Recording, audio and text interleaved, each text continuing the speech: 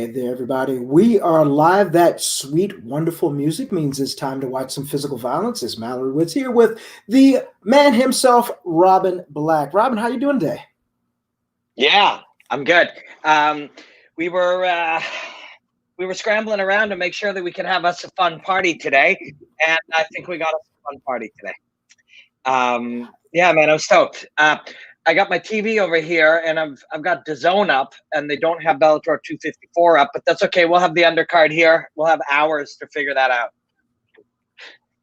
Yeah, I figured that it's sometimes it doesn't always go right by the books, like you said, last minute scramble for everything. But we got until 10 o'clock to worry about that. We got a great undercard, and even better, there is a good amount of guests on this broadcast for tonight. It's Christmas early. And Chuck Liddell's going to hang out with us. If you haven't heard of Chuck Liddell, leave the chat. Get the fuck out of here now. That's it. Plain and simple. Else. Yeah, I've watched fights with Chuck before, and so let me tell you a story quick. I'm introducing Chuck at this event. This guy Neil Forster had it at a gym here, the Rival Training Center. Rival is a boxing glove company from Canada, and a great one, actually. Rival gloves are awesome. So Chuck Liddell is the special guest, and I'm introducing him. And I was commentating the Score Fighting Series at the time. The Score Fighting Series had sort of a home base at this bar called Shoeless Joe's. So Chuck's like, hey, where can I watch the fights tonight? And it was Forrest Griffin versus Shogun. And Chuck had fought them both. And did Shogun knock out Chuck? I think he did. It was, I believe that's who it was, and I believe he knocked out Chuck. And I believe on the lead, and I mean, this is part of fighting, right? Chuck knocked out a lot of guys. So I bring Chuck into this bar, and then there's a private area in the back where this private party was there. There was no guests. They were just kind of had organized this private UFC watch party. So I go in the back, and we want to ask him if it's cool if Chuck comes in. And I'm like a lowest Z level. They're like, hey, I recognize that guy from TV. And I'm like, guys, I'm just wondering. Number one, we have a UFC fighter here that is in town and would like to watch the fights. Is it cool if we bring him? And they're like, yeah, that would be great. That'd be great. And I'm like, look, can you do us a favor? And when we bring him in, can you just play it cool for like 2 or 3 minutes? Let him come in, let him sit down, let him order some drinks, let him get all like sorted before you run over, and then take pictures and whatever. And of course, he's really cool. And they say, oh, this will be great. And then it's like 8 or 10 minutes till Chuck gets here, and I hear them going, I bet you it's Sam Stout. I bet you it's Mark Hominick. Or like local Canadian fighters, high, awesome guys. And they're like theorizing all these Canadian fighters, and all of a sudden in walks Chuck fucking Liddell. It becomes nice, man. Their jaw drops, all of them. And as Chuck comes to sit behind them, everybody like turns and is staring at him. And Chuck probably was wondering, what on earth? Why is everyone just, I mean, I know I'm Chuck Liddell, but why are they staring? Why aren't they saying anything? They're dead silent because I've kind of asked them to be cool, but their version of cool is stare at Chuck Liddell. So they wait like 2 minutes, and then one guy comes over and goes, hey, man, can I get a picture with you? And then they all swarmed him, and then we drank beers and watched fights. But when Chuck watches fights, he's like he's kind of in it. Right. Like he's super attached to it. So Chuck will be fun to hang out with. And then Heather Hardy we got today. Heather's super brilliant, really a badass in her own right, and a bunch of other cool people, Keith Lee, and I will tell people about them later. But I'm glad people have come early to hang out with us. And I think Chuck will be in probably pretty early. He was on Family Feud with the headliner Ali Malay. So a lot of action happening here. I bet you a lot of stories have probably come from that episode of Family Feud. We have to ask him to give us a little background on that, because that's a historic game show, and you have MMA athletes on there. That's got to be really fun. Just absurd. They must have the same manager or something. I don't know how exactly you end up with this particular collection. But so it is 7:46 Eastern time. So that'll be like 4:46 on the West Coast. Fights start in 15 minutes. So thank you to the people who came in. We'll get some chats and questions and hellos. Good vibes indeed, and stuff. And we'll hang out for 15 minutes before people come in. How are you doing, man? Doing well. Tripped the odometer. Birthday for me not too long ago, so got one more year before technical midlife if you look at it that way. If you want to reach the high score of 100, so that was good. It's starting to get cold here. I know talking about that to a Canadian is like, yeah, right. Cold, like basically shut up. Pretty much like, yeah, please. You had 52-degree temperatures today. It's colder now, but things are settling in, and we made it to the 12th month of this year. Hey, everybody's been saying how this year's been bad, but hey, we made it here. This is great. We're going to roll right on through to 2021. A lot of good things. Hopefully we'll be coming back soon. Yeah. Man, I hope. But yeah, isn't it nice to just chill, watch some fights and hang out and drink coffee or whatever? Oh, Brian Butler's coming in. Brian owns, I don't know if it's a partner or if it's his, Sucker Punch Entertainment, and they literally have like 100 UFC and Bellator fighters. And he was like, "Is it cool if I invite like a special guest?" And I'm like, "Sure." So I don't know who that'll be. So hold on. So if we have a mystery guest, are we supposed to be cool before? We gotta act cool too. Yeah, everybody act cool. So everybody that's watching, if a mystery guest comes in, just at first act really cool. Like just sit back and just let them get settled and whatever before you start, running up on them. But I'm just telling people, west coast of UK over here. Well, what time is it there? It's like 3 in the morning. No, 1 a.m. It's 1 a.m. and shout out to everybody that does stay up and watch MMA in Europe, because you guys are running up against the clock, and if you got to work tomorrow, that's tough. So big old shout out to everyone else that's not running on our supposed time. Gonna be a good time, but hey, listen, if we're all different, right? Like there was once upon a time we all got up at 9 and we put on our suits and we marched off to the factory or whatever we did, and then at 5 we cut out. Now there's people working all different times, all different styles, all different ways. So it could be 1 o'clock in the morning, but you sleep all day because you got some creative gigs that you do. Yeah. Some people, and if you've never worked the midnight shift, my first job right out of college, I was working midnight to 7 a.m. And I think it was known as 11 p.m. 7 a.m. And that's a different type of thing. Great. There's no traffic. You go out there. For me, it was hey, go to the dojo before, eat, and then go into work, and then go to sleep as soon as you get home. Wake up. The first thing you do is go to the gym. So. Jack, the prelims will be starting at exactly 10 minutes and 15 seconds over on my monitor. I've got it up, and we're just waiting. Oh yeah, do we have that in? So if this is your first time hanging with us, and there's times we got like 1,000 people hanging out watching fights with us. One time, like 700 people from Russia all joined at one time, and it was just it was Vadim Nemkov was fighting. And I guess somebody found our stream and shared it with some. Russia has their own Facebooks and Instagram. They have Facebook as well, but they have their own that are very popular. VK is one of them. And so somebody just shared it, and all of a sudden 700 Russians jumped in and partied with us. But yeah, if you're just joining us, all the prelims, we'll have them live. And then we have guests coming in. We've told you about them. And it's just a good time. We just, there's not a lot more things in the world fun, like I said, than watching fights, except for maybe watching Chuck Liddell watch fights. Yeah, which we will all get to see tonight. That's going to be interesting. Here's a good question that came in from Beef Drew, who asked. He says, "What's up, Robin and Mallory? What's your take on the main event? Undefeated fighters faced off for title and belt?" Yeah. So, what do you think about the myth of? I mean, when someone has a record and they've got 0 in it at the end of it, whether it's boxing, wrestling, MMA. Up until last Tuesday, a certain football team had an O, and my famous unnamed Washington football team took care of that. But what about the mystery of the O? What does that bring to your opponent? If I come in at whatever an O and you've got to face me, does that even bother you, or you're like, I'm going to crack that O? It should be irrelevant. Like you are ideally. If I'm fighting a person, I am fighting a body type and a collection of skills.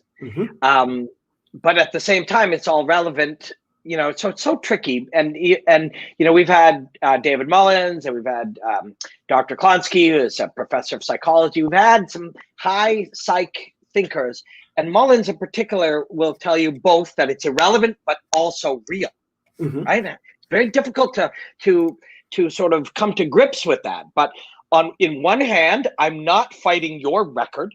fighting a body type and a collection of skills. But on another hand, I must address the reality that you've never lost and come to grips with it. If I do it properly, I realize it's meaningless. But if I try to ignore it, it becomes meaningful. So it's a very strange thing. Understanding reality it doesn't sound like such a tough thing, but it's a very challenging thing today. And the way you understand reality is by dealing with it head on. What is it? What does it mean? What could it mean? How do I interpret it? What should it really mean? How can I make it mean less?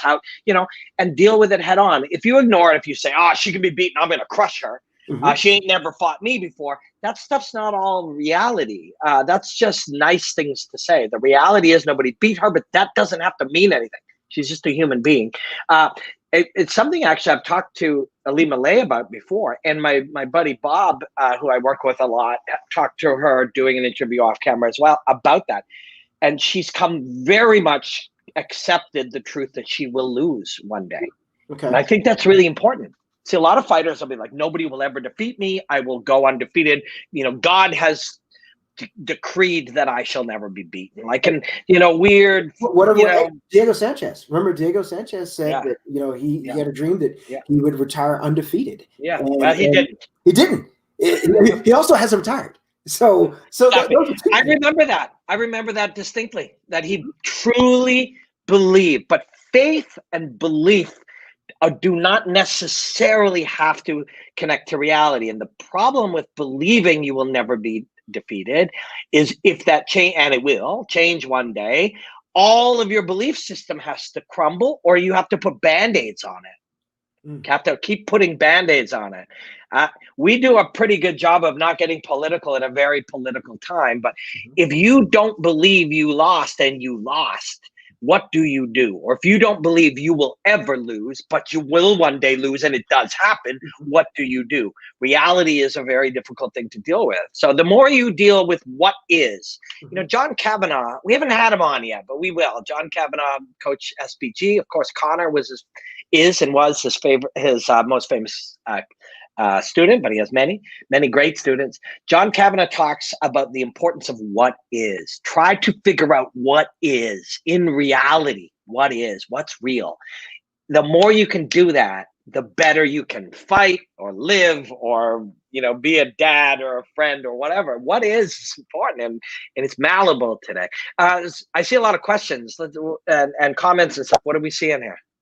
Pink Floyd chimes in and says, and we're talking about the O, the mythical O, as it shouldn't matter, but I feel like it would be even more fired up. I would be more fired up to give you that first L. They could backfire. Yeah, absolutely true. I mean, sometimes you think you're going to go in there and be the first one to give that fighter defeat, and very well much it could backfire.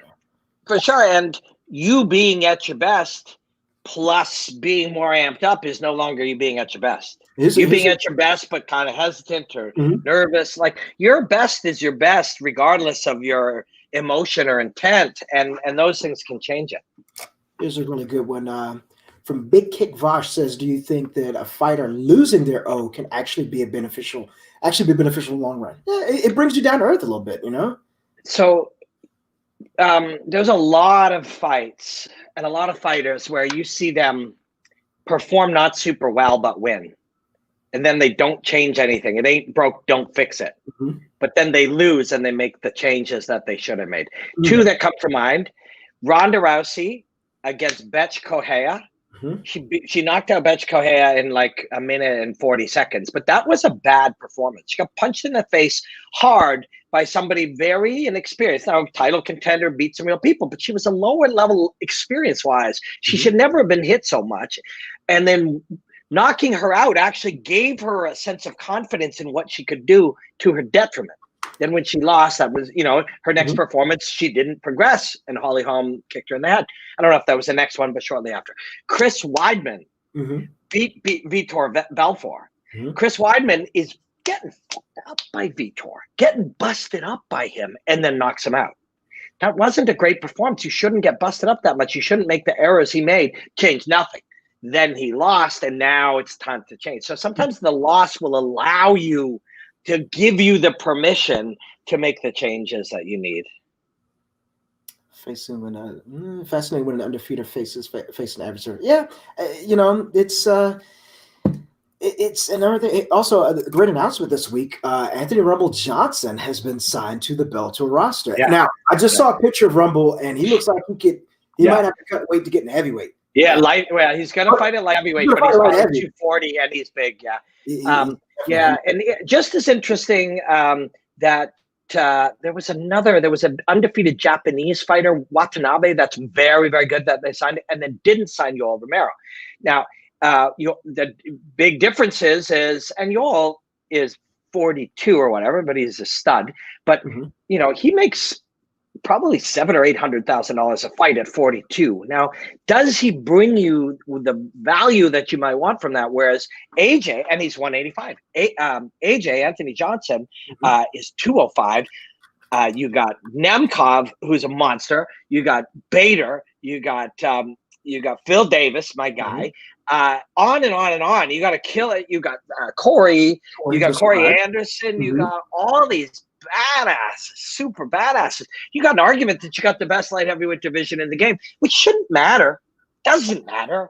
Yeah, like we've gone over this, and it'll come up again tonight. These organizations are just brands, right? UFC or Bellator or like one or whatever you want to talk about. One isn't somehow the NFL of whatever. They're just brands. They're entertainment brands. But from a public narrative. Kevin Wong, this is my first Robin Black live stream. Welcome. We got a killer one today. I mean, we're just hanging. You're early. You're part of the early crowd. Fights start in 2 minutes. But thanks for joining everybody. But the narrative of the world of people, that conversation when ESPN or whoever is like, does Bellator have a better light heavyweight division than the UFC? That does matter. That's not why you sign Anthony Johnson. You sign him because there'll be killer fights. And he's a monster and a stud, and he's a really interesting individual, and a crazy athlete and a crazy artist. But that narrative does matter, and it reaches people. It cuts through the noise. Yeah, I mean, you know what? Looking at Anthony Johnson, I remember when he used to cut to 170, and I have no idea what voodoo he did to get down to that size, and he was stacked. He was huge for that division. Charlie, I can't remember Charlie's name, but he fought Charlie. It looked like a fight you would make in a game. It looked like they were two guys fighting. Charlie, he had curly hair. I can't remember his name. Yeah. Good fighter too. Good fighter. Yeah, really good fighter. He wrote a book too. If anyone puts it in the thing, Anthony Johnson versus Charlie at 170, and Charlie wrote a book. I've chatted with him before about it. Be nice if we can mention his book. Some people might be interested. Fights are up. Just started out. Let's see here. Let me get that on over 1 second. So I'm going to bring my dog over. You guys chat amongst yourself. He's crying because he's old. You jump up on the couch, buddy. If you guys haven't, you want to jump on the bed? Seen Robin's dog. He's a wonderful little pup. You jumping on the bed? There you go. There we go. So I don't know. I know you guys can still hear me, even though you can't see me. My dog is lying on the bed. He's 15, so my concern is he'll try to jump off the bed, and he's half blind. We've got a lot of love for Pluto. We I don't want to. But if he makes noise, I'll bring him. Oh shit! Here we are, live and free. McFarland versus Velasquez. Again, I have. I'll show you my little setup here. I got this TV, and I got a Apple TV set up to it, and I got the DAZN app. I'm actually going to work on this, getting information, because I'm in Canada, and a lot of the viewers that I connect with are Canadian. We don't actually all know where and how CBS Sports is in Canada. There is CBS Sports Canada, but we don't all have it. So I'm going to get that info for my Canadian peeps. Just to circle back, Charlie Brenneman. And his book is called Driven: My Unlikely Journey from Classroom to Cage. Yeah, so he was a teacher. I think a phys ed teacher, but I'm not sure about that. He might have been some higher level thinking teacher who taught a little wrestling or something in high school. I can't remember, but Charlie Brenneman, yes, Driven. Yeah. Says he landed a job in education. Look, we're way behind. Travis was on top of us. Oh man, Man, once again, not looking at the chat window. Thanks, Travis. We are definitely coming in a little bit late. Looks like let's see, we've got our information for the card going on. It's really weird because I get to look over this monitor. Magomedov. People might know him. He's the only guy to ever defeat UFC's Peter Yan, who is the UFC Bellator champion. Well, interesting. So again, that conversation is going to be.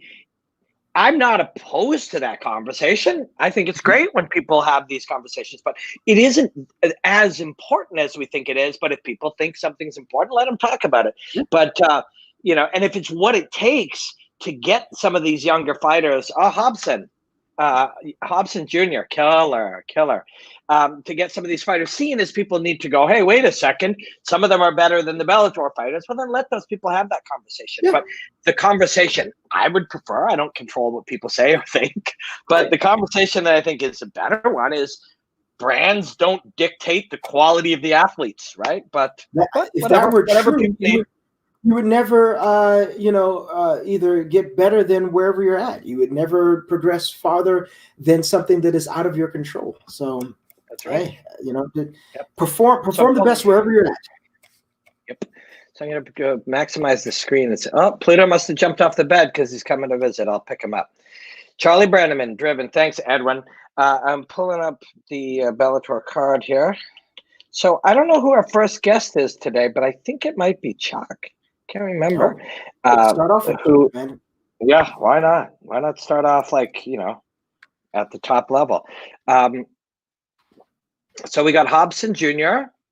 and we're pulling up the oh gee. I always like Tapology. I like there's a lot of places you can see fights and fighters. Pluto, come here. Come on, come say hi. Pluto's going to make his debut. Stand by. Weighing in at, I'd say, 7 pounds. He's 8. 8 pounds. Coming in at the age of 15. He's a paperweight. No, I think he's lying down on the couch. Okay, you lie down there, buddy. I was missing my announcer debut. Yeah, he's a paperweight. He's 8 pounds. Let's see.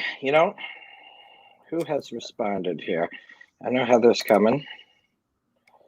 I got Chuck coming in at about 8:30. It's 8:05, but he could come in earlier. All right. Hobson Jr. and Billy Golf. We were just talking about how about having the last name of Gracie and carrying that on your back? There's a little bit of added pressure that's self-inflicted. The thing about it is there's so many of these guys now that I think there's competition just within their family.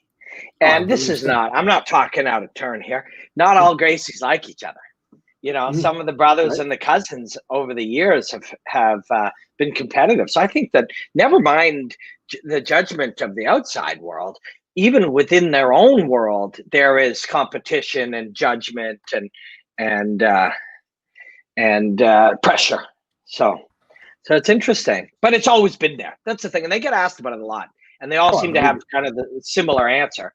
They're like, this has always been there. When I was a 12-year-old at a blue belt and my name was Hobson Gracie Jr. and I was competing in my local tournament, I felt it. So it becomes familiar, and familiarity helps with anything. Novel experiences are very hard. That is indeed true. Hey, like you said, they've lived with it. They've seen it, and of course, there are a couple of those guys out there that are uber competitive that would be like, I don't care. Great, his last name is Gracie. I want them to know that I beat him. So, 100%.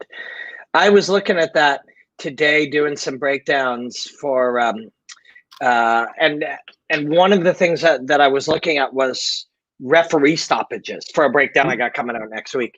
And I looked at Pitbull versus Chandler, and I love Michael Chandler.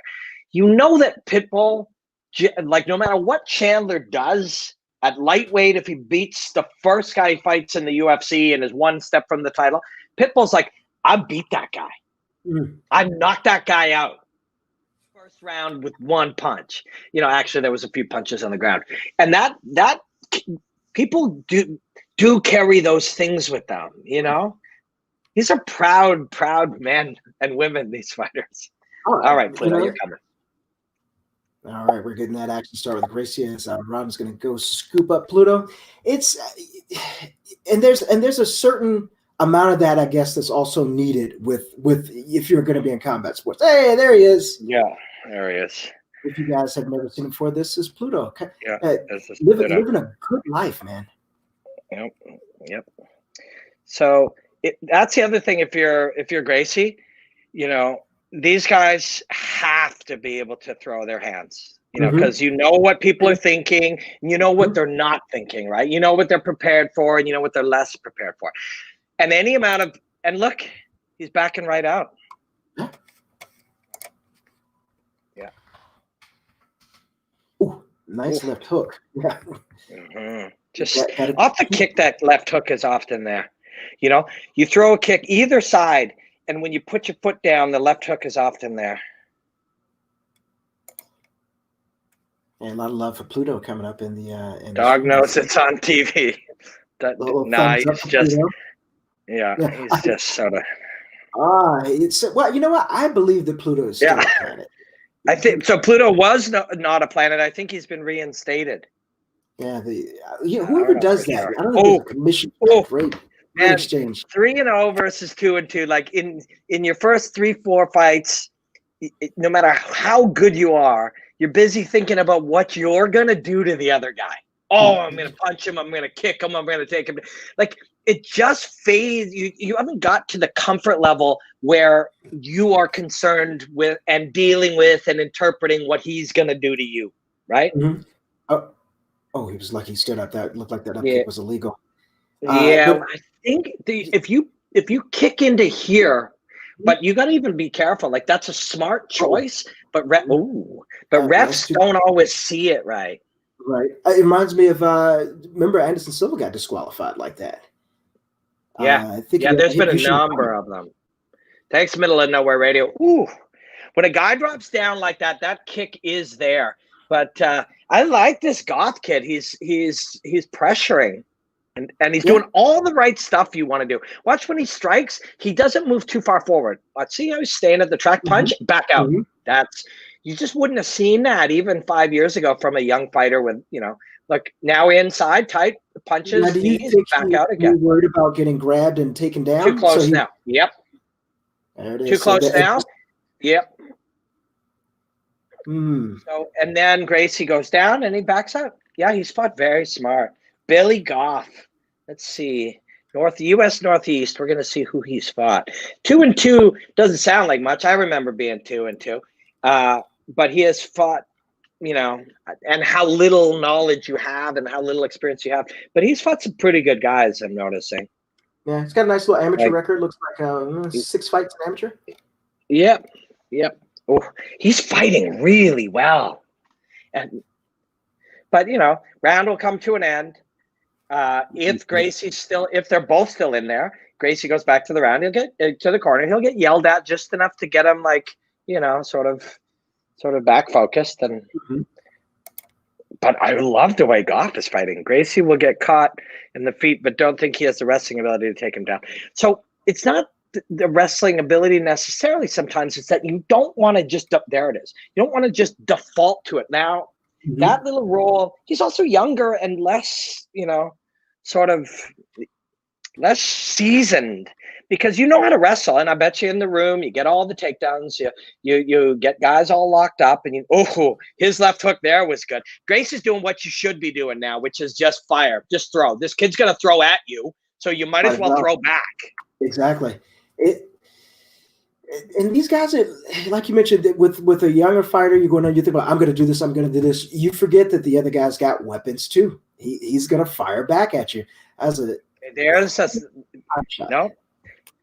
I mean, you got to step up. So what you do here is you step up onto your right foot. You take your right foot and you step up towards your guy's hip. Anything but staying there. So what? No, but once your head is squashed, it's just really hard to do. Once your face is right. But here, opponent now goes, okay, it's only 30 seconds left. Let me go down there and Mhm. and show this Hobson fella that I'm not afraid to go to the ground, and that's what he's doing. It's very Right. smart. This kid's like come in with a really, He's got a really, good plan. really smart approach to it. Yeah, Yeah, backs out. and like you Just said, 30 seconds, you figure you can survive just about anything for 30 seconds. That's the time to do it, not 2 seconds into this whole thing. yeah. The truth is you can't necessarily survive 30 seconds, but at least you think you can, and so Mhm. that's why he does it. Look at this little guy. He's Just love Papa. he's just loving life right there. Hey, greetings from Texas. Mm-hmm. You spent a little time there in that Lone Star State, Robin?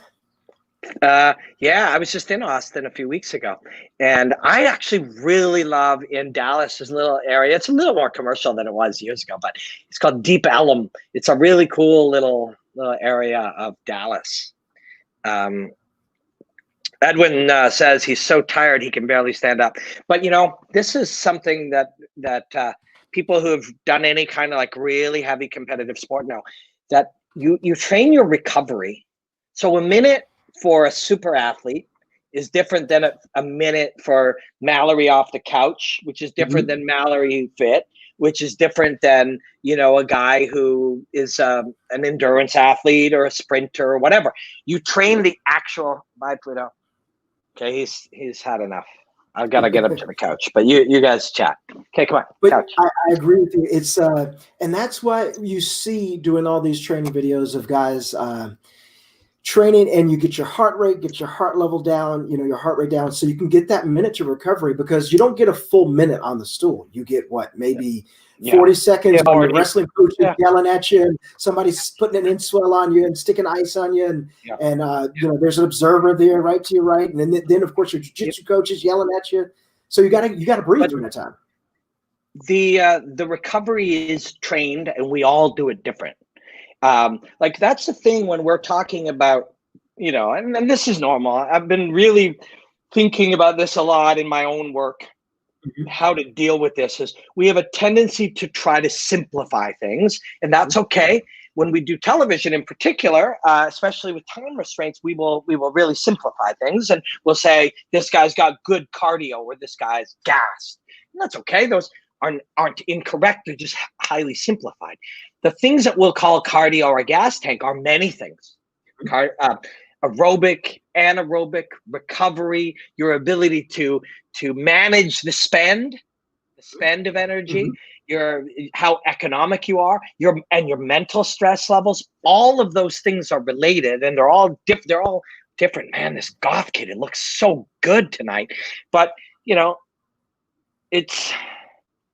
it would be, that one was tough. He's just fighting exactly how you'd want him to, and exactly how he'd want to. And if you talked to him an hour ago and asked him what he'd love this fight to look like, it would be this. Hey, look, it's Rich Chow. Rich Chow is joining the stream. There he is. Hey, look, it's Rich Chow. Rich, what is happening? Hey, what's going on? Hey, guys. Goff just finished Hobson Jr.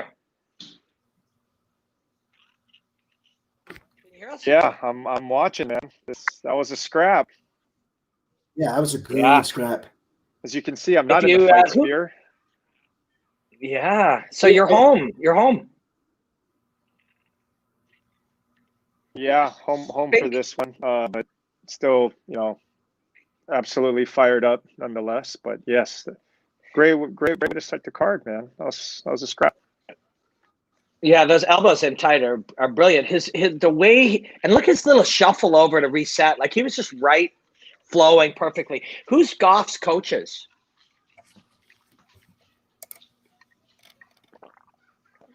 Because if I was Goff's coach, well, he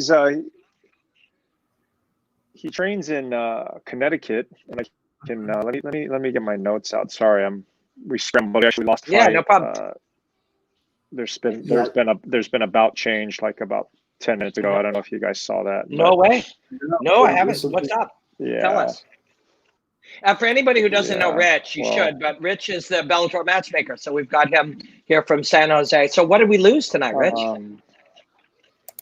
It should be going out soon here, but Davion Franklin Anthony Garrett fight just fell off, and I think our boys will no. be announcing that soon. So I may have spoken too soon. I thought they already broke the news, but my bad. Oops, sorry, PR team. That's my fault. Yeah, it's all right. No, the people we got in here, everybody's cool. Like, just play it cool till PR gets the word out. But was that the first fight in the main card? Yes, it was. Actually, after another bout had fallen out, you know, the Yamauchi fight. So. Oh yeah, that sucks. So will we move Lachinov and Nikayev to the main card, or will we have a 3-fight main card? No, I believe another bout's going to move up. It's going to be Cotton, and Sumter is moving up. Oh, cool. I like that Cotton. That kid can fight. He's tough. Yeah, he's scrappy. Sorry, I'm still kind of reeling from all that, but I definitely wanted to jump in and say hello and hang out for a little bit. Yeah, well, it's good to have you, man. You know, Chuck Liddell's coming in here, right? Watch some Bellator with us. Hell yeah, I loved it. I saw you mentioned Chuck and Heather. Yeah. So I was talking to Heather. I'm not cool kids, like people way cooler than me. That's for sure. So I'm glad I'm first. Let's ask Keith if Keith Lee's coming in. Should we ask him? I'm going to say anytime now. Anytime you like. Keith Lee, of course. That kid is so good, eh? What is he? 21 now? I think he's 21. Rich, I commentated his first fight.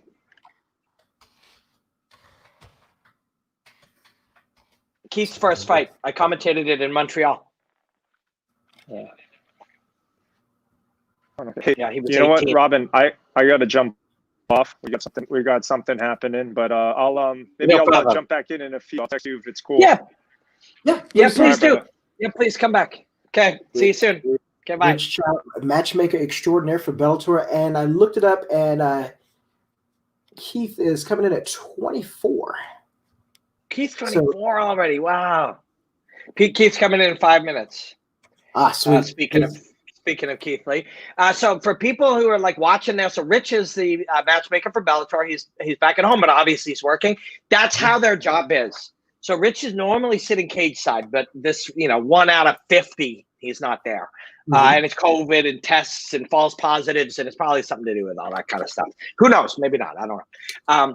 But he'll be sitting next to the cage, and of course he's taking it in, gathering the information for future fights. But there's also shit like that's going on. All of a sudden, the fight's out, or something else changed, or somebody's, a doctor is checking on something. Like, it's a crazy nonstop gig. Then you got to pop into our stream during the middle of it.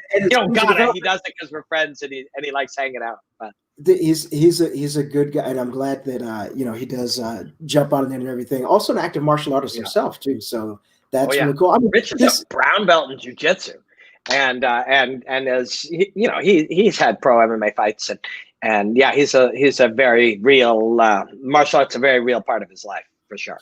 I mean, the entire thing with the pandemic, of course, has thrown everybody for a loop. Look at football just a few nights ago. You had Des Bryant warming up on the field with the Baltimore Ravens. When a guy comes running down and tells him, you got to leave right away, you pop positive for COVID. He was all the way to the field and get ready to play, going through warmups, and then all of a sudden he's pulled away. Very emotional for him. He wanted to play his former team, that team they have in Dallas, those Cowboys, lame team, but they, you get pulled at the last second, and how emotional is that, and the same thing could happen to any of all these fighters here, which is just it's a rough time, but you got to give the organizations credit for actually figuring out a way to keep things going. So Bellator's done a great job with testing and getting everybody there and secluded away and everything, and it's good. We still have at least fights entertainment that way. Yeah, hey, I cover almost everything. I cover UFC fights for TSN in Canada on SportsCenter, and I cover most fights from around the world. And I don't mean this to disrespect anybody, but these guys work, I just really like the Bellator family, and they call it that, and that's not bullshit. This is a group of people highly connected to each other and what they do, and pretty obsessed, and they find the right balance between obsessive work but taking care of each other and the people. It's a special kind of group, and I mean that having worked in different sort of organizations in television and media and fighting and stuff. This is a very rare and special kind of group of people, and it's very cool. So have they so now we see it. Romero Cotton is moved to the main card against Sumter. And Sumter's dangerous, man. So Cotton was like an elite of the elite American wrestler coming up. And I've done breakdowns and analysis and streams with him before. He's very, very smart and driven and focused. It's interesting when these guys and true of any high level competitive athlete, but the mindset that they go into competition with is pretty scary and intense, and focused. Now I have a question about this, which you may not know the answer of, but you have a lot more experience than me. But let's say, for example, this just which we just watched happen. You got a fight that was promoted to the main card. Does that change fighter pay at all? Yeah, if you go often. Okay, yeah, so you get bumped up to the. But how do they decide? I mean, I know this is above my pay grade. Who decides, like, you know what, which one of these fights should we promote to the main card since we had one of the main card fall out? That's a decision they make. But how do you think what goes into that? So that's a great question. And it's the kind of thing people are pretty interested in. So it all depends on the relationship with CBS Sports. The relationship, CBS Sports is really into Bellator, which is great. Great if you're a Bellator athlete, great if you work for Bellator, great because this is a big sports network and it reaches a lot of people. They'll have a say, but their say will basically be, depending on how informed they are at this stage of a relationship. Scott, who's the best name here to put on the main card? Who do you want to showcase?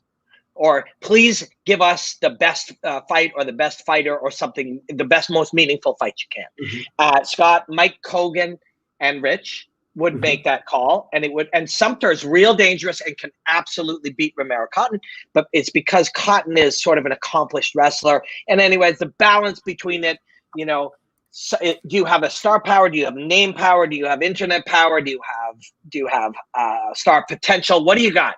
Give us that guy or that girl. And so, but and at other times it's not as deep as that. Depends how many other things are going on. Bellator is a smaller but more highly engaged group of people. Sometimes they're so busy they're like, oh fuck, ask Cotton and Justin if their teams if they're able to go to the main card. They'll say, and they'll just go to them first. They'll say, yes, you're on the main card. Sometimes somebody will be like, tell their manager we've got a $5,000 bonus, or tell their manager there'll be a bonus. Again, that's another thing. When the relationship is really good, and again, this is all just me talking about things I've seen from being around, 800 shows. This is not any inside information. But sometimes you can say, hey, don't worry, we'll take care of your guy. And if the relationship is good, that's good enough for a manager. We'll talk to Brian about that tonight. Yeah, so Brian's coming on. Keith should be here any minute. Brian's coming on, and Brian is from Sucker Punch Entertainment. They have the largest catalog or roster of high-level fighters probably in the world. We'll ask Brian. These are good questions for Brian. And he would be someone directly involved with that because they've got to, especially if he's there, representing, one of his fighters there. And you want to make sure your guys are taken care of, because I know I've heard many stories from guys that are fighters or upcoming kickboxers or MMA guys, and maybe they're doing some, maybe local show or show that's trying to get up there, and they'll get something like, hey, we need you to, fight earlier, or can you fight again next week? And the first question will be like, okay, well, who am I fighting against, and what's the prize money? And someone will say, you could do it for the experience, which is like, well, wait a minute, why? We'd like to get experience and get taken care of if possible, right? Like, we're going to get the experience either way, so why don't we also get taken care of? But so I don't know all the inside stuff of these things, but I do know from the outside and again, Brian's coming on, so he'd be a good one. He's one of those guys that, over time with 100 fighters, you can count on Brian. You can trust Brian.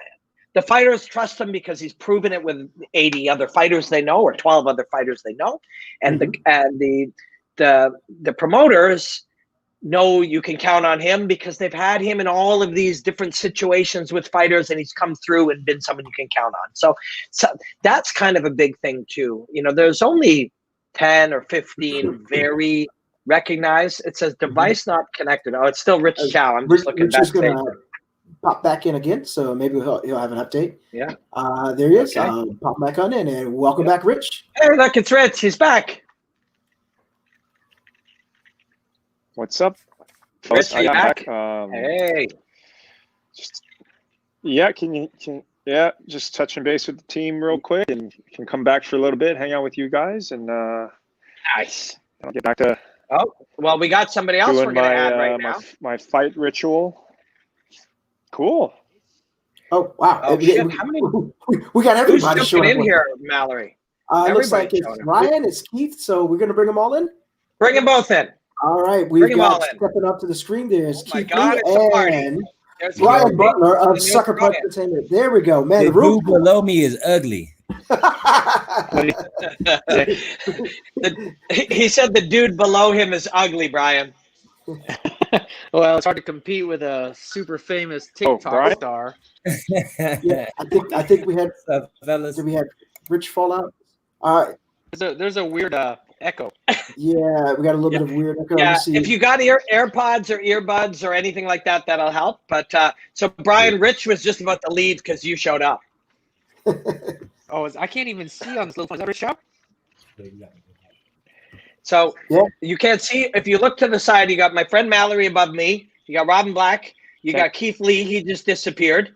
You, and then Rich Chow is below you. Man, if Rich is in here, I'm out. That's what he just said. So quick question for both you, Brian, and Rich. Right out of my mouth. What's up, Butler? Oh man. What's up, Rich? How you doing, buddy? So quick question for you guys. Fight fell out of the main card, and Rich and Kogan and Coker and whoever brought the Cotton fight in. Brian, if that was your guy, what would that process be? Would Rich be like, talk to you, talk to the fighter? How would that unfold if it was your guy? I'm sorry, you were like a little bit choppy there. What had happened now? Okay. Main card fight fell out. They want your fighter from the undercard to go to the main card. How does that process go? Oh, that's an upgrade. I don't think there's not really any question there. Rich calls me up with the good news. I tell my guy he's on the main card, and they're excited. And do you tell Rich, hey man, I need 5,000 extra dollars? Yeah, it would play out. We tell. Yeah, that's how it would play out. That's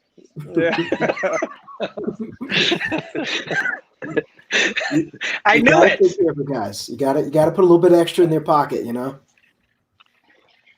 Oh wait, Ryan, what are you drinking? The fights on. I'm drinking a whiskey sour, actually. Hey, that's a good drink. Nice.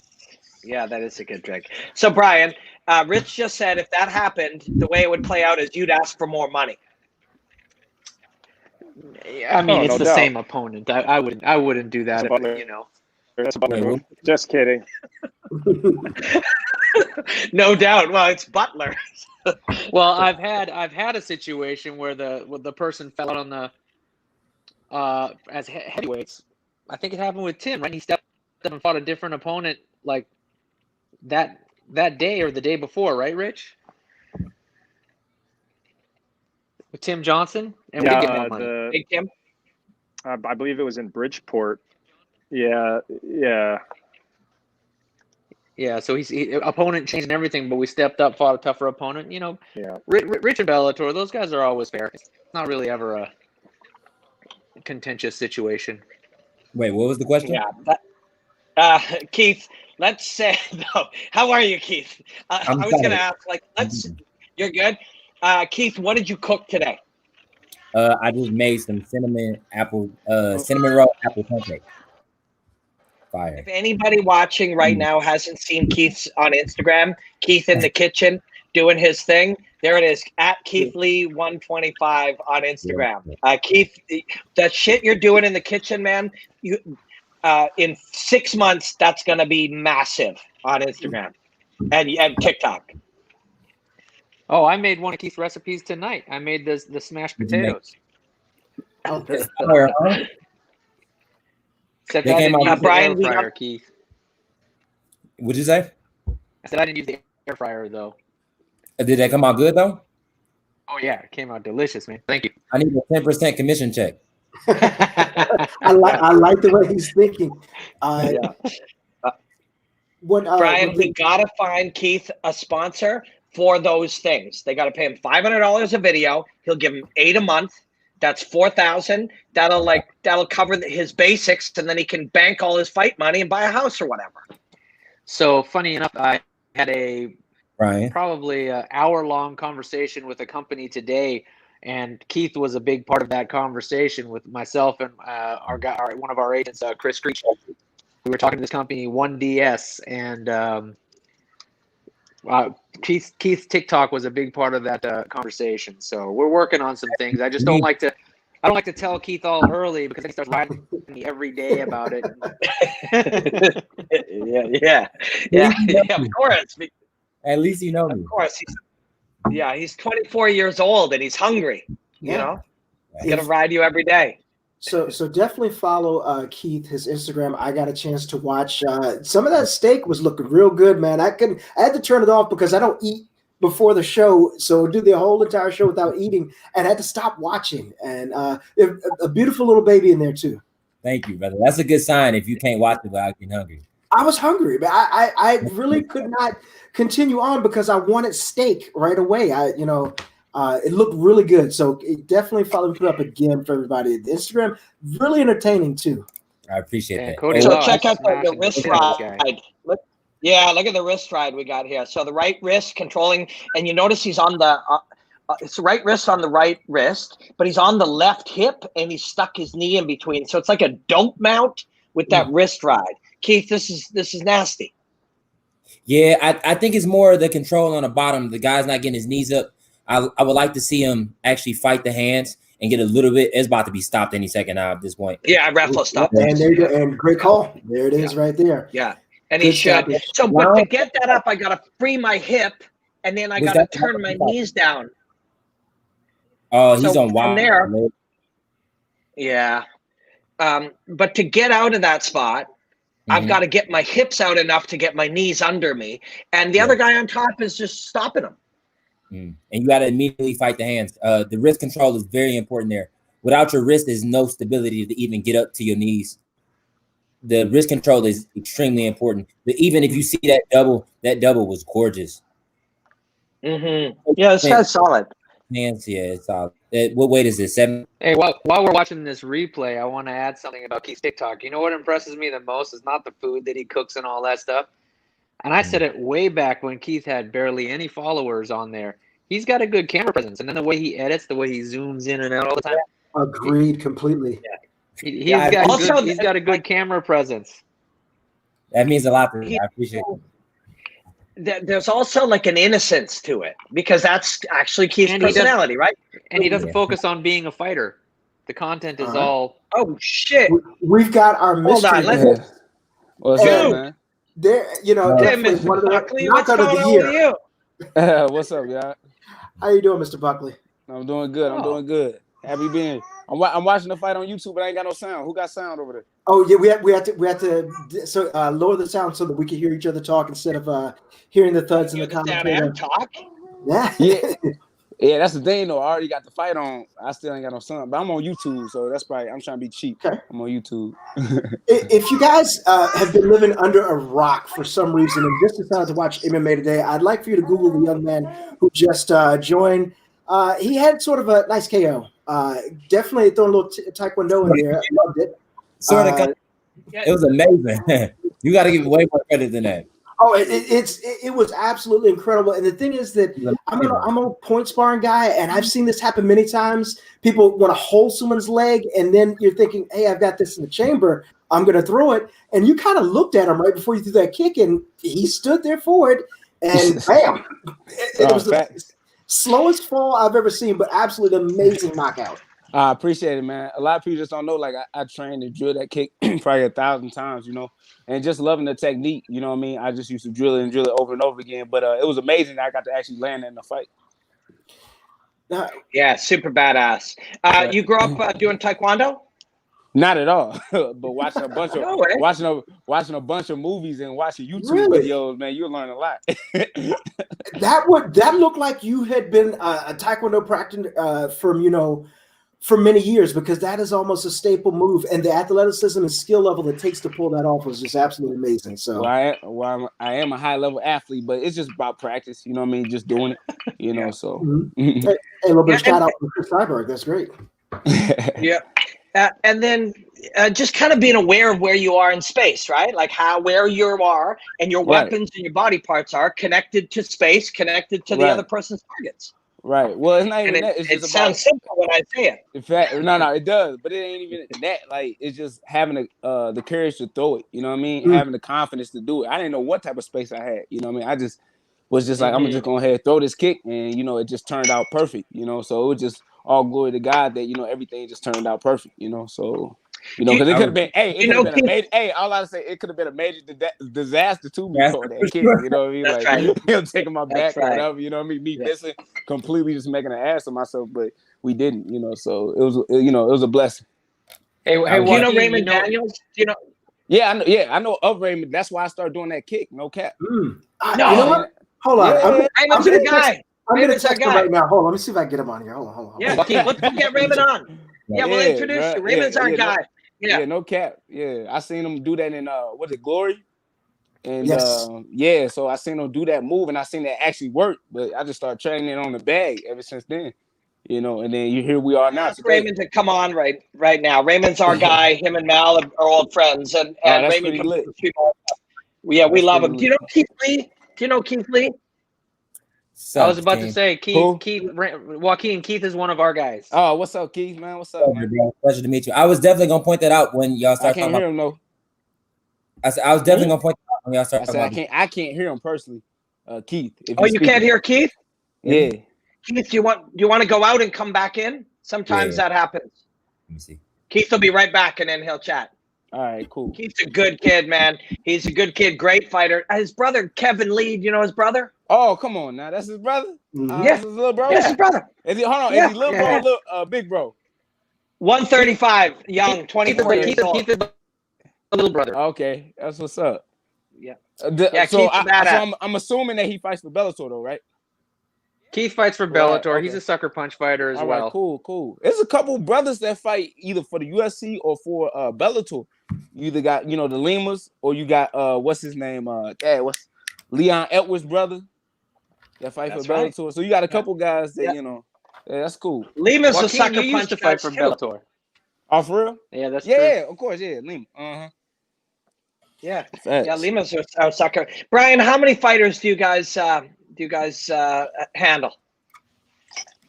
We have a little over 200, but a good more than half of them are like prospects that we're building. So yeah, I can hear him now. Can you hear Keith? Yeah. Keith, this is Joaquin, and Joaquin, this is Keith.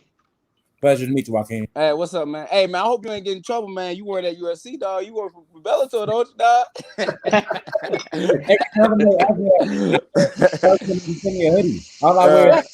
He was cold. He was cold. No, I'll tell you, Keith can wear that thing, and it's totally fine. But when Kevin wears Keith's shirt, Kevin's going to get in shit. I believe it. Hell nah. Yeah, I'm training back at my hometown with a lot of guys that I grew up with. Are you training back in Michigan, right? Yeah. Yes, sir. All right. I didn't know you and Kevin was from Michigan. That's what's up. Yeah, we was born and raised in Detroit. Oh, in Detroit. All right. Yeah, I can see the swagger in y'all. Yeah. Okay. Y'all need to come. Y'all need to come down back to Detroit one time. That's a fact. Y'all got a lot of killers up there. It's a lot of studs. Like I saw y'all posting pictures. It's a lot of studs up there. You, Daquan Townsend, Jamal Hall. And then of course Chaos Williams. Yeah. Jamal found the PI a few weeks ago. Beast. He way bigger than you think he would be until you see him in person. He's like, okay, that's a big boy. Facts. You guys know Darren Cruikshank? You guys know Darren Cruikshank? Yeah, I grew up with Cruikshank. Cruikshank and Cody Stamen.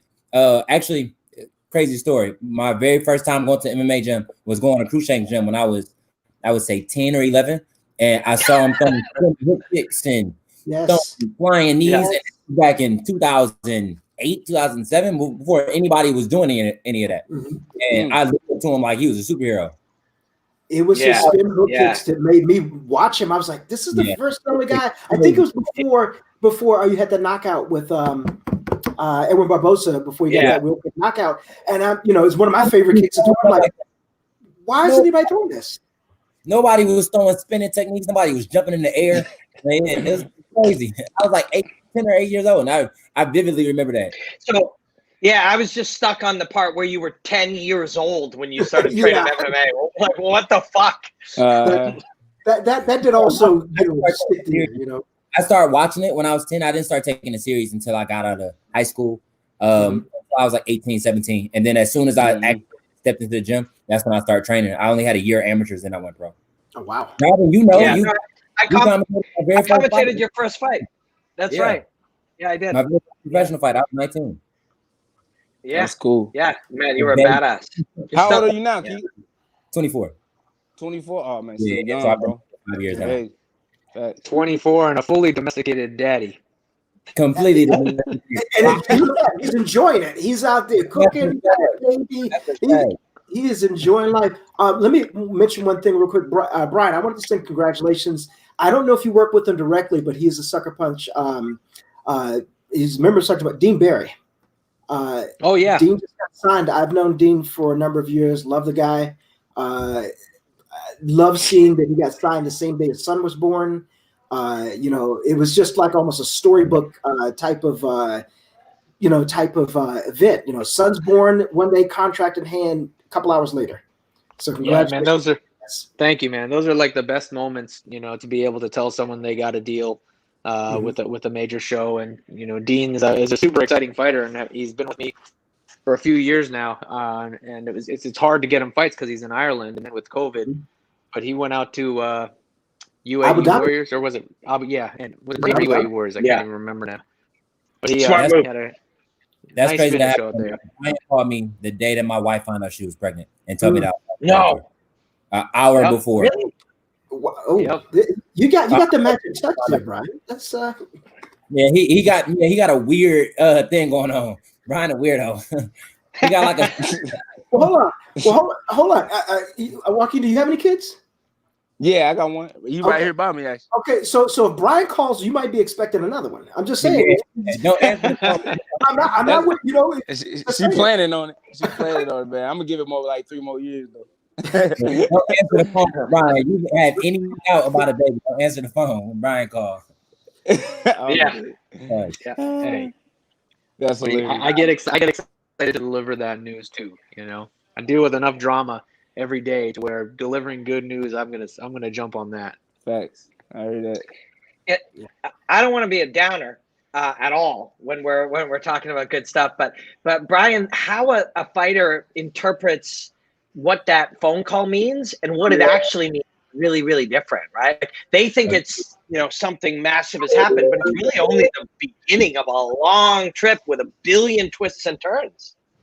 Yeah, I mean, I know it's a big moment for sure, but yeah, I always try to make sure I always try to shoot straight with my guys and tell them that now the race is just starting, and keep your feet on the ground, because there's so many people that are going to come out of the woodworks that are going to try to spin shit in their ears and talk to them and just not be genuine. So that's my job, is to try to make sure I keep the big picture in mind for them. Right, facts, Brian. And it's all about just educating yourself too, as a fighter, you know what I mean, and just looking from past experience of other fighters and stuff like that, and just realizing like it's just the same thing with you if it goes down that way. You know what I mean? It's a crazy trip down a professional road, definitely when you get to the highest level. So you just got to be prepared for it. You know what I mean? A lot of guys think that just because we fight well and we fight good that, you know, we can be remained with the business, you know what I mean? But if you don't know the business, of course, you can't play the game, you know? Yep. So, and I appreciate Brian for trying to teach me the game, you know what I'm saying? Low key, for real, you know? Yeah, it's not about Thank you, man.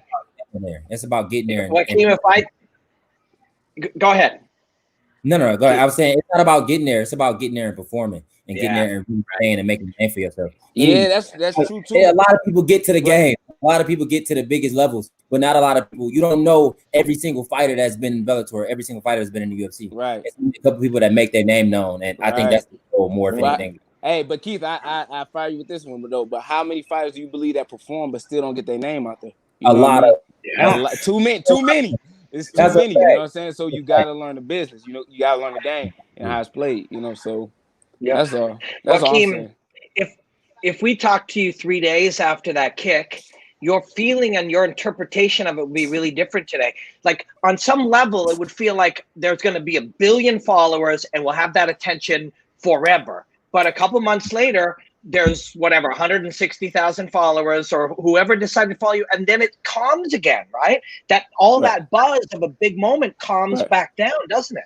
Well, no, I wasn't foolish. You know, I didn't think it was gonna be even this big where it's at. You know what I mean? And it was almost like that. You know, to 1 billion expressions. Like they might not have record that, but you probably got over 1 billion people that probably seen my knockout. You know what I'm saying? Throughout the whole world. So it's that big. And then for me to just from 2,300 people to 100,000, that's a big deal. I mean, I think it did even better than what I thought it was gonna do. So you know what I mean? So that's the coolest part of all that. I don't mean to interrupt you, Joaquin. The coolest part about that, Robin. The next week, he went back to work at Walgreens. That is, man. That shows you're smart and you get it. That was awesome. No, most definitely. Joaquin, when you went back to work, when did the first person come up to you and say, "Oh my God, I saw your knockout. You're amazing"? How soon when you were back at work that you saw that?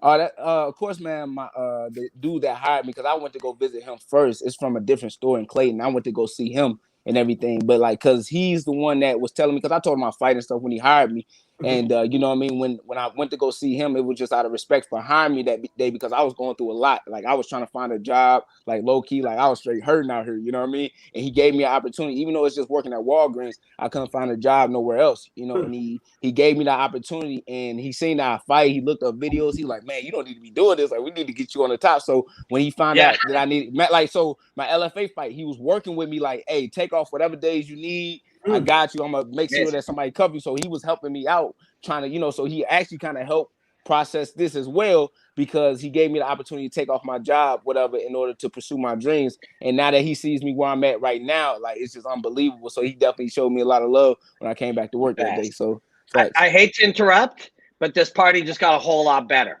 Yes, this is my friend Heather Hardy. Heather Hardy, what is happening? Hi there. Oh, Heather.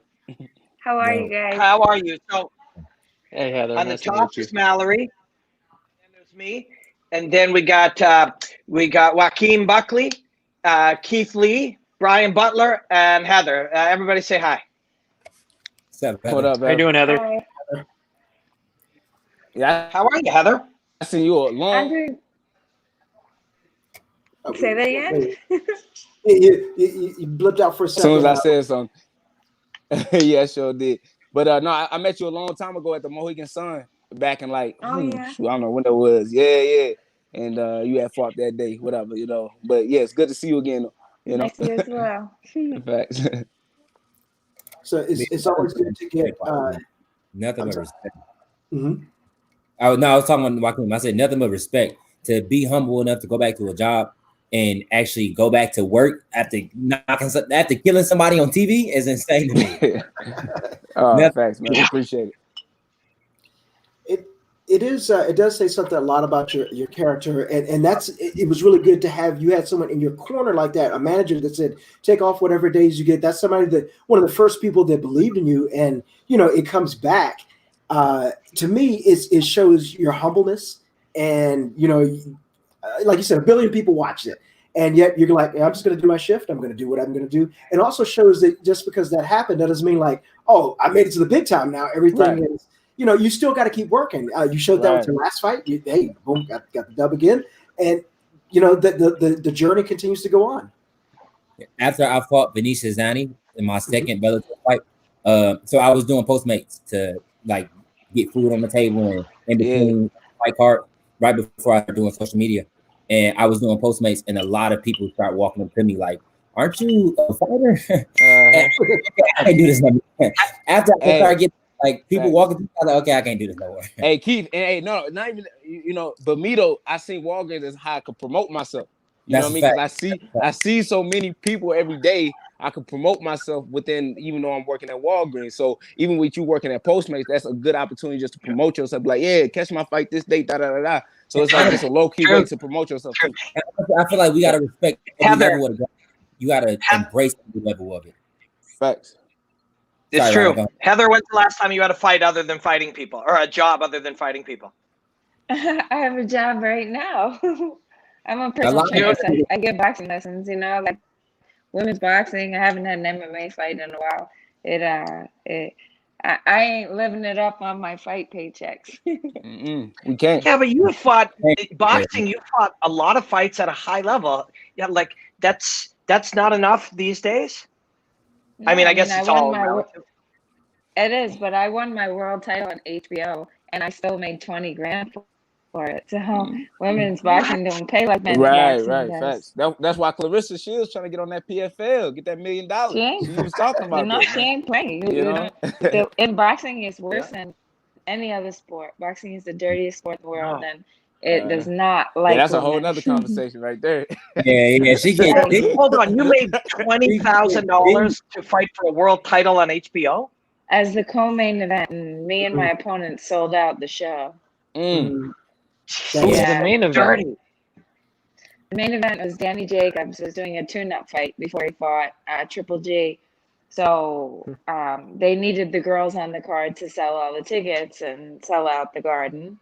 And it was a big match, a big women's fighting, at MSG. And so I wound up selling twice as many tickets than I earned as my purse. Wow. Now I have a question for you, Heather. Heather, do you think that's an indictment on boxing or the very unequal pay grades between male and female athletes? Is it a little bit of both, or which one do you think? Oh, in boxing, it's night and day. It's like someone just mentioned Clarissa. She's the only American, male or female, the only American to ever win gold twice as a boxer, and she's not made $1 million yet. She's just barely cleared 6 figures, and she's perhaps one of the greatest female fighters. One of the greatest American boxers, period. So that's crazy. Boxing don't like girls. I train with a lot of females, and they train just like we do. They train just as hard as we do. They have just as much talent as we do. They should be getting paid just as much. Like, that's insane to me. That's insane. Those are high level athletes. I'm in the middle of a contract dispute right now with another major promotion about females' pay. That's crazy. Those are Brian. They need to be paid. Heather, Brian manages, like, he's the OG of handling women's MMA business, really. Do you know Brian, Heather? No, I'm sorry. Right above you. Brian manages most of the women's MMA fighters and is right from the beginning trying to get them into the UFC, right, Brian? Yeah, I mean, I was managing girls before Ronda was, made her name, and then I had Carlos Esparza, was the first champion, and then I've had every single strawweight champion in the UFC since the division started. And now currently Zhang Wei Li is our girl. Facts. And is it any easier now than it was then? Women are different just because so they're easier to market. And because the women actually know how to use social media, with guys, actually, I'm not going to say that with you two, because Joaquin, I've seen you step up big time and keep your TikTok famous as hell. But with guys, I'm usually having to pull teeth to try to get them to post anything. You get them a sponsor, the sponsor will send them something, and they'll literally take a picture of the box and be like, "Thank you." And then the women will have it like use it. So be smart. It's a lot easier with the women to do the other end of the business. But then you have to deal with the other side. Women are can be a little more emotional at times. And Heather, don't kill me. Heather, is this true? This is a whole other conversation that nobody wants to talk about. She said that's debatable. Women are not more emotional. Women are seen as emotional when they're assertive. Yeah. So I will leave it right there. You'll leave it. We actually, Heather and I had a really cool conversation for Sports Center in Canada about how and how different it really is, psychologically, even for the individual male human and female human to fight. And Heather made a really cool point about sort of fighting to win and fighting to survive. Heather, am I doing that justice? Yeah, it's like something that like men fight for competition, but women are fighting for their livelihood. Women are fighting to survive. Like the history of the female species, right? Like protecting your young and dying for your kids and things like that. I'm a mama, don't forget. I'm the single mom. We the toughest of all of them. That's true. So don't misunderstand, Heather. Don't misunderstand. I didn't mean like that in a negative way. I meant like there are just differences, right? Like, right. Hey, Heather, I would. Hey, look, and I do agree with you too with that being said, because even Keith said it. Like girls fight harder than dudes sometimes, and that's the thing about. I feel like men should be the most difficult to work with because we getting our us guys getting our feelings so much. I feel like MMA guys. their differences, Joaquin.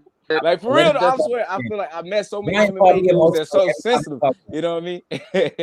Brian, like you guys, Joaquin, you when you get into a beef with somebody, you just like, I'm gonna show up at the gym and kill someone. I'm gonna go to their gym and kill someone. Well, we come from a different part. You know what I'm saying? Of St. Louis. But, I know. But like Keith, why you gotta be like that with James Krause, man? Because he put it. Keith just had to fight. Keith just fought one of. We had two of our clients fight each other, and it was Keith and Rafian. Mm-hmm. And I hated every second of it. But they were those two handled it like they literally went out and had ice cream with each other right after the fight. That's cool, Now, but hold on. I'm not saying all of my girls would be that way, but some of my girls, a lot of my girls would be like, there's like the drama will build up beforehand, and then the beef will, like the loyalty with the girls, like I don't even know how to say it. Heather, I'm really not. Well, it's okay. Let me help you. Let me help you. Let me help you. So he digging a big hole. The girls are more. The girls I'm trying to get them out. I'm trying to stall Brian out. Man, stop asking me these questions. I'm out. So some guys is not tough like that either, and some girls is not tough. It's like the arguments who people say like, I don't like to watch women fight. You have good women's fights and bad women's fights. I'm a bitch. I'm like a dude. Like I'm from Brooklyn. You fuck with me, I'm coming for you. So it's like every woman has a different personality. Every woman fights different. It's really no such thing as like women are more emotional or women do this. You can't stereotype like one whole gender based on your experience with a few people. Because I know tons of bitch dudes who be like in their and they don't want to go run, they don't want to diet, they're tired, you gotta talk them out of shit. You know what I'm saying? And tons of girls that just dust their shit off. You don't even know what problems they got going on at home because they know they got business to take care of. So it's kind of just a bad stigma to say that women are ... Because we just people. Guys ain't no certain type of way because y'all ain't all great. Yeah, you are. And I'm not saying guys are better. They're by any means. I'm just saying there's a difference in managing women and guys just from my perspective of managing a lot of women and managing a lot of guys. I'm not saying either side is better. It's just a different type of management. Yeah. Makes sense. Keith and I were actually having this conversation today. It's like, people make a certain assumption about just never mind fighters. Absolutely. Every human is different. Like what makes people interesting is they're individual humans. The most interesting thing about anyone is their unique individuality, right? Right. Saying anyone over 6 feet acts a certain way, or anybody from from Czechoslovakia acts a certain way, or anybody of a particular gender or background. We're all weirdos. We're all individual weirdos, and that's part of the beauty. Don't put me in that category now. I ain't no weirdo. Vulnerability, especially as a man athlete. Like as soon as you have vulnerability, people assume that you got to be a certain type of way or have this certain type of masculinity about you to be an athlete, especially a fighter. And as soon as I go on Instagram or I'll go on TikTok and I'm showing like I love my wife, I love my kid, people be like, oh, it ain't no way you fighting people like that. And it's like, that's a terrible stigma. Like, we not all like just asshole douchebags that fight. Just fight. Like, I like to have tea parties with my daughter, but I also like to punch people in the face. And I feel like both of those two things can coincide with each other as long as we do it right. I'm so glad I brought some feminism into this conversation, guys. You gotta have it. You gotta have it. Heather, this has been we both got embarrassing. We've had like six of these, and you're literally only the second person. Now, fortunately, it's been all championship level. Chris Cyborg was our first guest that actually brought some like feminine perspective in here. But tonight we have Alima Lay fighting, and you know her, right? Are you guys close? You and Alima? Yeah. See, my wife is very, very big feminist, and I love that energy just to be around me. Especially once you see how much it takes to be a mom. Like my wife just had our first daughter, and she's 2 months old, and just to see the sacrifice that it takes to raise a child, especially once you breastfeeding, it's like you just get a whole different like sense of respect for women in general. Yeah, that is a huge point. I agree with you. People gotta see Keith's Instagram, man. Nobody loves anybody more than Keith loves his wife and his daughter. Ain't that his job? But he loves his work. You can tell this is what he lives for. And Heather, just to give you a shout out, Chris Cyborg is in the chat and on YouTube. There are a lot of people interacting with her, and she's giving a shout out for Brooklyn Go Hard. So she is definitely with you in that. And thank you again for, of course, bringing the perspective here for the ladies. It's just the whole thing with pay, respect, single mom. Again, for the people. Yeah. I'm freaking out because, like, DAZN doesn't seem to have Bellator 254 up yet. And we don't have CBS Sports in Canada that I know of. And once this undercard is done, we don't get to carry the main card in here. We got to watch the main card on our TVs. That's right. Just telling everybody that, at 10 o'clock, the card does switch over to CBS Network, hopefully, or DAZN, depending on where you're at in the world. Hopefully it does kick on over for you. I know I do see it on CBS Sports Network for me. That was a great throw there. I'm a huge fan of Neil. Neil has such a explosive style. And he's so strong to be so short. He's so strong. He came over to extremes, and we moved around just a little bit. And realized how big he was until he touched me. I was like, okay, this is a tank of a man. That's it. Yeah, that's something to find out when you first start doing. When you first start getting there with people, you're like, man, this guy, he's throwing people around like that. But I would like to bring everybody's attention real quick. Welcome into the stream, a guy that you all may know, the Iceman Chuck Liddell. There he is. Chuck Liddell. Hey, how you guys doing? I'm having my computer's a hunk of junk, but I'm working on it here. It's good to have you, man. Where are you right now? You home? I'm in the house. Yeah, I'm at home. The legend. So, Chuck, real quick, I'm going to introduce everybody. This is my friend Mallory. This is Joaquin Buckley. He did that jumping, spinning kickoff when a guy grabbed his leg. Did you see that? That was amazing, brother. That was I appreciate that, Chuck. That means a lot coming from you, dog. For sure. And then underneath him is Keith Lee. Keith's 24. He is a badass, fights in Bellator. His brother Kevin Lee fights in the UFC. Maybe you know him. Keith, you keep an eye on Keith. Brian Butler is underneath him. Brian Butler has 200 fighters that he helps, and probably 60 in the UFC and another 50 in Bellator. And Heather Hardy is one of the greatest fighters from Brooklyn. Certainly one of the best female fighters on planet Earth. Do you know Heather? Yeah, I know who she is. Yeah. Hi I don't know her personally, but I know who she is. And Chuck Liddell is, well, fucking Chuck Liddell. Yeah. Yes. No introduction needed for real. No. So, Chuck, tell us. You were on, this might be the most important information we're going to get. You were on Family Feud with Alima Lee McFarland, correct? Yeah, it was. Yeah, no, that was fun. We got our ass kicked, but it was fun. And what's that day like? Hanging out on a set with a bunch of fighters attempting to win a game. Who were you guys against?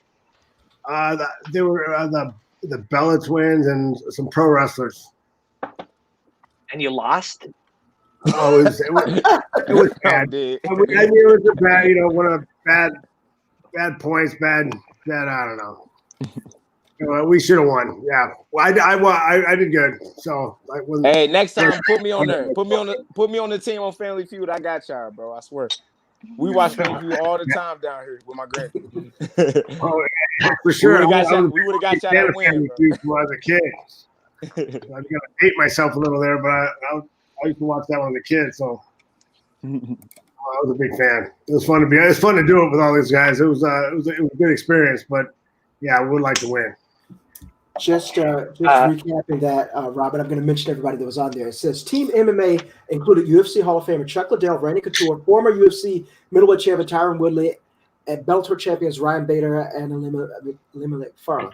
Team Bellas was led by Nikki and Brie Bella and their mother, Kathy, and their brother JJ and wife Lauren. So it's a really good mix of wrestling and MMA fighters.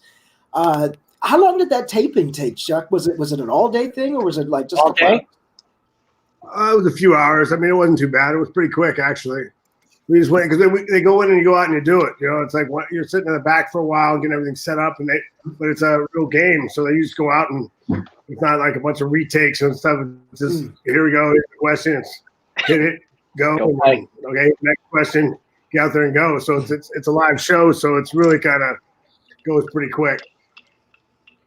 Are you taking a look at these light heavyweights, man? Like, look how big these and agile these young light heavyweights are. Like, I wouldn't want to get kicked by these guys. Oh yeah, they're getting bigger and stronger, faster.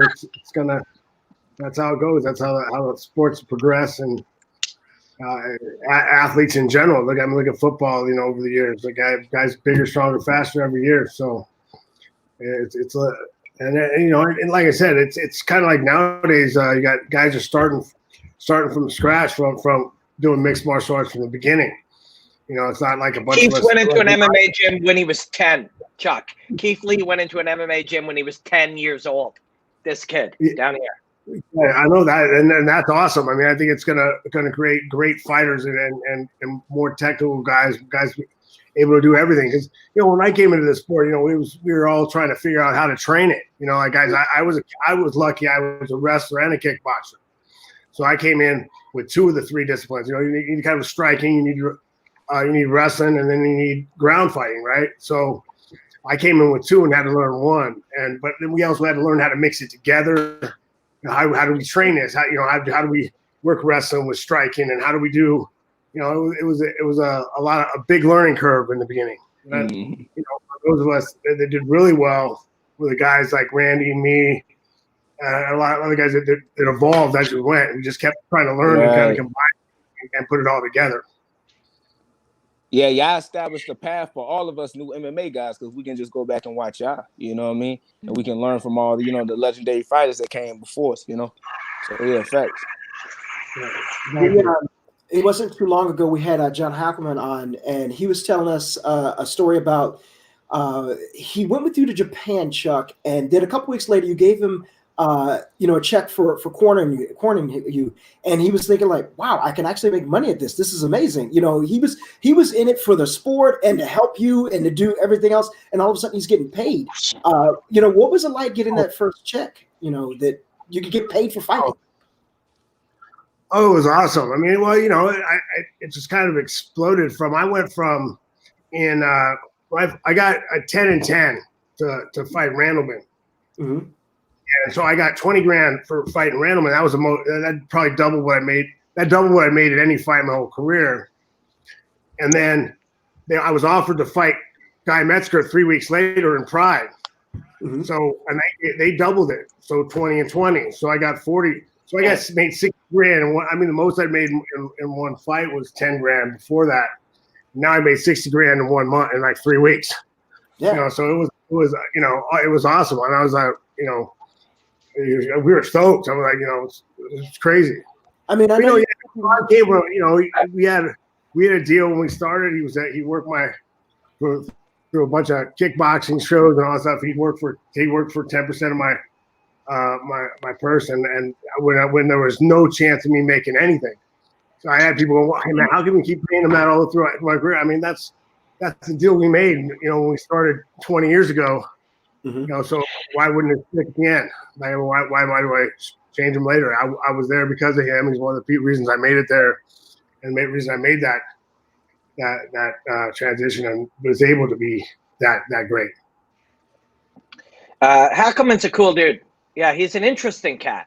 He's got strong. John's a special kind of crazy, but he's a good dude. Man. He's a good dude. A real good dude. Real good dude.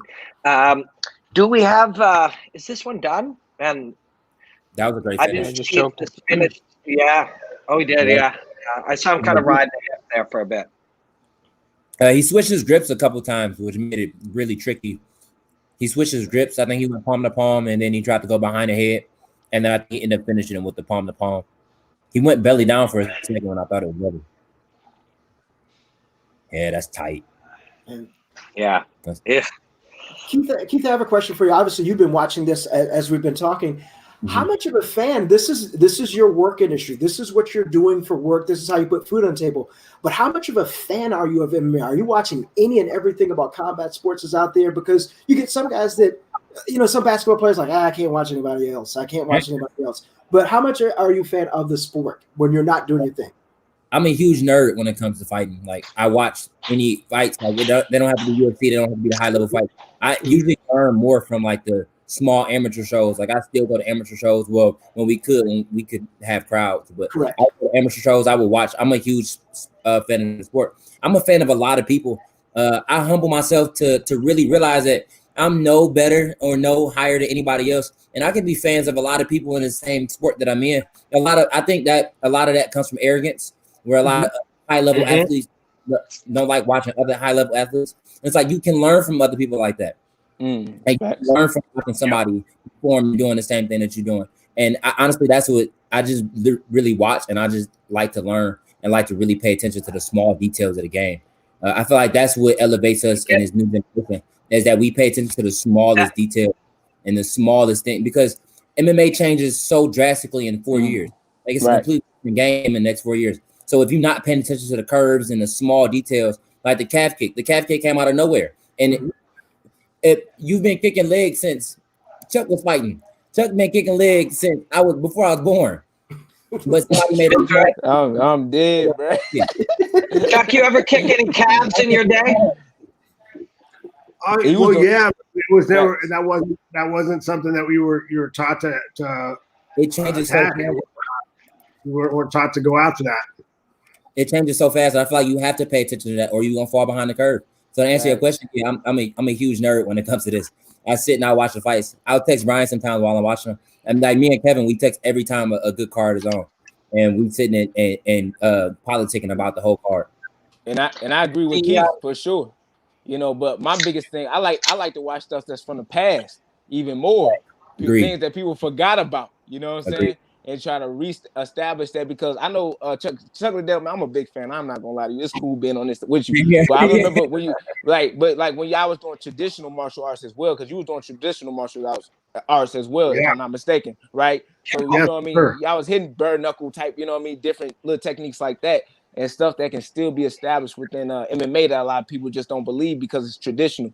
But like I said, even with the move that I did, it's a traditional Taekwondo kick. But now you'll probably see a lot more guys probably doing that in the near future, So for sure, it worked great when I was kickboxing. I use that spinning back kick all the time, because for sure, in the beginning, I had Muay Thai guys that you spin and they actually open their body to you. You're like, because they didn't know what you're doing. You shoot, and then you land that shot. It hurts them bad.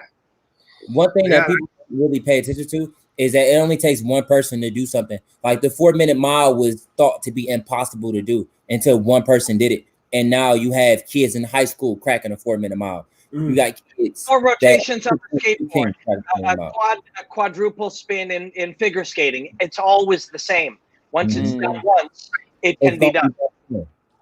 Exactly. Most definitely. But Joaquin, you make a really interesting point. We're always looking for something innovative or new, but forgotten is just as good. Yeah, Something most definitely. forgotten, you know? I probably shouldn't have gave that tip. Now everybody gonna be on YouTube looking for that stuff, man. That's a fact. Look at that old fight. You about to crash. Not being creative. I mean, I think what you did was it's being creative when you fight. It's being a thinking fighter. You're out there trying to set people up. A lot of stuff I did, I remember when I thought it was the funniest thing after I fought Jeremy Horn the second time. He goes, "Man, I didn't know you had a straight right." I'm like, "What do you mean? Straight right? Everything else. That's right. Everything else, all the wild punches work because you're worried about my straight right, not the other way around." I mean, but yeah, it's just, setting people up and trying to set them up the whole time and working on and coming from different angles, different ways to get to them. There's all sorts of great ways to get to guys. Exactly. Like you said, beautiful, man. The setup. It's all about the setup, man. Yeah, and that was beautiful to watch. It's really interesting. So Joaquin was talking about Raymond Daniels. Chuck, you know Raymond Daniels? I don't. Flashy kickboxer, fights in Bellator. And you see that. Sorry, go ahead. You were cutting out a little bit. I didn't hear you. So even actually, I'll use a different example. When Conor McGregor kicked Cowboy in the head, the reason he kicked Cowboy in the head is because Cowboy reacted to the idea that a left hand was coming. Because everybody's been talking about Conor's left hand. Conor knocked out a bunch of people with his left hand. People like me talked about it on TV, and every commentator, left hand, left hand, left hand. So as soon as the shoulder moved, Cowboy fled the left hand, and it set up the left head kick. He didn't even have to set it up. His reputation set that kick up. Well, yeah, that was a nice. I have a reputation. I mean, when you get a reputation right, like when I first started kickboxing, John would tell me, "Hey, man, do me a favor, go out there first thing and throw a big overhand right hit. I don't care if it hits him, if it swings by his face, if he hits him on his shoulder. I just want him to feel how hard you hit right from the get-go." So then you establish the fact that you hit hard, and then people react a little different when you start moving towards him. But by the time, like when I fought Randleman, he was already a little worried about me punching, so he gave me more space, gives me a little more space to work with. Because they're worried about getting hit with that punch. Chuck, when you and I watch, ahead of time, it does help to set things up. When we were watching Shogun versus Forrest Griffin, you told me that there was just these moments that you would sense in a fight where the other guy thinks we're wrestling, and you put it really that simple, that you would create moments where he thought he was in a wrestling match for a moment, and you just punched him in the mouth. And the simple concept of that stayed with me. 3 1. Yeah, that was the concept that going back. Like a lot of times, guys get stuck in you grab a hold of somebody, they get stuck in wrestling. I get some of my guys that are more kickboxers. Someone grabs a hold of them and they're trying to body lock them, and they're trying to. What are you doing? Push off them and punch. Don't body lock. You don't even know what to do with a body lock. You don't know how to use a body lock. Why do you have one? Get off him, push off, and hit him. But if you can get a guy to think you're going to be wrestling with them and then pull out and start punching, it makes a big difference. Make it be a smooth between one to the other, back and forth from wrestling to punching to back to wrestling. And people, and as the sport grows, I mean, people are getting better at being fluid between the. I mean, and they were back in the day. A lot of guys would get really stuck in one or the other realm. That's how Cormier knocked out Stipe. Stipe thought he was in a wrestling match for a brief moment, and Cormier separated and knocked him out. Surprise! Right. Yeah. No, it's cool. I think we're probably fightless now because we lost the fight until the main card. So. Keith, tell us a story. A story about what? Keith, go cook something. Anything. Yeah. Keith, cook us up something. Chuck, Keith's a good cook. Well, that'd be awesome. Is he going to deliver it or? Yeah. So on Keith's Instagram, I'm send it this way. I'm hungry. yeah. I just Chuck, where do you live now? Are you in California or Vegas? California. A little too far. What's that? A little too far. Keith's in Vegas, so it's going to be hard for him to deliver food to you. Yeah, it's a little far. It's like life happens so random and so weird. Like I literally was just cooking in my kitchen one day. It was like, hey, let me turn the camera on.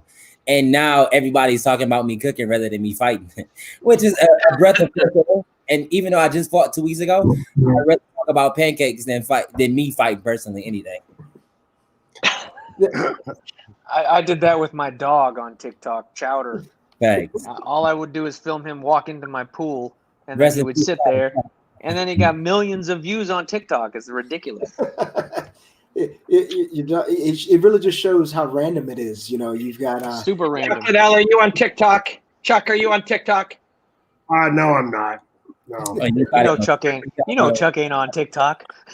But so what is it going to take to get Chuck Liddell on TikTok? Yeah, I mean, I think TikTok doing stuff and put it on TikTok. Actually, there are. I've done a couple for people like they on their sites or whatever. Like they were just you jump in this TikTok video with me. I'm like, yeah, why not? Okay. So I jump in. I'm just a random dude in their TikTok video, but I haven't done. I don't have my own. I don't know. Maybe that's a question for the chat. If Chuck should start a TikTok. Yeah. We'll see. Yeah. That's a question for the chat. Tell us what Chuck should do on TikTok. Best idea wins like a meal from Keith. Now you're talking. I need to, Keith. I need to see Chuck do that new TikTok thing where everybody's doing that Michael Jackson song where they ghost and then break the glass and come. Oh, I would love to see Chuck do the moonwalk. Chuck, me doing a moonwalk. Yeah, that's going to be good. You know Chuck can do the moonwalk. You know he can. Look, no, speaking of social media, the story of how I met Brian was hilarious. I didn't even know who Brian was. I was looking for a manager, right? This was right after I met you, Robin. I think this was after my second fight with TKO. And I was looking for a manager because Stefan, the owner of TKO, was supposed to manage me, but we never signed any paperwork, never really signed a contract. I just knew him from being Kevin's manager. So I was like, okay, I need my own manager. And I reached out to Brian, and I reached out to him for a sponsorship. I don't know what I thought being a manager was. And I was like, hey, do you do sponsors? Can you sponsor me? And he wrote me back and was like, I don't know what you think I do, but I don't do that. And 2 weeks later, he called me, and I think Eric Nixick, the coach at Extreme Couture, hooked us up. Yeah. And he was actually my manager. And I was like, do you remember me? I was like, I literally was in your Instagram DMs like a week ago. And he was like, yeah, you're that weird guy, huh? He's like, yeah, you're that weird dude. I thought you was about to get a sponsor from Sucker Punch. No. I don't even remember that. And you were like 19. Yeah, I was like 19. I just wanted a t-shirt. That's all I wanted. I just wanted to. I remember when I first met you, you were like 115 pounds. You were a strawweight. Thanks. It's crazy to think that I used to fight at 125. Now that I'm walking a very heavy, I won't say no numbers, but last time I called Brian and told him the number that I was walking at, he was like, yeah, you might be a 45er. And to think that I used to fight at 65 are you at 60? Are you at 160? A little more than that. Come on, Keith. A little more than that. Why you think this is my problem. This is why I cook. I cook too much at this point. Yeah, that's right. That's right. Chuck, are you in the gym right now? Are you in the gym a couple times a week? Well, yeah. I mean, I'm in my gym. I have my house, but I haven't been able to. I haven't been working out too often. I go roll every once in a while. I got a couple buddies got jiu-jitsu mats. Actually, I go to my buddy and roll with them. Started doing some gi stuff with a buddy of mine. I haven't done gi. I probably did gi 2 or 3 times during my career, and so I've been messing around with buddies. Are you a white belt? Are you a white belt, Chuck? Are you a white belt? No, I'm a purple belt with, but I've been doing jiu-jitsu since '97, so it's really I just never tested again. John, I was training with John Lewis. I've been the belts are crazy. I feel like we need to update the system as far as belt system comes, because a lot of majority of MMA fighters don't do gi training because of the sport that we're in. Even though gi training is important to add on to it, but most fighters that you know are usually white belts, but they have black belt level jiu-jitsu. Like I feel like my jiu-jitsu is at a purple level, and I literally have a white belt. Like I'll go in a white belt class right now and choke like 10 people out. Well, yeah, no, I've gone with some of John. I went with John Gold, one of John's buddies. One of his students, who's a brown belt, had no idea. And I borrowed a gi from John because I was at the gym, and I'm like, okay, I borrowed a gi, and I swept him, and I swept him a couple different times from the bottom, and did some things. He's like, man, I thought you were a kickboxer. I'm like, it's mixed martial arts. Yeah, I know. Right. I know. He was surprised because I was able to wrestle with a gi on, but it's. I mean, I'm not as good. I mean, I'm getting better with the gi, but it just takes a little time. Does anybody know who this guy in the red shorts is? He's 24-0. Who is he? Is he? I will look him up. Is this my screen only frozen, or is it? Is this supposed to be live? Am I supposed to be able to see it? My this screen is live. frozen. Yes, this is live. You should be able to see it. Yeah, it said the guy in red shorts is 24-0 in the red gloves. What country is he from? I have no idea. I've never seen him before. That's why I'm asking. He's solid. Oh, he's solid though. Good roll. Oh yeah, he's solid. Yeah. So this is Robin. Yes. If I'm seeing like a frozen screen, is that my problem? Is my thing having a problem? Yes, Chuck, this is your problem. Yeah, you're moving around fine, Chuck. Yeah, I said this is a personal. Oh, there you go. You're a brave man, Robin. Yeah. Oh no, hey, it's all right. I'm in the process of getting a new computer. Guy's building it for me, but it's a pretty cool one. So, but now mine's like almost impossible. It's terrible. It's my 2009 computer. I waited because I'm late. I hate changing my stuff. So that was a bad idea. I know, but you got to do it, man. So Keith, it was popular in 2009, but no, you got to upgrade that shit, Chuck. You got an iPhone, right? Oh yeah, I got it. I'll watch it on that too. Yeah, because you can see, you can hit the link right on there and see it, but then the screen's small, but at least you see it. This guy, they may have said he's 29-0, but Capology has him at 9-0. The same thing I got too. That's a big difference. Yeah, it's a huge difference. It's a huge difference. Hey, my man, not with 20 knockouts. Is that amateur record? Let me see here.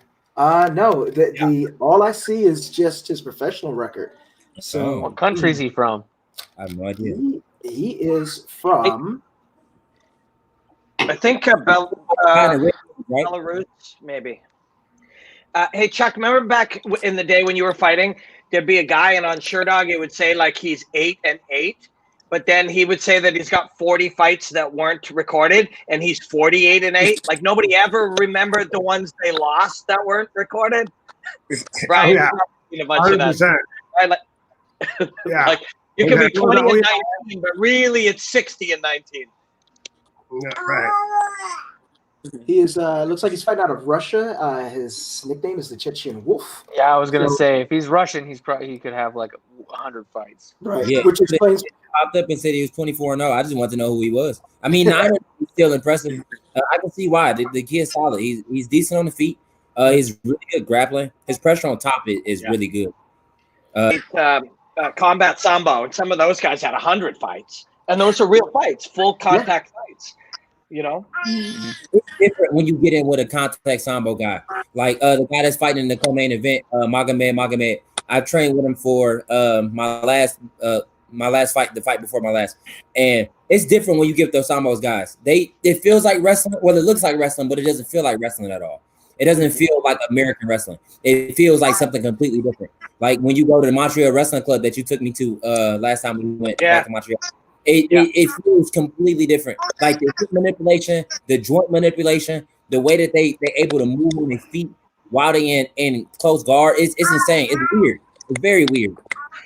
Yeah, and it's so in my experience, it's a little less pressure on pressure and a little more like allowing movement, right? It's very flowy, but it looks like it's pressure on pressure because you see guys going for big slams and for big like heavy moves, but it is very effortless. Like it looks like very explosive, but it's way more effortless than I would say American wrestling. Yeah, it's got elements of sort of, non-resistance where you use somebody, but then a lot more of that.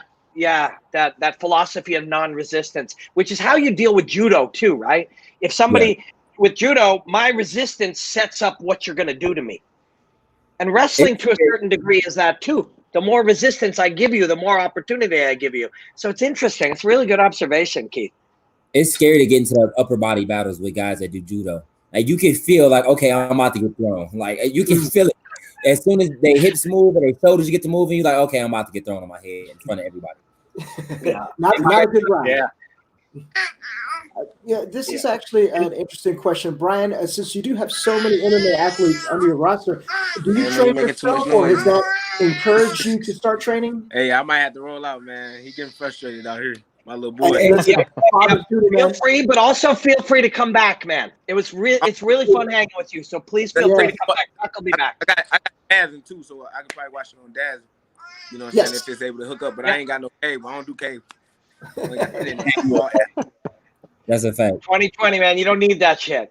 Yeah. Right. Hey, he just got an iPhone. I'm proud of him. Hey. All right, Joaquin, I'll call you later.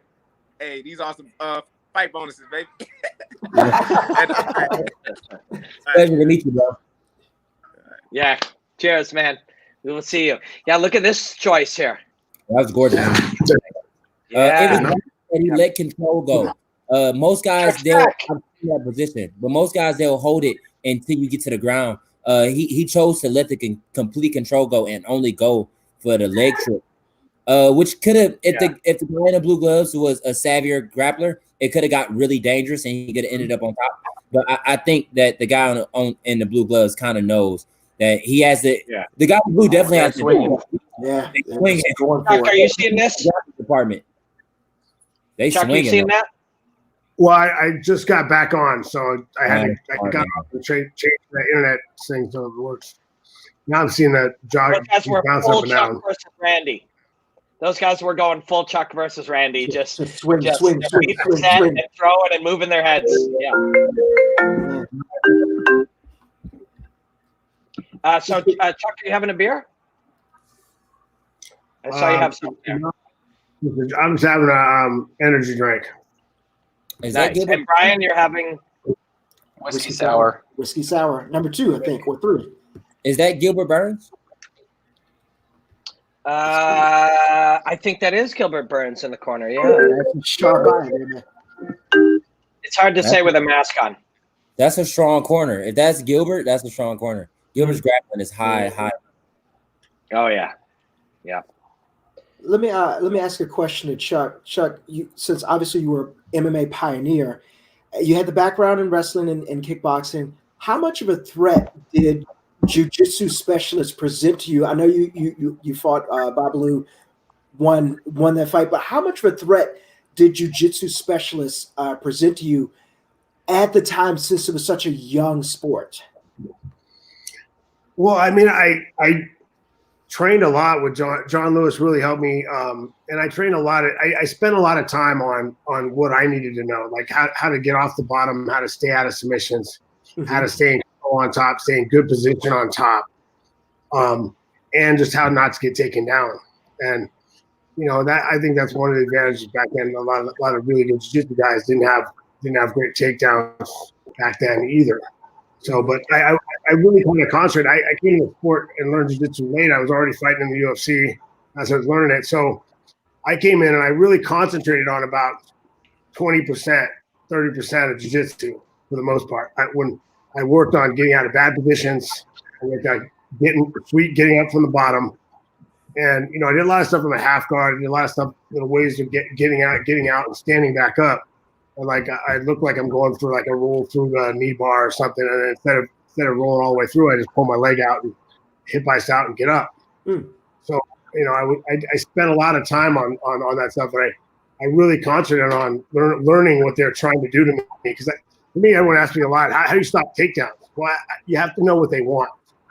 Because otherwise, it's so easy. If you don't know what they want to do or which way they want you to go, you don't know how to protect. You don't know how to. You're easily set up.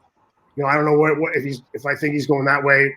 So for submissions, you have to know what they're doing. I mean, I thought one of the funniest things I remember I was talking to Coleman and Randleman up in Pride. They were fighting the night before. I think Coleman was fighting Fedor the next night, and they're asking me about what kind of game plan should I have. I'm like, late to start a game plan and fighting tomorrow. You show me how to defend a heel hook. For Fedor, I'm like, oh, yeah, sure, why not? So I said, okay, put me in a heel hook, and he looked at me like I just asked him some complicated math problem. It's like, you don't know how to do a heel hook. How am I supposed to show you how to get out of it? Right. So yeah, right. You don't understand what they're trying to get or what they're trying to do. It makes it really hard to learn how to do. So I spent a lot of time working on learning how to do the submissions, but I always felt like at that point I wasn't going to get good enough at doing them to people at that level. At the top level, I'm going to catch really good guys. So I didn't spend a lot of time on submissions, but I did spend a lot of time on defending them and getting up off the bottom. You know what's weird though? That's really different is Keith knows pretty much 97% of all the things his opponent might do to him. But back in the day when you were starting, you didn't know if that fucking guy knew the death touch. Do you know what I mean? Like in the early days, like who knows what the fuck? You go over to Japan and you're fighting some guy, you don't know what he knew. Like today, we all kind of get exposed to everything. But back then, especially the first few fights, that guy could have known anything. Well, I mean, look, in my second fight against Jeremy Lawrence, I will still argue because I have that with Big John because the bell rang and then he said I was out. And I still go, well, if I was out before the bell, why didn't you stop it before the bell? Technically, I mean, you didn't know I was out or not, so I made it to the bell. Anyway, but he had an arm triangle on. I had no idea. I didn't think he had anything. I didn't know what an arm triangle was. I'm sitting there. There's 10. If there wasn't 10, honestly, I would have got out if there was more than 10 seconds left. There's 10 seconds left. So I'm like, you know what? I'll just wait. I'm just gonna sit here. There's no reason to get tired. We might do overtime. They had overtime back then. It was a 3-minute overtime. I'm gonna just rest for overtime, right? And then it just got a little tight when I was fighting out, and they said I went out before the bell. I thought I might have gone out the bell. He held it a couple seconds after the bell, so whatever. But like I said, like you said, I had no idea he had anything. I had no idea even I was in danger of anything. I think, oh, this guy's just holding on to my arm. He's hugging my head. Okay, great. I was just squeezing my head. They're not gonna do anything. Well, the good thing back then, he was Chuck Liddell. So he had that esteem of being Chuck Liddell. Like I feel like that's right. You don't film and you don't have the internet and you can't sit and watch like film all day. Only thing you have is to go by your name. And I know his name had a lot of power back then. So as soon as you find out you fight Chuck Liddell, that had most people scared just by the name value alone. It's true. It's true. Reputation. Yeah, reputation. But you don't just build reputation, you earn it, right? This is a great fight, by the way. These guys are great. Yeah, I know. This guy's so good. Yeah, they fighting. Every time Blue Gloves come forward, he getting smoked with something. But he coming back. This is a great fight. Yeah. And that's just, people don't understand how hard that is to do, You get punched in the face every time you come forward. Eventually, normal humans stop coming forward. But you gotta, But he definitely has to. I feel like in order for the guy in the blue to be successful, he definitely has to get more on his bicycle and stop just plotting forward, because the second he plots forward with too much pressure, he's taken down. It's happened at least 3 times. He'll get popped. He'll get emotional after he gets hit, and then the guy in the red gloves is going for a clean takedown like that. Oh, he didn't get it this time. That's just his, that's his identity. That's his fighting identity. You could tell him to behave different, but he's not gonna, because this is the identity of who he is as a fighter. It's what makes him good, and sometimes it's the same thing that makes you good hurts you. That's life. Either side of this fight will win the fight. If either of these guys throw a head kick, the fight's over. I can see where that setup would come to. While we're watching this, Keith, you had mentioned that Chuck's name definitely carries some weight value and everything. In this day and age, I could go on Instagram and I'm going to talk trash about you or whoever that and the other. You ever get anybody that? What is he doing? Hold on. They fight. Oh, he might get stopped though. He might get stopped. A head kick. A head kick. Oh, a head kick. My goodness. You got to throw that Babalu head. He's trying to throw a rope-a-dope out there, but he's tired as shit. Yeah, that's what I'm looking at. I'm wondering if I'm actually seeing this right. But the rope-a-dope with elbows usually ends up for an early night. That's one. Literally, it could be 29-1, Keith. Guy in the blue is working his jab though. Yeah, he is. What I was getting to, Keith, is you ever get somebody that brings that emotion out in you that as the fight is going on, or says something to you? Do you bring that with you in the cage? I'm a very true believer in God, and I feel like everything that happens to me or happens for me is because He wants it to happen. So I go into the cage very emotionless. I go into the cage very emotion. I'm sorry, this fight's fucking amazing. It is amazing. I go into the fight very emotional, unavailable, and I just go in ready for anything. Honestly, I expect the guy to be talking trash. Especially you got to realize that I'm coming from a place of being Kevin Lee's little brother and being from a place of where guys already have a stigma about me, that I'm this asshole brash dude because my brother's this asshole brash dude. You automatically assume that I have that same kind of characteristic. So shit. Man, I thought Blue was coming back.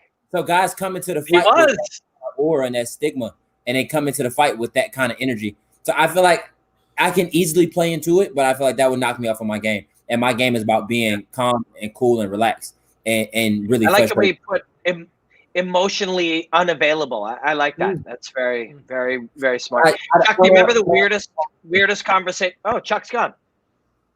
But I don't want my opponent to be able to ask him about the weirdest. I feel like that's the last thing you want, especially a high level fight. The last thing you want is your opponent to be able to play your strings like an orchestra. Like it's very easy for guys to get in your head if you allow them to.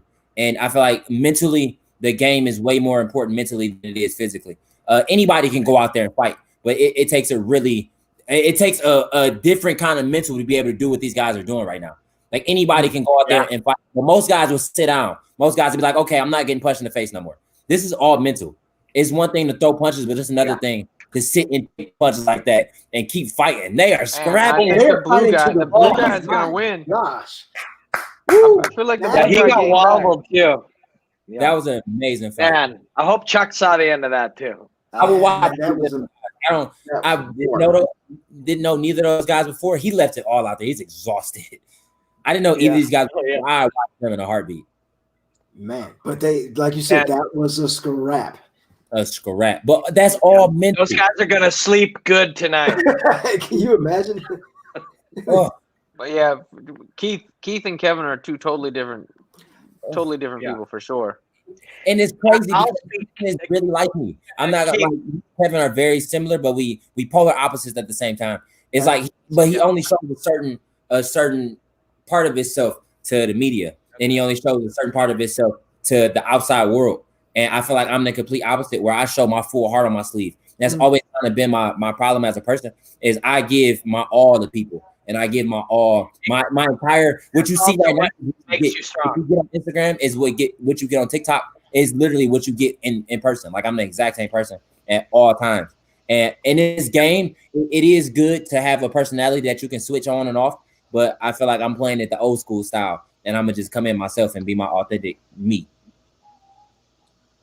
But you say it's your problem in some ways, but it's also what makes you strong, and it's also who you are.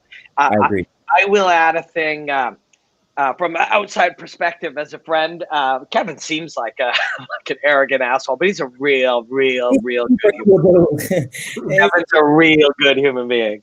He, like I said, he comes off of that as that brash asshole. Like a lot of people think that that's him. But the second you talk to him for even a quarter of a second, you're like, okay, I see what you was doing. Yeah. And I'm not saying that he does it for the TV or he puts on a personality. That is a part of his personality. It's just the only part of the personality that people see. It's a part of his personality, but he has so much more to his personality that a lot of people don't see. So it's not an act or a game. Like that's him. That's just a small part of him that a lot of people think is his whole personality, and it's not. Speaking of, how is he doing? No, is healing up from, if I remember, is ACL surgery? 2 of them. 2. Okay, I didn't want to say 2 if it wasn't 2. But ACL and meniscus on one, ACL, PCL, and meniscus on the other one, if I'm not mistaken. Oh my gosh, he's got the whole deal on both knees, man. Yeah, he's doozy. But he was back in the gym today. We were actually moving around, not too much, not doing a lot, but we were actually moving around, moving light. But it's just a blessing to see him on his feet and being able to have control and like moving. I think by this time next year he'll be in full swing. How's it in terms of, for him. Yeah, you go through something like this. You have 2 surgeries on 2 major parts in your body. How's his mental? Is he just looking forward to getting back and just thinking, or because this could put you down and like, I'm never gonna get back. Exactly. You when you go through stuff like that, you become crazy and you get a whole head tattoo. That usually happens. That's right. Keith, what's it like training with your older brother when you're actually bigger than him? Oh shit! Is that how big we are right now? It's funny you even asked that because my wife, as soon as I came home, she was like, Mr. Bellator or Mr. UFC. And I was like, I didn't. It's crazy to think that that's what level we on now. When literally the last time we were training at One Kick Gym out here in Las Vegas, and I was almost like a towel boy, like I was a do boy, like I was grabbing the waters, grabbing the towels, making sure everything was right in between corners, and I was that cornerman that would get everything together. And it's crazy to see like that I have my own platform as far as fighting and as far as other things outside of fighting, and that I'm getting older and I'm not the 18 or 19-year-old kid that I used to be. And it's definitely wild to see us on the mat together, and you can feel the dynamic. We still gonna be brothers at the end of the day, but the dynamic as athletes has started to change. Yeah. And you can feel he's starting to respect my level more as far as my intellect when it comes to fighting and experience. It's one thing for somebody to watch a lot of fights, but it's another thing to go through those wars. Like fight guys like Rafael, fight guys like Sean Bunch, like guys that are at the highest level. And I feel like as soon as I went like that, he realized like, okay, this guy can fight too. When you take even an exchange from him, or you win a few moments, he'll be so proud though of that. Even though it'll piss him off for a moment, he'll be so proud of that. Oh, it's already happened. It's happened a couple times. Right before I made my Bellator debut, we had like a full boxing sparring, and he was mad at me for like a week later because I was really touching him. Yeah, he was mad at me a week later. But I think that garners respect. Like that it's a different level of respect that you get from somebody when you realize that they're on a high level of skill, and it's not just somebody that's watching you anymore. It's somebody that's going through those same battles. Like I told Brian, it's not if the fight's over, I can actually put it out in the public. For my last fight, I cut almost like 36 pounds, 35, 36 pounds on 3 weeks' notice. It was 6 feet tall. You 6 feet tall?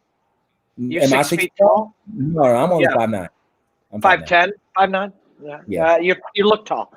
You got to stop doing that, man. Like, don't be cutting 30 pounds at bantamweight. It was very short notice. It was like I said, 2 or 3 weeks. Brian called me, and I was like, I'm kind of heavy. He was like, how heavy? It's kind of heavy, and I was like, yeah, I'm kind of heavy.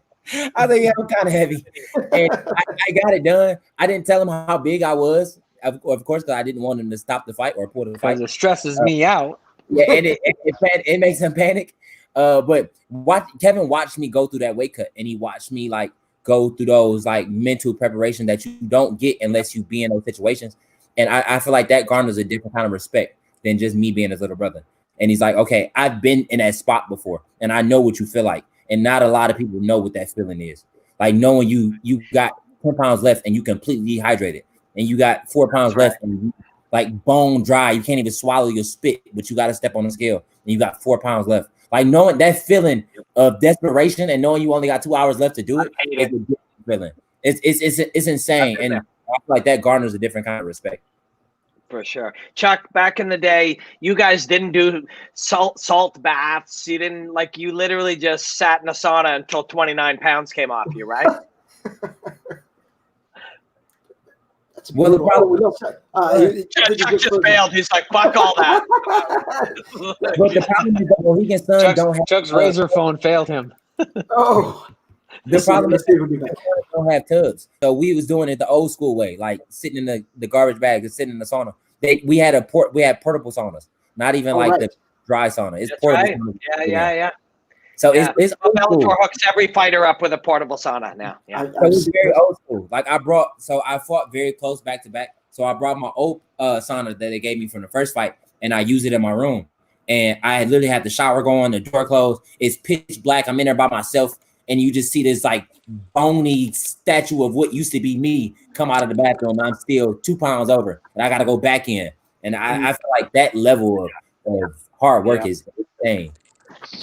Chuck, I was asking, like, back in the day, you guys didn't know any of this kind of secret science and salt baths. You just sat in the sauna until 30 pounds fell off you, right?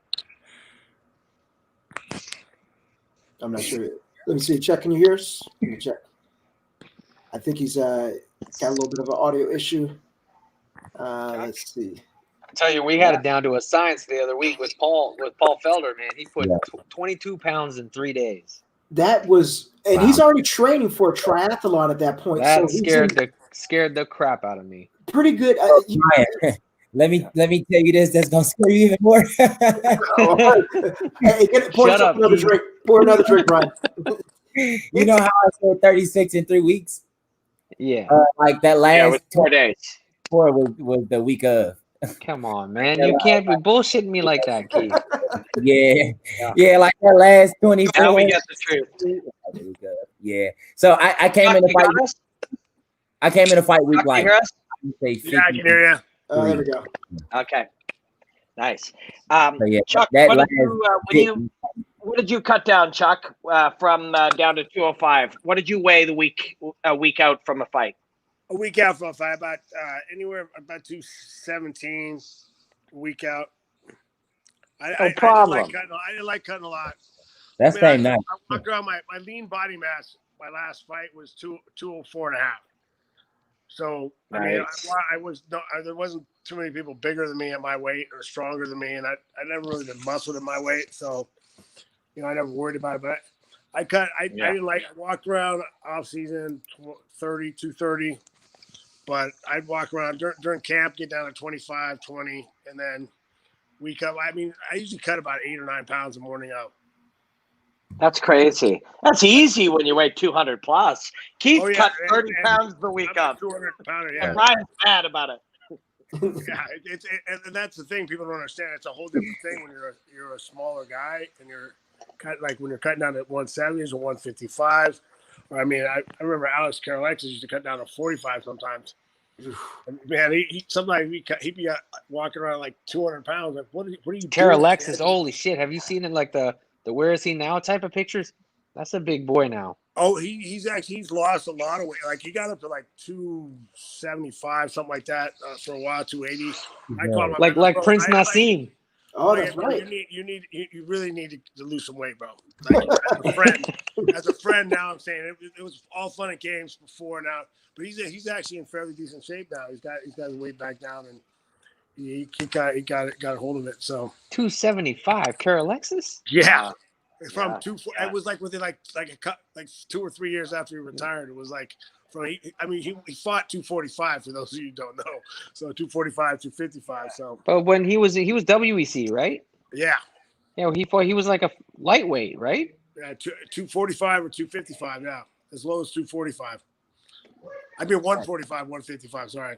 145. Alexis was a little guy. He was a little guy. He was a little guy. Yeah. When my last fight, I weighed in under 200 pounds.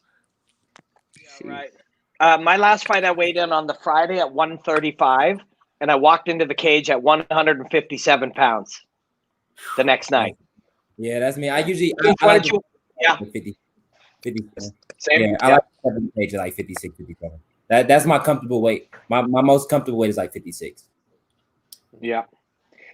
You feel strong. Everybody's different. Some guys like to cut more. They like to come in at a certain weight, stay a certain size. It just depends. I mean, I that's what I was comfortable with. I was really comfortable fighting. I mean, going down to the 185 wasn't an option, and heavyweight was some big boys. So it was like 205 was perfect for me. That's my problem at 45. That's why I'll go to 45 because when I'm in good shape when I'm during camp, I walk around like 52, 53. So it's like when it's my walk around weight that gets pretty big. And I think it's because I'm getting older and I'm starting to mature. My body's starting to fill out. But during camp, I'm 52, 53. And guys at 45 during camp are like 66, 67. And that's the heavies that I get. The heaviest I get is around in that area. And those guys are that in good shape. So I feel like 35, I'm a little big for 35, but I'm very small for 45. Yeah, I gotcha. It makes sense. You just got to manage it better. Robin, got a quick shopkeep question. So on the Bellator YouTube channel, it actually says, "Hey, Bellator Nation, we're going to give you a short preview of the main card on this stream. The full show will be available on CBS Sports Network." What do you think? Can we pull that in since they're showing it on YouTube? Or? Yeah, I think we can. Yeah, if it's on YouTube, we can do it. Okay, I'll keep that up. Literally, I don't have it. It's not on DAZN. Mm-hmm. I would love to continue chopping it up with you guys, but my laptop's about to die and my daughter's back there crying. So I'm going to call it a night. It was a pleasure, and it was a blessing to talk to all you. It was a pleasure to meet you, Chuck. Hey, nice talking to you, man. Good luck with everything. Thank you, Mr. Lee. Thank you. I look forward to guys. I'm looking forward for more recipes. Lots of love to you and your family, man. Ryan gonna call me as soon as I get off of this. Like, you motherfucker. All right, bro. I appreciate it, Robin. I appreciate the opportunity. God bless you guys. Yeah, I love you, man. Love your family. You guys be safe. See you, Keith. That's a good young man. Chuck, you won't believe how good that kid is. Like these kids are so, I mean, you see them, but that's so good. Some of these guys. I commentated his first fight. He was 19 or 18, and he was fighting an 18-year-old who was a genius too. And you watch their fight, and it was like so high level. Two debuting guys. It's crazy. Oh yeah, they just keep getting better, man. Yeah. Man. Yep, it's true.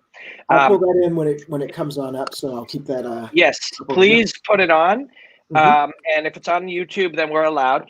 So DAZN, I guess I heard this from somebody on my phone. This is not official business, but I don't think Bellator's on DAZN anymore. I'm not sure why or what's. Brian, have you heard anything about that? Nope. Nope, not sure. And actually, from the CBS Sports side of thing, there's still a football game that's going on. They got 3 minutes that's going on, which of course is like 20 minutes in real time. So we're waiting. So great. Put it on YouTube. Put the YouTube in it when it comes up. All right, most definitely. But yeah, CBS Sports in Canada. I don't know. I got like 300 channels. I got 600 channels, and I can't find it. So. Brian, are you mixing another drink? We need Keith making food and Brian making drinks. That's what we need. It could be a show, I've learned how to make drinks off of TikTok. That's for sure. Yeah. Chuck, we got to get Chuck on TikTok as soon as possible.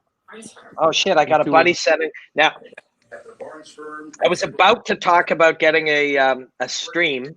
Because I can't get CBS here. I don't know what I'm supposed to do, but I might be able to watch it on my laptop. I'm not sure how legal this is, and I don't know if I'm going to get in trouble at work, but I got to watch it somehow.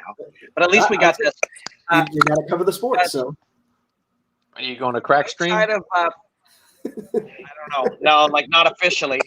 Chuck, outside of Family Feud, how well do you know Ali Malay? Oh, that was the only time I met her, but just watched her fight a few times. Yeah, she's a badass. So the woman she's fighting is super legit too. Like super, Yeah, she looks Velasquez legit. is super legit. Yeah, she is. And I was like, so I do this series for Bellator on YouTube called Fight Secrets, and you just kind of look at fights. Sometimes you look at a fighter. So I looked at Pitbull and broke him down, and sometimes the fight. And I went to look just at Ali Malay, and I was like, no, I better break down this whole fight of both of them because this girl can absolutely beat her. And I don't mean that with any disrespect. She's just that good that she can win this fight for sure. So, while we're getting ready to get started, let's see here. Chuck, I want to ask you a question. When you were watching Stephan Bonner and Forrest Griffin fight in the Ultimate Fighter, that end of that show, did you realize you were watching something that special that would really kick off the revolutionary start for MMA? Was it you were there in the arena, and I remember seeing your reaction shot of you as you were watching as they ended the round. Yeah. You know, you were blown away. Like, I can't believe I just watched these two guys beat each other like that. What did it feel like? Did you really think you were on the cusp of something that was going to get so much bigger than it was at the time? I don't know that when exactly. I think it was right after that I kind of realized that how it had changed. And like the next week I fought and I won the title. And then a week after that I went to Florida and I was walking through a mall. And I used to be able to walk through a mall and tell you pretty much anybody that might know who I was. I could say, okay, that guy over there in that shirt, that tap out shirt, he probably knows me. That guy over there, he knows me. Yeah. That tough looking guy over there, yeah, those guys all. The guy with the cauliflower ear, he probably knows who I am. I can walk through there and tell you exactly what it is. But I was walking through the mall and I had like some, like 50-year-old lady, hey, great fight last night. Or, what? Like just a random people. Hey, I saw you on the fight. I saw you at the show or whatever. Just walking there. It was just I couldn't. Everybody was. I get so much more attention. So much more people knowing who you were all of a sudden. And it was. That was then. I was kind of, man, this is going to be big. It's amazing how things can change like that in an instant. You just. No one bothers you. The next thing everybody's like, "Hey, great fight!" This, that, and the other. How has that changed? Like for your kids, their dad is Chuck Liddell. I mean, they go to school, they interact. Their parents know who you are. Their dad's always been Chuck Liddell. Their dad's always been Chuck Liddell. But what does it feel like for them? Just dad. Yeah. Well, it as they get older, like I got a 7 and 8 year old right now. So as they get a little older, they start going, Dad, why do people call you legend? Like, hey man, legend. They're like, why do they call you? Why do they call you? Why do people come up and just talk to you out of nowhere? Like, do you know them? I'm like, no.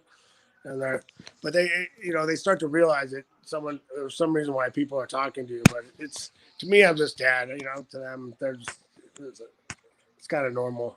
But they kind of gotten used to it. That is interesting. How old are your kids now, Chuck? Well, I have a 7 and 8. And at home I have a 19-year-old, 7 and 8 year old. And Brian, you have kids? I have 2. Yep, 20 and 16. Mallory's got kids too. I don't. And I'm old, but my wife's younger, and we're gonna try to have kids now. The trying's the fun part, I hear. That's what they tell me. That is exactly what they tell me. How old are you, Robin? Well, if you're not having fun trying, you're not doing it right. Thank you. Say you're 50? Yeah, I'm 50. Yeah. Good for you. Yeah. Holding it down. I'm 50. My wife is 34. And it'll be weird though. You imagine you're 60 and you got a 10-year-old. Like your job suddenly becomes be healthy, be fit, keep your shit together. But I guess that's your job probably when you're a dad anytime, right? It is. It doesn't matter what age you are. You're supposed to do that. Trust me. And there's nothing tired like parent tired, especially after chasing some little ones around.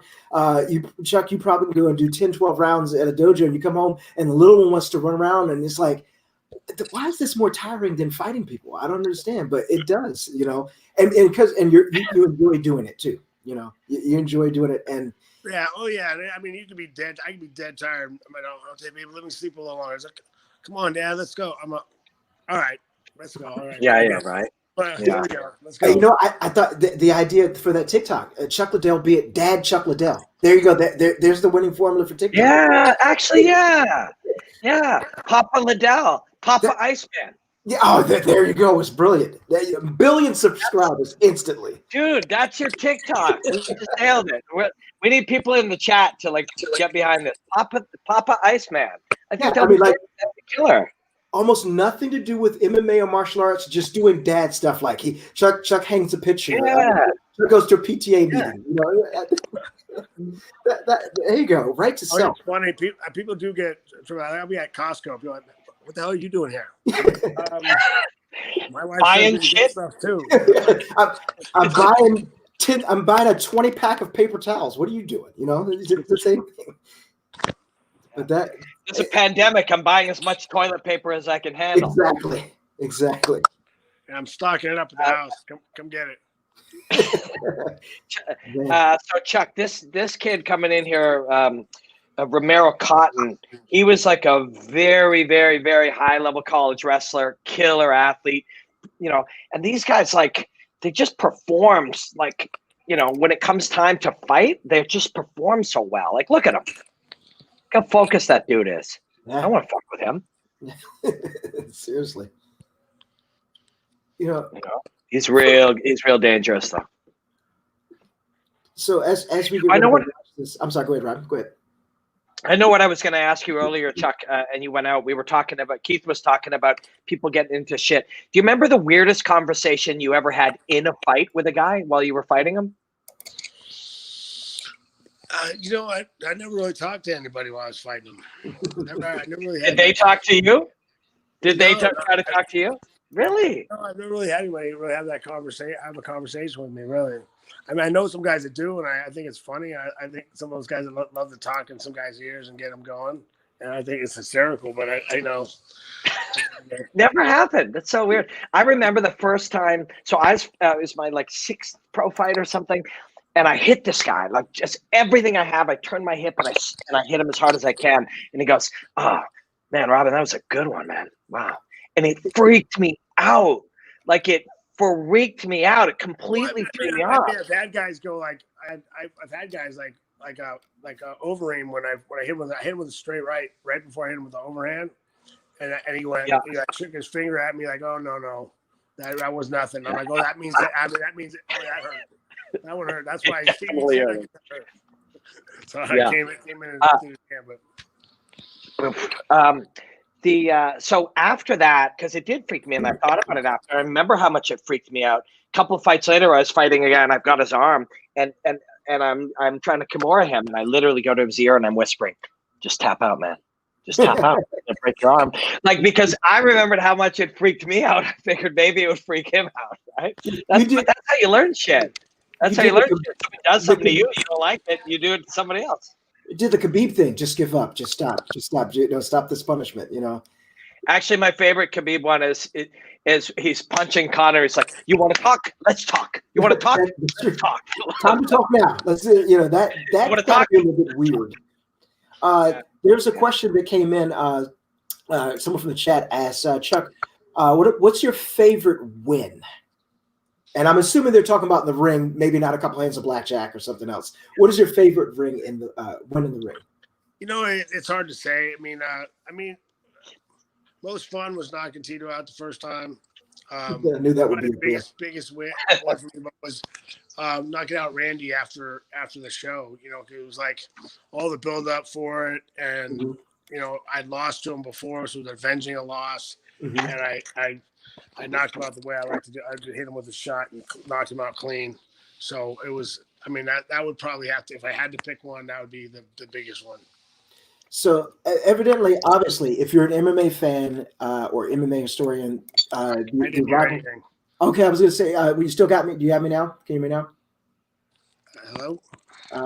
May have lost Chuck. Man, may have. Let me see if I can put him. I'm going to put you in the lobby. And how about now? Did that work? That works. There we go. I had to put you in the lobby and bring you back. Perfect. Obviously, That was anybody. clever. This is the technical part of it. You know, I went to school for that. Speaking of, you're an accountant. Most people don't. You have a major in accounting. Yeah, I majored in accounting, graduated in accounting. Still good with money, Chuck? What's that? You still good with math and money? I'm still good. I'm still good with math, and I try to be good with money. Yeah. Yeah. Let's see. What I was going to ask you is that anybody who's an MMA historian or anything knows about the rivalry you had with Tito, and people always want to ask, well, how real was it? You know, do you guys really not like each other? I don't like him. I mean, look. Here's the thing. I don't hate anybody. Like I don't care enough about him to hate him. I hope he has a good life. I hope everything's fine. Everything, you know, I just don't want to do anything with him. You know, it's like I never thought I don't like him. I don't like the way he does things. I don't like the way he carries himself in general. And you know, but it's all good. You know, if he wants, you know, I hope he's fine. I'm not worried about him. I don't care enough about him to really care. Because like people come up to me and tell me all these bad things about him and like, oh, he did this to me, he did that to me. I'm like, I get it, but I believe it, but I don't care. You know, it's like it's not. Yeah, there's only so much you can care. Mm-hmm. Yeah. And I mean, we're civil. I've seen him out. I've seen done things his girl did a protest thing down in Huntington. I was down there with her for it. We did it. I joined that one with them, but it's not like. But I mean, I wouldn't choose to hang out with a guy. Right. Yeah, I mean, I think you probably hear about his conspiracy theories and shit, right? Have you heard that he's pretty down with some of these crazy conspiracy theories? I haven't seen. I don't pay enough attention to him. I don't make. There it is. Who are you guys talking about? Tito? Yeah. Yes. I guess. Yeah. How'd you know? Well, you know, the whole thing was he made all that stuff up because when we used to train together, we trained together probably 10 times. But I mean, and I'd be hard pressed for him to tell me one time he called me for something outside of business on a phone. You know, called me up to do something outside of business, and I was helping. I was a sparring partner. I helped him out with training, and I used to beat him at everything. I was a better wrestler than I could beat him at wrestling. I could beat him at jiu-jitsu. I could beat him at striking. So he was just the type of style. He's the type of wrestler that the styles make fights in wrestling too, and he's the type of wrestler I liked. He tried to muscle you. You're not gonna know. Look at the way that Romero caught that choke. Wait till they show you this replay. That is so badass. Wait till you see this. I love this guy. I just love this guy. Okay, wait till you see it. He is smashing him and he's pressuring the hip, and then forces the guy to just to go to 4 points and just scoops it up. Makes it super simple. Which of course is great, right? Like, you know, the highest percentage choices are the best choices, right, Chuck? Right, 100%. You know? Yeah, so check it out. So he's controlling that one wrist. Now watch. Forces him to turn. Watch his left hand. Just slides it straight up. And he's literally just got the scoop here, and he forces his man to turn to it, and he just moves right into it. And that's a good fighter he's fighting there, too. He just made it, forced him to move into the choke. That's so sick. I love this guy. This guy's going to be a star. He's smart, too. Yeah. Now we lost Chuck again. I think he had we gained Brian. Might have gotten a phone call. It just happened to Brian just a second ago. So I'm Rafion might be jumping in here. Oh, yeah, that'd be wicked. You keep giving. Yeah. This is, you know. Yeah, that'd be so great. Too bad Keith wasn't here still. They could hang out. Like, they I was thinking about it. I love Rafion. Yeah. We had CM Punk on when Raf fought. Oh, yeah? The fight before Keith. Yeah. Who did he fight? Who did he fight before Keith? Rafion fought Bandejas? No, that was Sergio. Right. And speaking Guy Romero. There he is. What up? Yeah, man, we love this guy. Yes, sir. How are ya? I'm Romero's pretty good, man. How you doing? Good. Thanks for popping in. Hey, wait. Are you still there? You disappeared. Yeah, There yeah, you I'm go. still here. So, hey, Chuck Liddell, this is our friend Rafion Stotts. Rafion, Chuck Liddell. You know Chuck Liddell, maybe? Of course, I know Chuck Liddell, one of the greats. I know Chuck Liddell. How you doing, man? I'm doing good. How you doing?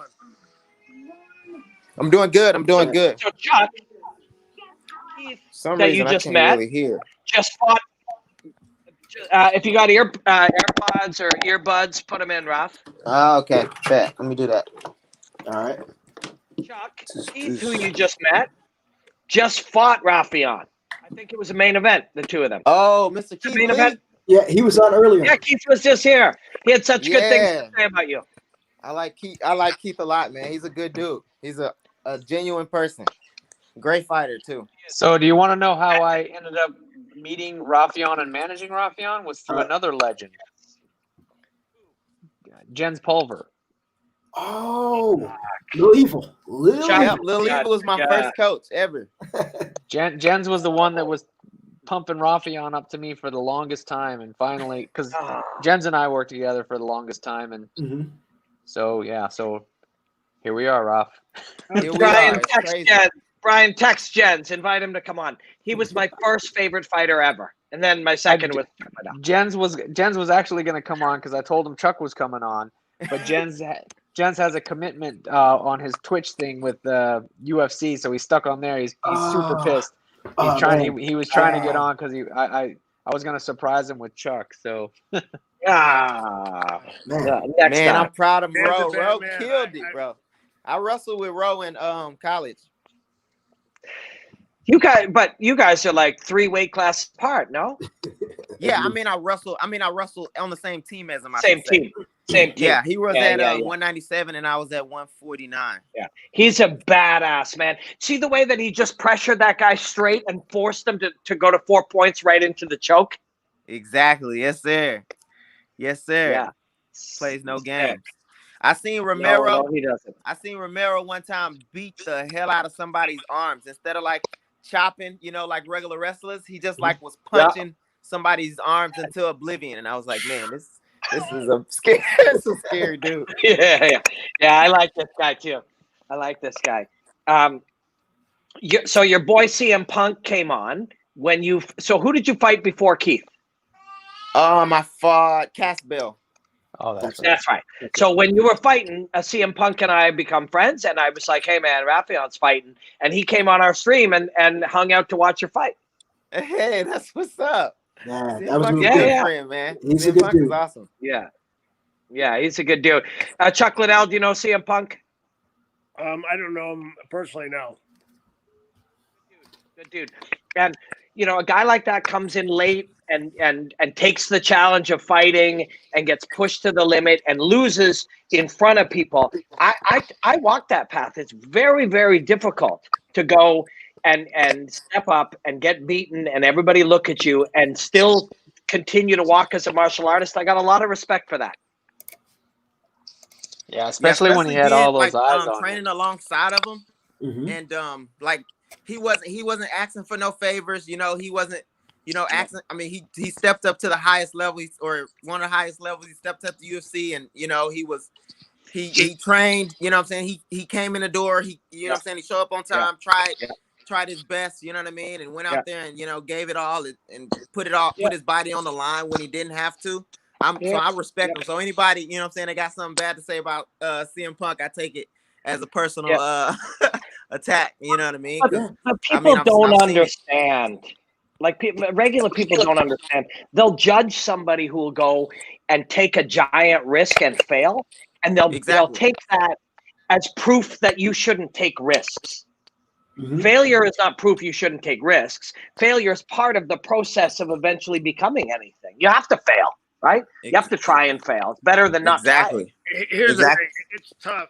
I mean, to start at that level, it's like taking a guy and saying, hey, here you go. Here's a football. Go play in the NFL. Straight up. Straight up. Here you go. Here you're in a Super Bowl game. You're kind of an athlete. Here, you've never played football. Here's a ball. Go play in the NFL. Good luck. It's not. Go practice for a little bit and go play in the NFL. It's not. It's not that easy. And Yeah. Exactly. Oh, I you mean, play football in high school? Go Oh, play you play the basketball NFL. with Michael Jordan. Right. Like it doesn't.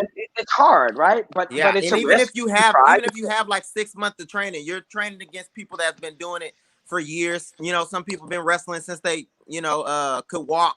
Some people been, training since they've been like 10 and 12 years old. You know, it's not an easy feat. Well, And there's something to be said about being out and being in the ring and having a few fights under your belt before you have to step on that For sure. too. Yeah. So the reason I always kind of like I got him and I understood it, and I understood how hard it was. When I started fighting, I trained for 2 years. People knew me a little on TV in Canada from some other stuff, music and stuff I did. I trained for 2 years and I fought a guy who was 0-2 in a small show, and I lost. And he was like a low level guy, and I fought hard and I lost. And that judgment, and so to look at a guy who trains, for a year or two and then fights, somebody at that level, like it's just such a high ask of you. But I mean, you got to take risks in life. This is what life is, right? Like it's how you accomplish Exactly. anything. You take some risks, Yeah, that's what happened when I did my little amateur kickboxing fights, and at that time I did my first fight when I was 39 years old. But people already were like, "Oh, I'm gonna fight the guy that manages the UFC fighters," and it was going on Facebook. I'm like, "Shit!" It was stressing me out like hell. Like this guy's gonna kill me because I manage you. I was like, I manage UFC fighters. I'm not a UFC fighter, Yeah, and I'm 39. exactly. I ended up fighting all these Yeah, like 20-year-old exactly. kids. It stressed the shit out of me. For I mean, sure. Yeah. And today, everybody wants to, as soon as something happens, it's going to be online, and people who would never take that risk in life are going to be sitting back, pointing fingers and sharing, and look at this guy, he got knocked out. But I mean, if there were no one to take risk, we wouldn't have any sports whatsoever. Sure, you might get burnt on that interception, you might get dunked on, you might get knocked out. But if no one took the risk, we'd have no sports. Yep. True. Yeah, sure. So, but people just don't people are so far from having full comprehension on things now. It's like, so Logan Paul, and never mind being a YouTuber, he's a guy who has money and trains with high level athletes, but he's a novice. He's a full novice. And people are like, bro, if he hits Floyd Mayweather, he can't hit Floyd Mayweather. It's like, if I fight Chuck Liddell, who's lying on the couch right now, he will murder me, right? Like, I'll be a dead man. That's just a reality of life, right? But people don't necessarily understand the difference between full novice Logan Paul, famous and big, but novice, and then one of the greatest fighters ever. Like, people can't sort of see the space between it. So in some way, they think that that's an actual fight. Well, But it's like Chuck, you guys one, tell guys yeah. they had a puncher's chance, but you're going against one of the best defensive boxers of all time. I mean, the chance of him landing a shot. I feel like MMA and boxing is the only sport that someone feels like they can just walk off the street and do it. You know what I mean? Because you don't get anybody in like the NFL, NBL, or MLB. Nobody's gonna be like, yeah, you know what? I'm gonna walk off the street and I'm gonna go win the Super Bowl. Nobody does that. And MMA is the only sport that people just feel like, you know what? Fuck that. I can do that. Yeah, I can do that. Yeah. Well, they used to have a show like that. Pros versus Maybe I'll land a lucky punch on Chuck Liddell and he'll go to exactly. I mean, but you're Ralph, you're exactly right. People love. I mean, as much as we love to armchair quarterback, thinking, "Oh, I can go out there. I can. This guy won't catch any passes on me, or I could dunk on this guy." But then you're talking about another human being professionally trained and has been doing it for a good portion of their life.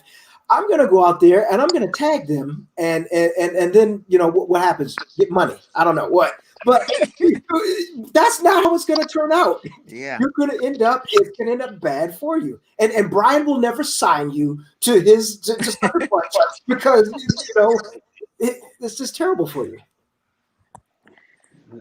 I tell you what, though, I bet Chuck still hits as hard as he fucking ever did. Probably harder.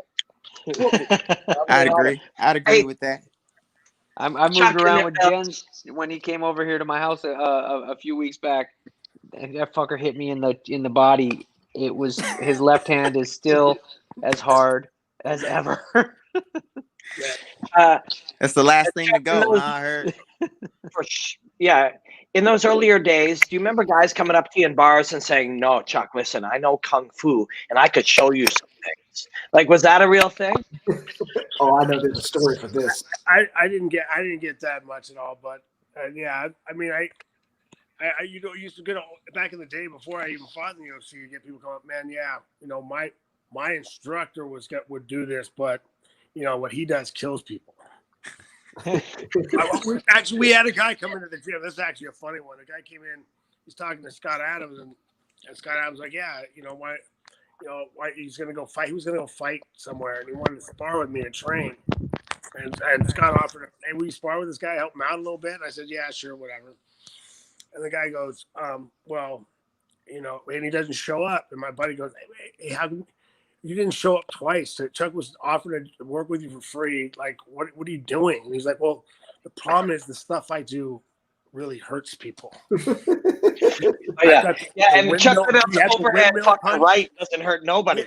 He had the windmill punch that breaks the collarbone, and then he had the water punch where he'd go like this, hit the bag, and explode your insides. He was really worried about damaging me real bad. And bad for the guy. He fought at one of my old Monty Cox shows. Two different times got knocked out, and then he fought down in some other small show, a Cobra Challenge, if you remember those back in the day. Yeah, totally. He got knocked out by a guy wearing Converse that trained out his garage. Wow. But for his respect, I give him respect because after that, he's like, "You know what, man? I kind of figured out the stuff I learned was BS. Can I come with you guys?" And he came and trained, and he actually was able. He actually fought for a little while, had a couple wins, and decided to relearn everything. No judgment, but did it take him getting knocked out like 3 or 4 times? It was so funny, we were dying. That windmill punch thing was. I mean, Scott Adams doing that his impersonation of the windmill punch, where it's like. I was like. And he would come down and break my clavicle and hurt my thing. It's like a 155 pounder. Yeah, you got to watch your collarbones, man. Right. You got to protect that stuff. But like Steven Seagal. I'm just gonna throw this out though. Is some of the like Chinese styles that people completely disregard. If you disregard anything long enough, some of it will become relevant. Right? It'll become so different that it's somewhat valuable. Well, for me, I like taking stuff from everything. There's stuff you can use from anything, and it's more like people ask me, "What's the best style for this? What's the best style for that?" I mean, it's more like, who's your coach? I mean, how are they training it? How are they teaching you? Right. It's not. There's a lot of things certain things that are better than others, but it just depends on your teacher. Like. I fought kickboxing for a long time. I fought Muay Thai rules. I used a lot of snap kicks because I'd knock guys out with a front leg snap kick. Just a little quick round kick. Tip of the chin, and they go face first. And it's just a quick, but they're not, and they weren't. It's something they're not used to. They're not used to guys throwing that kick. Sure. Faster. Seagal show that to you? Yes, kind of that. That whole thing. How does Machida? I always said, how do you do that to your dad? I mean, you're gonna tell me you've been doing karate since you were a kid, and that Steven Seagal taught you a crossover front kick? No kidding. I guess that's like the third kick. That's like the second kick I learned. I think I used a front snap kick and then a crossover. Then they taught me how to do it with a crossover, like a skip front kick. It was the second kick I learned in karate when I was a kid. So how you gonna do that to your dad? I mean, your dad taught you karate. You're gonna say Seagal taught it to you. Well, I think it's because your dad's in on the troll, right? Like, if your dad is in on the troll. In Brazil, that his dad was not happy with that. And there's some interviews he did right after it. Really? His dad was not happy. Yeah. Well, that's why. And then he was just like, maybe that's just what they were putting out because they're just doing it. Maybe it was just one of those things for publicity. I don't know. I heard he was. Machida's dad was cool when he was drinking urine on the internet, but he was not cool man. when he was saying Steven Seagal. Rap's face just went, what? And it's like, Yeah. Rap, What is going on? You've What never are seen you that? talking about? Leota Machida. Google Leota Machida drink urine. He literally, there was a whole period where he was like, the key to being healthy is drink your own urine. Yeah, I remember that. Maybe that was a troll too. I don't know, but for real, Google it. As soon as So you're all off, y'all, I noticed everybody drinking. That's what everybody's on right now. This is not Put my a own piss urine. in the, I promise you. I promise you, it's not. If I'm this is only my on my urine, I got a I problem. was like, what type of show did y'all put me on? What is this? What the fuck is going on here? Dude, I didn't make that up. I didn't make that up. Honestly, No. it's like Leota Machida urine. Just, are you on your phone right now? Yeah, on I this am. stream, or you wanna? Yeah. Okay. Well, if you got anything else handy, just Google Leota Machida urine. I am making it up. It I'm is about to check 100% this out, true. man. This is funny because I could see his reaction when he saw that. His eyes kind of popped out and everything. I What saw the- it. I know. Like And Raphion's it's eyes Leota literally were like, Machida's dad. Yes. Where's the iPad at?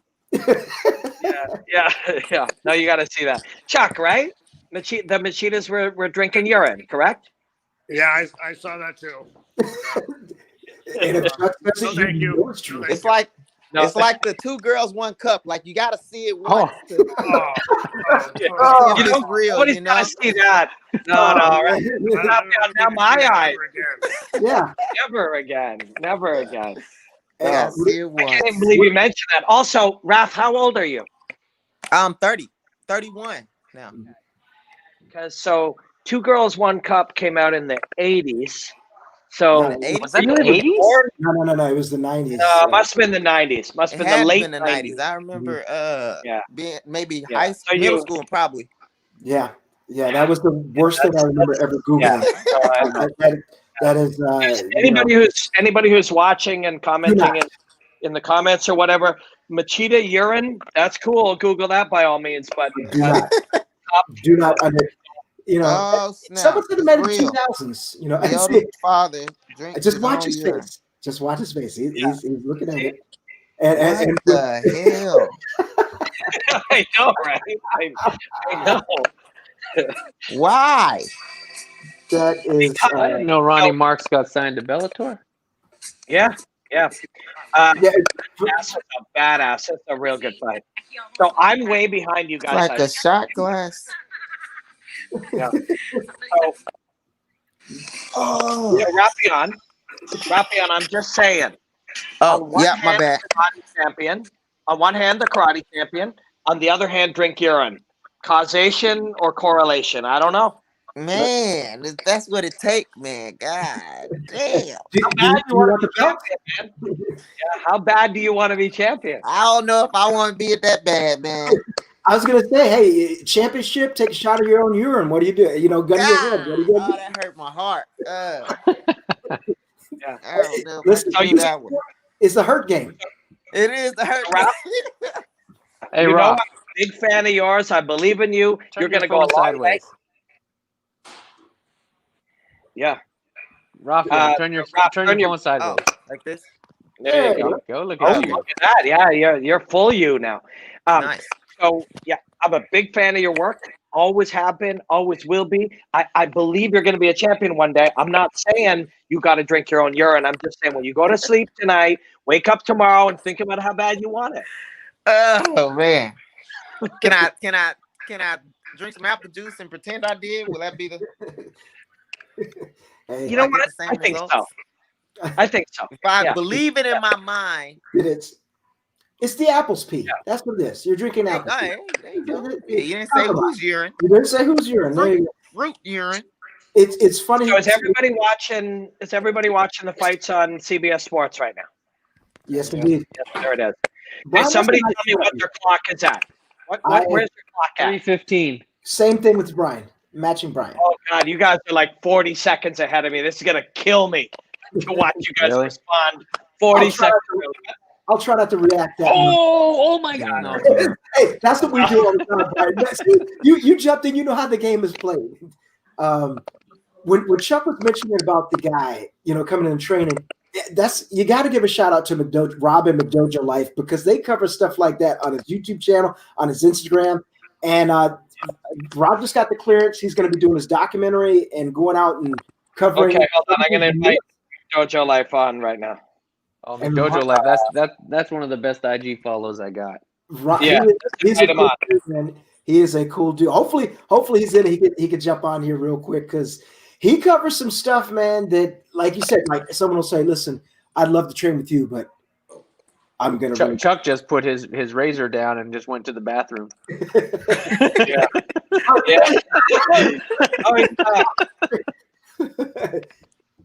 And listen, you must be asking for one of those left again, Brian, because I'm pretty sure next time he sees you, you keep talking about his razor. I've actually never met Chuck, so I'm not sure I want to after this. Man. Hold on. I'm inviting. So Chuck, you're talking about fake martial arts. Do you know this kid McDojo Life? He's got an Instagram page. He exposes all of these like fake martial arts. Oh, I've seen. Yeah, I've seen some of those clips. They're pretty. Yeah, funny. I'm gonna invite him on. I'm gonna invite him on right now. There you go. Conjure Rob up. Hopefully that'll be good. Brian, quick question. How long have you been in the game for managing fighters? How long have you been doing this? About 13 years. 13 years? All right. Yeah, I started Sucker Punch 13 years ago, and it was just basically a hobby at first. Mm-hmm. And was Jens your first client? Jens was my first client. Ah, see, there you go. A little nugget there, a little history. With what you were saying, talking to Keith about cutting weight and everything, you must go through an incredible roller coaster with the amount of clients that you have because somebody's fighting, somebody's going to get an opportunity. And, with Keith mentioning he's got to cut all that weight. I mean, is it like managing a bunch of your own kids? You want success for them, but you live and you die by their success. I mean, it's so me personally, I kind of get a personal relationship with a lot of my clients. Mm-hmm. Like Jens is still one of my best friends to this day. He's coming here next week. Rafion and I have become very close, and Keith and Rafion had to fight each other. That just stressed me out. Like it stressed me out a lot. We talked about that. We had ice cream, me and Keith, and was like, "Hey, was Brian as stressed to you on the phone as he was with me?" He was like, "Yeah, bro. He didn't want us to fight it off." So I would never have my guys fight each other like outside of a major show, but if I do my job and they do their job and they get themselves to the so-called NFL, the Redskins are going to play the Cowboys and I can't stop them. For sure. And the truth is, Keith's 24 years old. Like one key loss that helps him learn is just going to be part of his story to whatever he accomplishes, And same for Raph, like however that went. Oh, look, it's my friend McDojo Life. So guys. I'm sorry, you go ahead, Adam, because we keep hitting them at the same time. You go ahead, do it, Rob. And just like a genius, Rob from McDojo Life. Rob, what up, this y'all? is Chuck Liddell. Rafion Stotts, right above you is Mallory Woods, and Brian Butler, who manages 200 elite athletes, 50, 60 UFC fighters, Bellator fighters. Chuck was just telling a story about a guy who was like a kung fu guy doing this kind of fists and taking UFC fights. Chuck, we lost Chuck. He'll be back. Do you guys all know Rob? Do you know McDojo Life and what Rob does? I follow McDojo, yeah. Well, I appreciate that. Top pay these bills. If nobody followed, I'd be broke. We were just talking about everything. I was like, man, we got to get Rob on here. First of all, I'm glad you're feeling better. I know you had a little touch of the vid. I did. And you're all better. Yeah. And soon you'll be able to get that. Well, I don't know. With things all changing, did things change again for the documentary because California just changed and everything? I'm at the point right now where I could give 2 turtle shits less what California does from here on out. Like I'm gonna keep moving forward my documentary no matter what. Like I know they're trying to do lockdown number 375. I'm just gonna go ahead and just do it anyway. And if people get pissed off at that, then they can suck it because they're not the ones who have 5 figures worth of money involved in a documentary I can't make because they keep locking things down. So I'm gonna make it any damn way. Good for and you. If people don't like that, then feel free to suck my butthole. So you're going to shoot. So your documentary is kind of showing exposing some of the frauds and some of the people who use martial arts for insidious purposes, right? Yeah, man, and even some of the stuff like that's just been around forever. Like I still run into people today who think they have to register their hands as deadly weapons. You know, like where'd that come from? Let's talk about that. You know, people still think that you know, you can look at people and knock them out unconscious. Well, let's test it. You know, shit, knock me out, do it. If you can knock me out with your mind, I will quit jujitsu today. I will never train another art again, and I will bow down to you and just say, yo, I'm learning that shit. Because I mean, if I can knock people out with my mind, why am I doing all these damn sit-ups?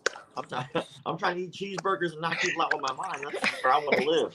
But you know, and then Chuck, of course, like Chuck, Chuck Liddell, can people knock people out with their mind? Yes or no? Can they knock them out with their mind? Yeah, of course. Yeah. Yeah, bionic powers. Yeah. So right to your They're channeling enough BS to get it through there. channel. So Rob, right next to you from McDojo Life, he's doing a documentary to expose these myths and bizarre elements that have always been part of martial arts. Rob, this is Chuck. This is Rob.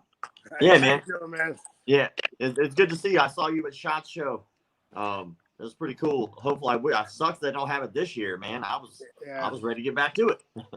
Yeah, for sure. Yeah, it's yeah. I hope we can make something good, dude. All I really want to do is help people. There's just even in good martial arts though, there's that same BS. You know the term creonch? You ever heard the term creonch? Yeah. Right? That's a bullshit culty thing. Like I'm paying you money and you're telling me what I can't do in my free time? No. Like that's you being a cult leader. Like you're just trying to church it up. Like it's pronounced dirt, not dirte. You know what I'm saying? So like you can sit there and church it up all you want. That's still a culty thing to do, is try to manipulate somebody outside of me paying you. So I'm paying you money and you tell me what to do? No. Sorry. I'll train whenever I please because I'm paying you your salary. You know? A lot of the stuff that you post looks like it's like old video though. Are these guys actually still open? Oh yeah, for sure. Like it's even worse. Like in places like Indonesia, like there's plenty of places in the United States, right? But the problem is that people look at this stuff and they assume that it's not going on anymore. So we don't say anything, right? We just laugh, we move on. But in places like Indonesia, it's so ingrained in the culture that they're raised to believe these things. So like where here in the United States, it'll be hit or miss to find anyone who really believes it. Like in Indonesia, I've seen kids like slit their throat and kill themselves because they truly were taught that they have magic powers, that they can't be hurt because of this thing. Yeah. So it's out there. It's a lot of it too. But even like at a smaller scale, like I've seen it where like when I first did a Ki Jiu-Jitsu in college, I went to the Ki Jiu-Jitsu club. And we went to go do sparring, and they did this round robin thing where people would come at you from any angle, right? And I'm in the middle, and I'm waiting, and this guy started running at me like this. And, like, I didn't do anything. They're like, well, you're supposed to defend. I'm like, well, he's not attacking me. He's going to defend, he needs to attack me. And he's running at me like this. It's not an attack. That's right. Yeah. You know? Yeah. Fair enough. Rob, do you have earpods or buds or headphones? There's a kickback. No. What'd you say? Oh, is it for me? I think I'm. I think it's Rob. But thanks for popping in, Rob. We're watching Bellator. And we're enjoying it. But we wanted to bring you in. I wanted to make sure everybody got to meet you and follow McDojo Life on Instagram and TikTok and everywhere. We're getting Chuck on TikTok, by the way. Oh snap! You gonna be doing the TikTok dances? Oh, I don't know. I've done a couple for other people. I was telling them, I'm like, I don't have a TikTok, but I've had a couple people, hey, can you jump in this? I'm like, yeah, sure. So I'm like the goofy guy jumping in at the end. So the idea we had, Raf, is that we just talk about Chuck being a dad. So it'll be like called Papa Iceman. So Chuck goes to PTA meetings, Little League soccer practice, Little League baseball. Chuck goes to Costco and just see the reaction that people give him. There you go. A billion people subscribe. There you go. Reinvent the Iceman. It could be a regular series. Iceman. Rob, when you grew up, were you watching Chuck Liddell? Were you watching Chuck's fights? Yeah, of course. Yeah, I watched Chuck, Tito, all those guys. I actually didn't I Randy. probably was late to the party to watch them because I didn't like start watching mixed martial arts till like what 2011 probably. Really? Wow. Yeah. So by the time you saw it, it was pretty well cooked. Yeah, for sure. So I was Have you probably gone late back and to watched the watching all early this stuff, stuff? but that was when my So, friends were like starting to get into MMA, and that's when I kind of knew or was figuring out what it was. I so didn't you can start learn a ton of martial stuff. arts until 2000 and like wow, what was it? 15, I think. Oh, but you wrestled since you were a little kid? No, I started wrestling when I was a junior in high school. I just like excelled like real fast. Yeah, no shit. Yeah. Yeah, like man, really? So wait a second. You didn't start doing like combat sports outside of wrestling till 2000 what? 15? No. Yeah. Well, no, No. it's probably after. I mean, I did wrestling, and then I started with Jens Pover, around like 2013, because I was like yeah, no, actually, so 2013, I should say. My bad. I moved to Rufus Sport in 2015. Okay. Yeah, my bad. Yeah, I started doing kickboxing and helping out with wrestling with Jens Pover in 2013, and then we moved out to Militich around like 2014. Then I moved to Rufus Sport 2015. But yeah, I started as a junior in high school in wrestling, and then like my first year, like I qualified for state, and then I went to a junior college All-American, and then I won national championship like 2 years later. Wow. So I was like it was real fast for me. No shit. Your Yeah. first year you qualified for the state. That's crazy. Yeah. Chuck, it must be weird. You hear like a young kid like this. Wait a second. Guess who it Jens is? Yes, it Palmer. is. You My called him up. You boy. conjured him up. Little Evil himself. Why y'all got to hold me down? How you doing, sir? What's going on? Hey, so everybody, look at Chuck Liddell. Chuck Liddell. Wait, let's see right. So my stream is watching on the side here. So they're like, what is he doing? So I'm like, sorry, I'm streaming on my stream. Look at Chuck. What's up, buddy? How you doing? How you doing, brother? I'm golden. How are you? I'm doing good, man. It's been a long time. I know it has. Dang it. It's been way too long. Y'all being nice to Rafion. Mr. How you doing up there? I'm doing good, brother. How you doing? I can't complain. How's everybody? Yeah, I'm just over here streaming. Yeah. We're watching fights, and I think I'm watching a Horiguchi fight right now. So yeah. What are you playing, Jens? Yeah. What do you got playing? I'm not playing. I'm just watching fights and breaking them down. Okay. Gotcha. What do you got? On Twitch. You know what I mean? And so I just sit there and break down fights. I get to go back and watch like old school boxing, stuff like that. And it just kind of brought me back, just being back on the stream, being in Twitch. And I just started it brought me back to watching fights. And so, and then now I got the UFC streams. We do Twitch TV UFC tomorrow to break everything down. We're doing the UFC Fight Companion on Saturday, and then Twitch TV UFC on the front page on Monday for the sports. Nice. So I took gaming into analyzing. That's so badass, man. Thank you. So badass. Yeah. Thanks for hanging. Like, look, Rafion's literally telling us that he starts wrestling, and like 10 minutes later, he's at state, and like, 6 months later, he's training with you. Like, when this kid walked into your gym, were you just floored right away? Yep. I knew he was gonna be amazing. He's an all around good kid. And it wasn't like, you know how when people, they just show up and they're hungry and you don't have to go chase them. You don't have to babysit them. You don't have to run around and, and try to hunt them down and hold them accountable. They hold themselves accountable. And the minute they say they're going to be there, they'll be there. And he just made it so easy. And I just loved his work ethic. I mean, it was to the point that at one point I had to go off to Australia And I'm like, look, man, we got to send you over here to Duke. I want you to go somewhere you're going to love it and be happy, you know what I mean, and tear it up. And and it was one of the things that I couldn't even give him enough of what he needed because he was so ready. But I was in that transition of still sulking, that I was no longer fighting, still trying to figure out what I was going to do in my world. I was kind of butthurt, not ready to be a coach yet, and you know what I mean. But he was with me, so I'm glad the way that he went up there with Duke. It was just a perfect marriage. But he's just been a phenomenal kid. He's just a great student of the game, and he just made it fun. He's family to me, you know. So 2 things. One, Raffian's like feed just cut out while you were just talking about how great he is, which is fucking hilarious. You were literally just gushing about how awesome he is. And he's at home right now going, "Oh my God." No. Yeah. So fun.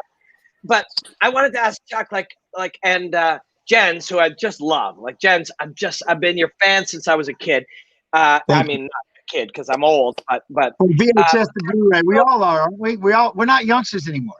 I mean, I've been a fan of Chuck for God knows how long. I mean, I've known, man, I love Chuck, man. It's been a long time.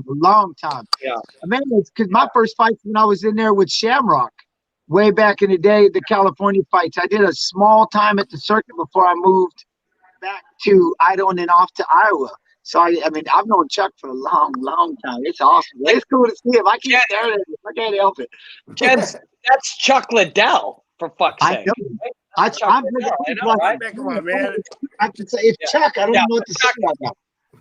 Chuck, I wanted to ask you, like Jens for a second, and like said, you know, that period of time where you're kind of down and you're not ready to like figure out what the next chapter is and stuff. Did you have that?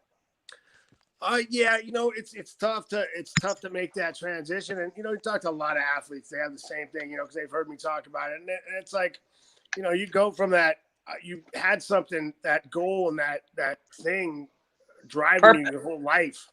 You know, you've always had that fight coming up, that wrestling match, that football game, you know, whatever it is. You've always had that coming up, and to drive you, but all of a sudden they take that away, and now it's like, okay. And I was in a better position than most when I was done, but I was like, you know, you have so many options, but what really drives you? What really controls you? There's nothing that made me have to do anything. And for me, it was a weird time for me for a little while there. You know, I got married, I had kids, and kind of like dove into being a dad for a while, which was great. So that kind of kept me balanced a little bit. But you know, still finding that thing that drives you. We're driven people. We need something to get behind. You know. It's true. I think every professional athlete does go through something like that, especially if you think about it. If you're in a team sport, if you're a basketball player, you're Michael Jordan, and you know, and on that documentary, you can tell he misses it, you know, and everything. But this is an individual sport, and they're cheering you. You know, everybody's screaming. You know, you're getting slaps on the back. People buying you drinks. You're the man, Chuck. You're the man, Ginger. You're the man. And then, like you said, one day, when unexpectedly it's over. And it's like, okay, now what? What do I do now? But I mean, like, it's everybody has to find their own way at that point, what to do, and it is something everybody struggles with. The lesson we're all supposed to kind of take from it is that you're not supposed to prioritize like the rewards or the awards or the way people look at you or the opinions of others or any of these things. You're supposed to strive to do the best you can at any moment. But see, that's the thing, though. Which guy you can. For me, it was always, I mean, I missed the fight. I missed the fight game, training, getting ready for fights, being in a fight, having that goal and trying to be better, trying to be the best guy in the world. Doing those things, that's what I miss. I still have, as far as people knowing who I am and that kind of stuff, I still have that. Everybody loves Chuck Liddell. I don't really, I really, if I didn't know, you know, the plus side number, the minuses, but I would be just fine without people knowing me too. But that isn't the part. I mean, for me, it's just you miss that sport. I mean, I'm always going to miss fighting. I mean, I love fighting. You know, there's always, you know, there's a time when it's over, but you know, you're still going to miss it. Yeah. Jens, with having a guy like Ruff that is so passionate, and you see him want to learn so much? Does that help you get into that? Well, maybe I start to teach him and help mold him. Does that help the transition or give you a new passion for seeing his success? Yeah, no, 100%. And that's, I mean, always because that's what, at the end of the day, that's what you're left with, right? You're left with your story, and do people want to hear it, right? And how many people want to hear from you or learn from you? And that's when you find somebody like that, all of a sudden you kind of find yourself like remembering, and it's really cool because you're not living through them, but you're having these moments. Like I get goosebumps when I see him do with this win, and you can relate to it. Like I remember that, and the day he wins that world title, I'm gonna have tears in his eyes because for that moment, I'm gonna remember what it was like being winning the world title again. And that's one thing. I'm not living through him, but at the same token, I'm living through this process that he's going on, and I'm having so much fun watching it. And whether I wanted to or not, it kind of projected me into that coaching level, whether I liked it or not. You know what I mean? In that aspect is it's not like one time maybe you're the veteran fighter or something, but then at one point you're just the coach and fighting is no longer there at all. And it's, you know, that's one of those things like where streaming really helped me out is finding my passion afterwards. And I really love the idea of the crowd, you know, the fans, just giving me their time. The audience. Oh, yeah, and that's what I'm saying. People would wait in line for you, and I tell everybody every day, I'm like, the fact that you come in here and hang out with me and give me your time is the single greatest gift anyone could ever give. Time. I mean, we always wish we had more. There's never enough. Money can't buy it. And the fact that people, not only are they willing to come in and meet you, they'll wait in line just to talk to you. That's the greatest gift anybody can give. But then you have these fighters, and when you start going out there and reaching out towards them, and you get to see that smile, that's the one thing I love about, you know, working with Butler. And, you know, I mean, he's a badass manager, but he gets to watch all of his fighters do these things, and he takes so much pride and so much, you know what I mean? And then he starts to share it with me, and I get all the goosebumps. And so it's really cool to think about, you know, where you're not sitting there stuck in the past, living this moment about yourself, but you've now moved on to where you like, you get to enjoy watching someone else, and you can smile for a minute. Like, you know what? I remember what that was like, and it's pretty damn cool to watch him achieve it. Man, it's so I'll tell you something about Butler. And we were talking about this earlier, that there was a fight when it would shift and somebody else was moved to a main card or something else. And Mallory was like, what's that process like? And I said, well, it depends. Like if it's, say, Brian, who the show knows, the fighters trust, the show trusts, he trusts them, the relationship is good, it's easy. Everybody's happy. You just call up Brian and figure it out. Brian takes care of his kid, takes care of the show. The show's like every good deal. Every good scenario is a good deal for everybody involved. So if Jens Pulver's happy, and Jens Pulver's, you know, sponsor is happy, and Jens Pulver's audience is happy, and the audience loves what Jens Pulver makes, everybody's happy. Like all business is just about finding the way that it works for every single party involved. You know, and that's kind of Brian's reputation. Not to like over brag about Brian and his reputation, although he's wonderful. He's a babysitter. He's a babysitter. I'm his big child still. That is his reputation, is that you can count on him, and he's trustworthy, and that's all you really want from a manager or a partner or a business partner or somebody you work with. You just want somebody you can count on and generally trust. And like we were talking about, when Chuck throws an overhand right over and over, the opponent doesn't think he can throw a straight right.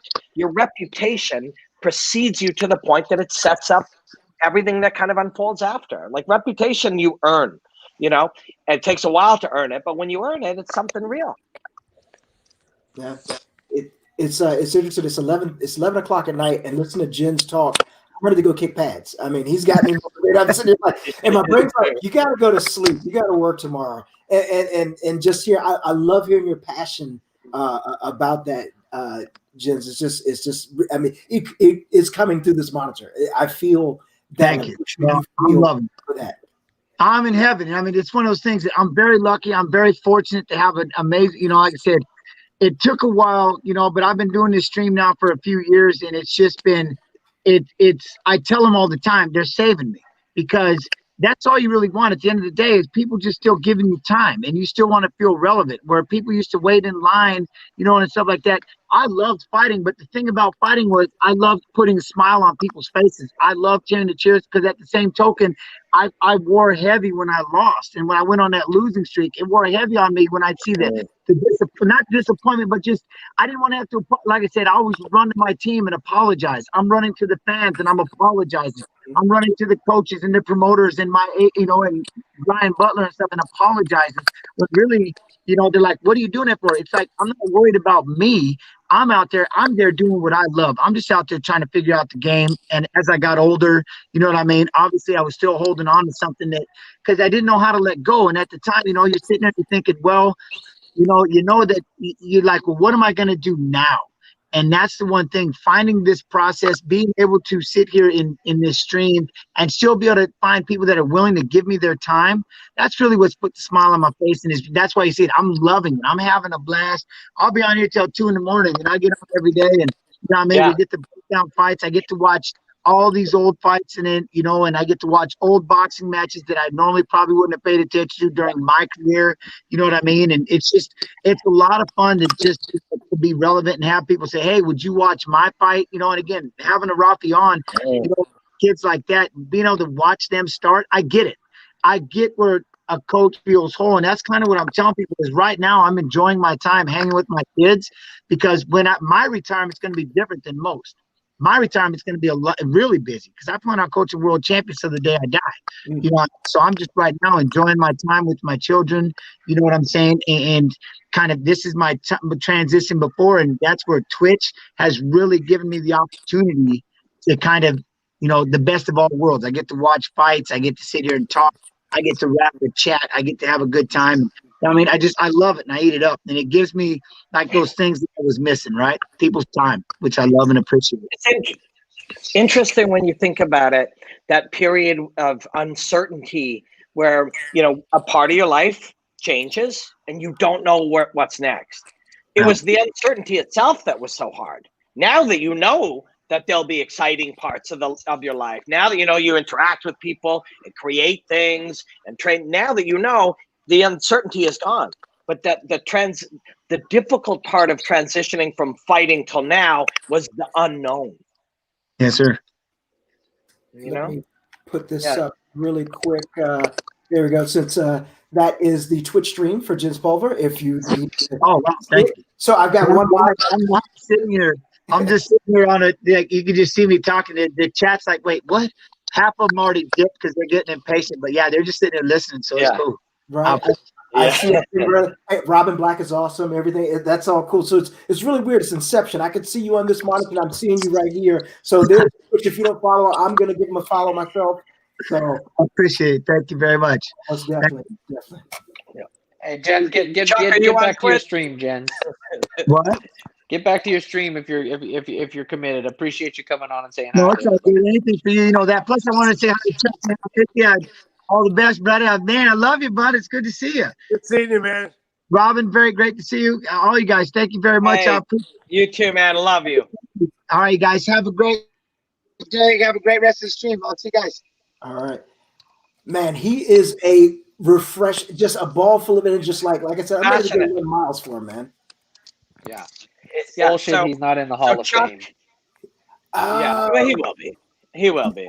Yeah. I mean, and if he is, I've flown out to Vegas 2 times to meet with Dana to try to make that happen, and it's still not happening, man. It's just ridiculous. Do you know what the resistance is? I don't. They had a great conversation. Jens came out there with me. They had a great conversation. He said it would happen, and that was like 3 years ago. Then 2 years ago, and then still not happening. It's just. Well, Brian, I was in Dana White's office, and he said, we're going to move you and your wife to Los Angeles. You're going to be on UFC Tonight, and we're going to use you on all our pre and post fight shows. You'll have a contract within 4 days. That was 5.5 years ago. I do not have the contract. So that is part of the nature of big business, right? And it's not a Dana thing or a UFC thing. It's part of the nature of for big sure. business. But when they're putting other people in the Hall of Fame that I feel are not Jens, You know.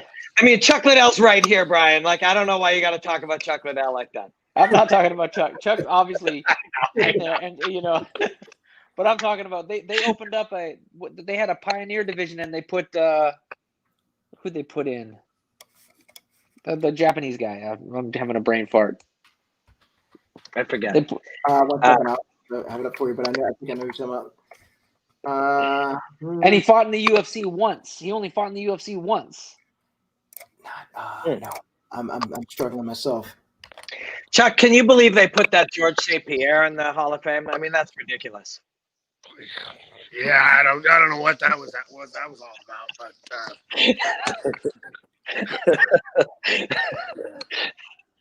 Yeah. Rabba. So are we at the main event? There you go. No. Oh, second. Hey, but I mean, it's reputation again. I mean, but he only fought in the UFC once. Jens was the first lightweight champion. Yeah. Created the division. So I give Brian's point. You're talking about the UFC Hall of Fame. Sakuraba. UFC Hall of Fame, not the MMA Hall of Fame. If it was the Fighting Hall of Fame, Sakuraba would be like right. Sure. Right. Not in the UFC Hall of Fame. Yeah, it's I totally get your point there, Brian, and hopefully, you know, and the thing is interesting. Whenever you make a Hall of Fame for whether baseball, football, there's always going to be someone that seems to get left behind. Like, why isn't this guy in here? Look at what he did in the field, what he did in the ring, what he did in the cage, you know, whatever. And somehow they get left out. There's a soft passing of that injustice, and hopefully they make it right. You know, I agree. Jens was the first 155-pound champion, right? Yep, he was first. Defended it. Yeah. Beat BJ Penn. Yeah. Yep. So, can you name the UFC bantamweight champion right now? Right now, the current? Yeah. Can you name the current UFC bantamweight champion? Oh man, yes. Uh-oh. Okay, Mallory, you're not allowed to say. Chuck, Brian, can you guys name the current UFC bantamweight champion? I saw him fight. Terrible. You know me, I'm terrible. Flyweight champion. You're thinking of the flyweight champion, the bantamweight champion, Brian Butler. Current UFC bantamweight champion. Can you name him? And if you can't, this is going to tell us. I mean, let's grab and I'm not shitting on the UFC or Bellator or One or anything, but let's grab 1,000 people at the mall today. If Brian Butler cannot name us, I'm having a brain fart because of the whiskey sours, and when you said bantamweight, I'm thinking of Jens's belt that he won, which was it said bantamweight on it. With the first lightweight belt said bantamweight. Yeah, that's right. So now you've got me all sorts of off track. Can you name the current UFC 135-pound champion? Anybody but Mallory and Robin Black. Anyone in the chat? For one, no. It's right there on the tip of my tongue. Damn it! Give him a clue. Give him a clue, Robin. Brian, what country is he from? I'm not shitting on anybody. And I'm watching this Magomedov kid, and I'm worried. This is what's happening, and that's a hint. That's a hint. That is a hint. Magomedov is the only man to defeat the current UFC bantamweight champion. Dimitri in the chat, good job. I see your answer. Yeah. And since I'm not putting it up here, nobody's getting staged. There is a commodification of fighters right now in a brand first company. It's not I'm not hating. The man's name is Peter Yan. Oh, Peter Yan, yeah. Peter Yan. The only man that Peter Yan has ever lost to is Magomed, who is fighting in this fight right now. Chuck Liddell, do you know who Peter Yan is? Yes, I do. That's the guy I was trying to get his name. Well, thanks for the help, Chuck. That's right. Should you know this? Because it changes so rapidly. What I was trying to illustrate is how the commodification of these athletes, when you have a brand first kind of identity, when a company says, it's about our company, it's about this league, it's about our brand more than it's about our people. Okay, Yeah, you guys that are way ahead of No, me. that So was a ooh moment. That was a ooh moment. You'll see it. Yeah, he just tossed him on his head. No, sorry, I should have known that. I'm lack of sleep. I'm 3 whiskey I sours blame the in, whiskey and sours. well, I'm watching a bantamweight, and I'm thinking Rafael might have to fight this guy, and I'm also thinking of Jens's first belt from the reason why he should be in the Hall of Fame. It says bantamweight on it. Of course. So Keith Lee trained with Magomed. Do you know that? Keith has done some training with Magomed. Yeah. He said that this game, and like you said, the tossing him on his head part, that the push and pull of this kind of game is very, very different. Looks like as he put it, looks like wrestling, but doesn't feel like wrestling. Yeah. I have to say, I'm a huge fan of his. Well, Peter Yan's supposed next opponent, Aljamain Sterling, who unfortunately that fight got canned because I think it's because of visa issues. But Alja's been way patient with earning his number one shot, and I'm pulling for him. Hopefully, the man from New York, can bring that belt there. But yeah, Aljamain's really, really good. So where are you guys at? Like 220? 144. I'm gonna ask 140. Bellator to send me that suplex, and then I'm gonna break it down for tomorrow. Yeah, that was fucking relentless. Yeah, he's sticking to like flypaper, man. He just will not. He's relentless. And Robbie, give me the pronunciation of his name again. I want to make sure I'm getting it right. Magomedov.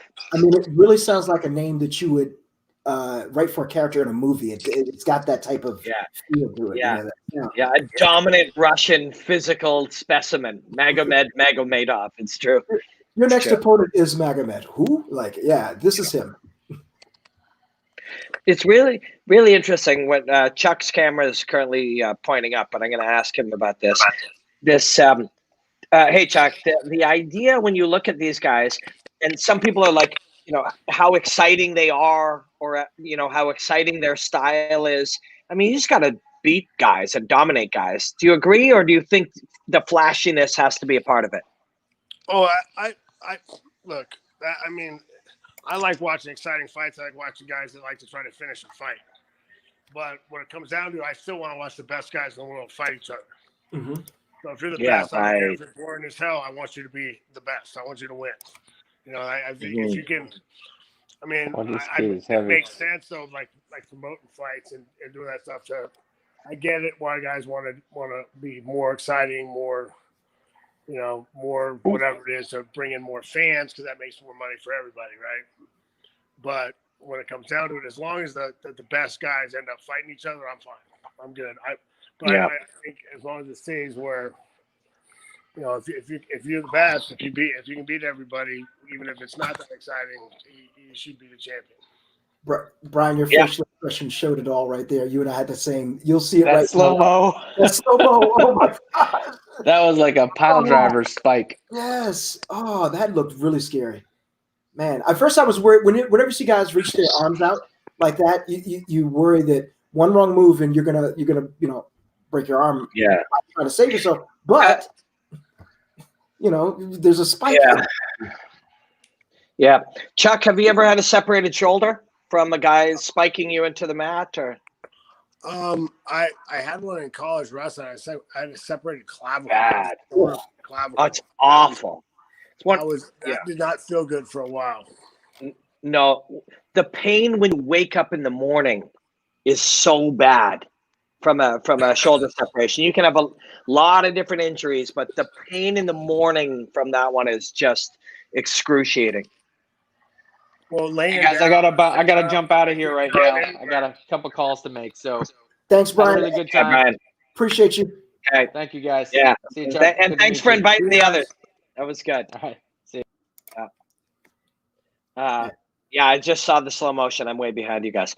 Chuck, what's the worst injury you had? From fighting? Pain, yeah, or anything pain-wise. Like, what's the worst? I separated a rib and before Spawn Nationals wrestling, and I decided I'd already paid for the ticket. Might as well go wrestle. Oh. I was like, okay. It was like I took a shot, and it was like someone punched me in the ribs from me shooting. So I mean, it wasn't very fun, but yeah, that was always something like that where it's usually the injuries that you can try to fight through, you know. Yeah. Yeah. Right. Yeah. See that, but the thing is, like, the injuries that you can try to fight through are not the same injuries that 90% of people will try to fight through. That's the problem. Yeah, right? Yeah, that's different. I mean, I got pretty lucky through my career as far as injuries went. I mean, most of my stuff I have now is just from wear and tear. You know, it's like, Yeah. you know, like I had a partial knee replacement. My knee it wore out. It was just part of it was bone on bone. There's really nothing else you could do.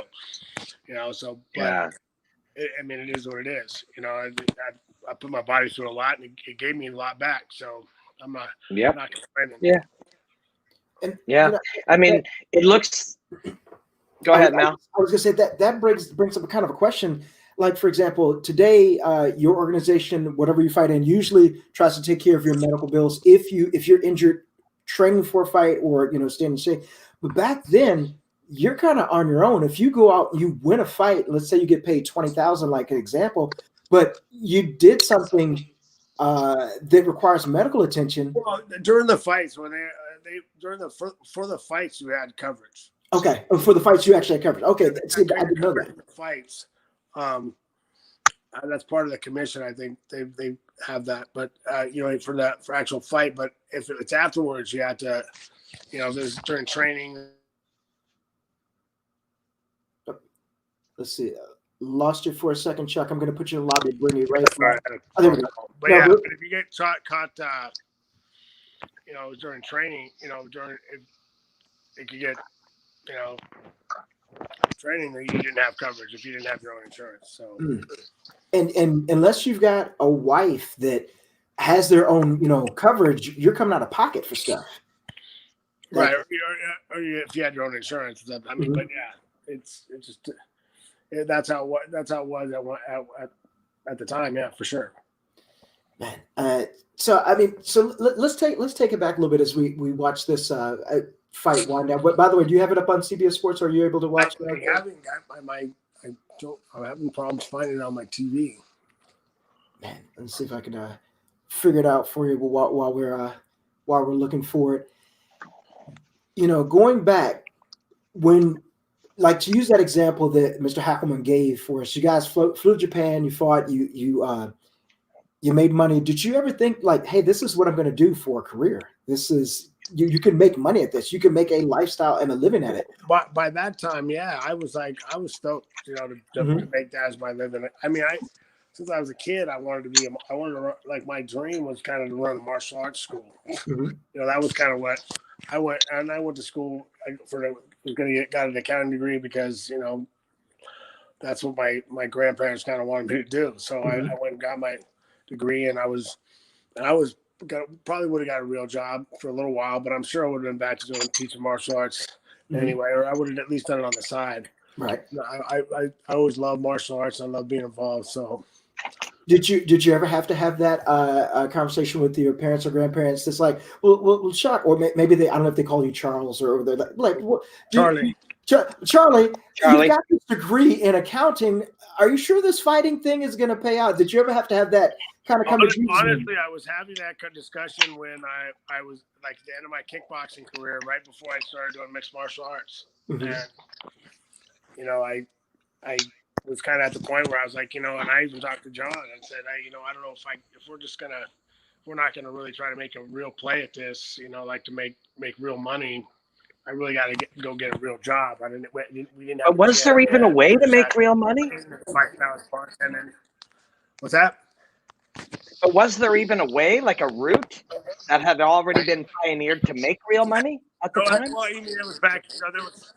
there was kickboxing, and but I didn't know if we were talking about at the time. It didn't have to be real money for me. I mean, I was a poor kid, grew up poor. Any money. All right, we're gonna go make some. But if we weren't gonna travel and start getting paid more than just $100, $500, $1,000 a fight, I need to go do something, get a real job. And then I started trying the mixed martial arts.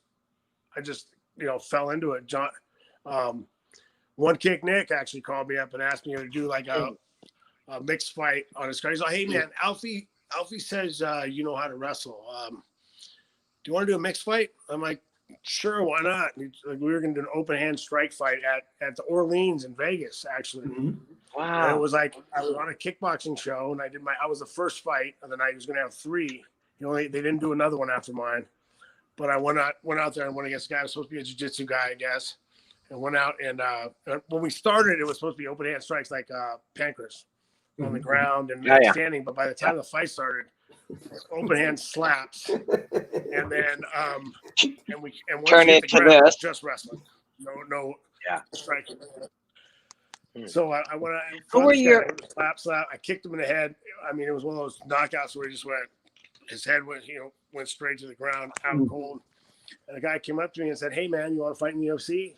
From the side, I was like, yeah. Can you do it? Yeah. So he got me in the UFC 17. That's the origin of the Iceman. There you go. So from a mixed fight, sort of a pancration style fight, head kick, that guy asked you, and then it's UFC 17. Wow. Yeah. And then I was an alternate to a tournament.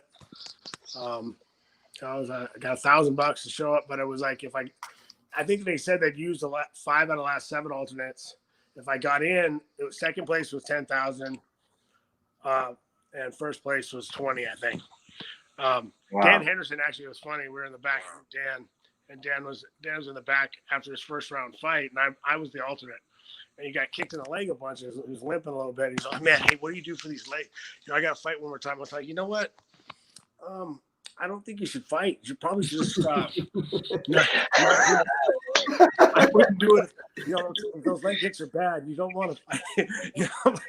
Trying to talk him into not fighting so I could step in there. But he went in and won. He did a good job. Yeah, for you. Oh, we lost you. Yeah. Got your 1, 2. We'll move you down and bring you back in. I'm getting you're talking like a very creepy guy. Did we get you? Let me see. Robin, let's do sound check. Sorry. 1, 2, 1, 2. Yeah, anything? Exit and enter the room, and that'll get you set up. We go through this every once in a while with technology. He'll exit and come back in, and that'll fix his sound. He sounds like a transformer. This is like that was a little weird, huh? There we go. Let's see. Test 1. Now, hold on. Unmute yourself. 1, 2, 1, 2. There we go. He's back. Less creepy. Still kind of creepy. There was something else I was just thinking. Oh yeah, Chuck. When you were kickboxing, who were like your kickboxing heroes? Did you have some? Yeah, not really. I mean, I used to watch when I was a kid. Watched some of the PK stuff and Benny the Jet and guys like that. I mean, Benny, of course. I mean, he's a guy who John fought out of the Jet Center. Petey Cunningham. Yeah. Petey. Did you know Jean Ontario? Did you know of him? Yeah, Jean Ontario. Yeah, and what was the other guy's name that he used to fight? Yeah, there was. I know. It's a while back. I trained with Johnny Ontario, and I've commentated some fights. He still trains kids up in Quebec, Canada, and he's like a so he was the Iceman. Did you know that? Oh yeah, for sure. Yeah. Bill Wallace, Superboy. Yeah. He was at one of my kickboxing matches. I was there, it was kind of cool. He's like, "Man, I thought you won that. I lost a split decision." And he came up after, "Hey man, I thought you won that fight."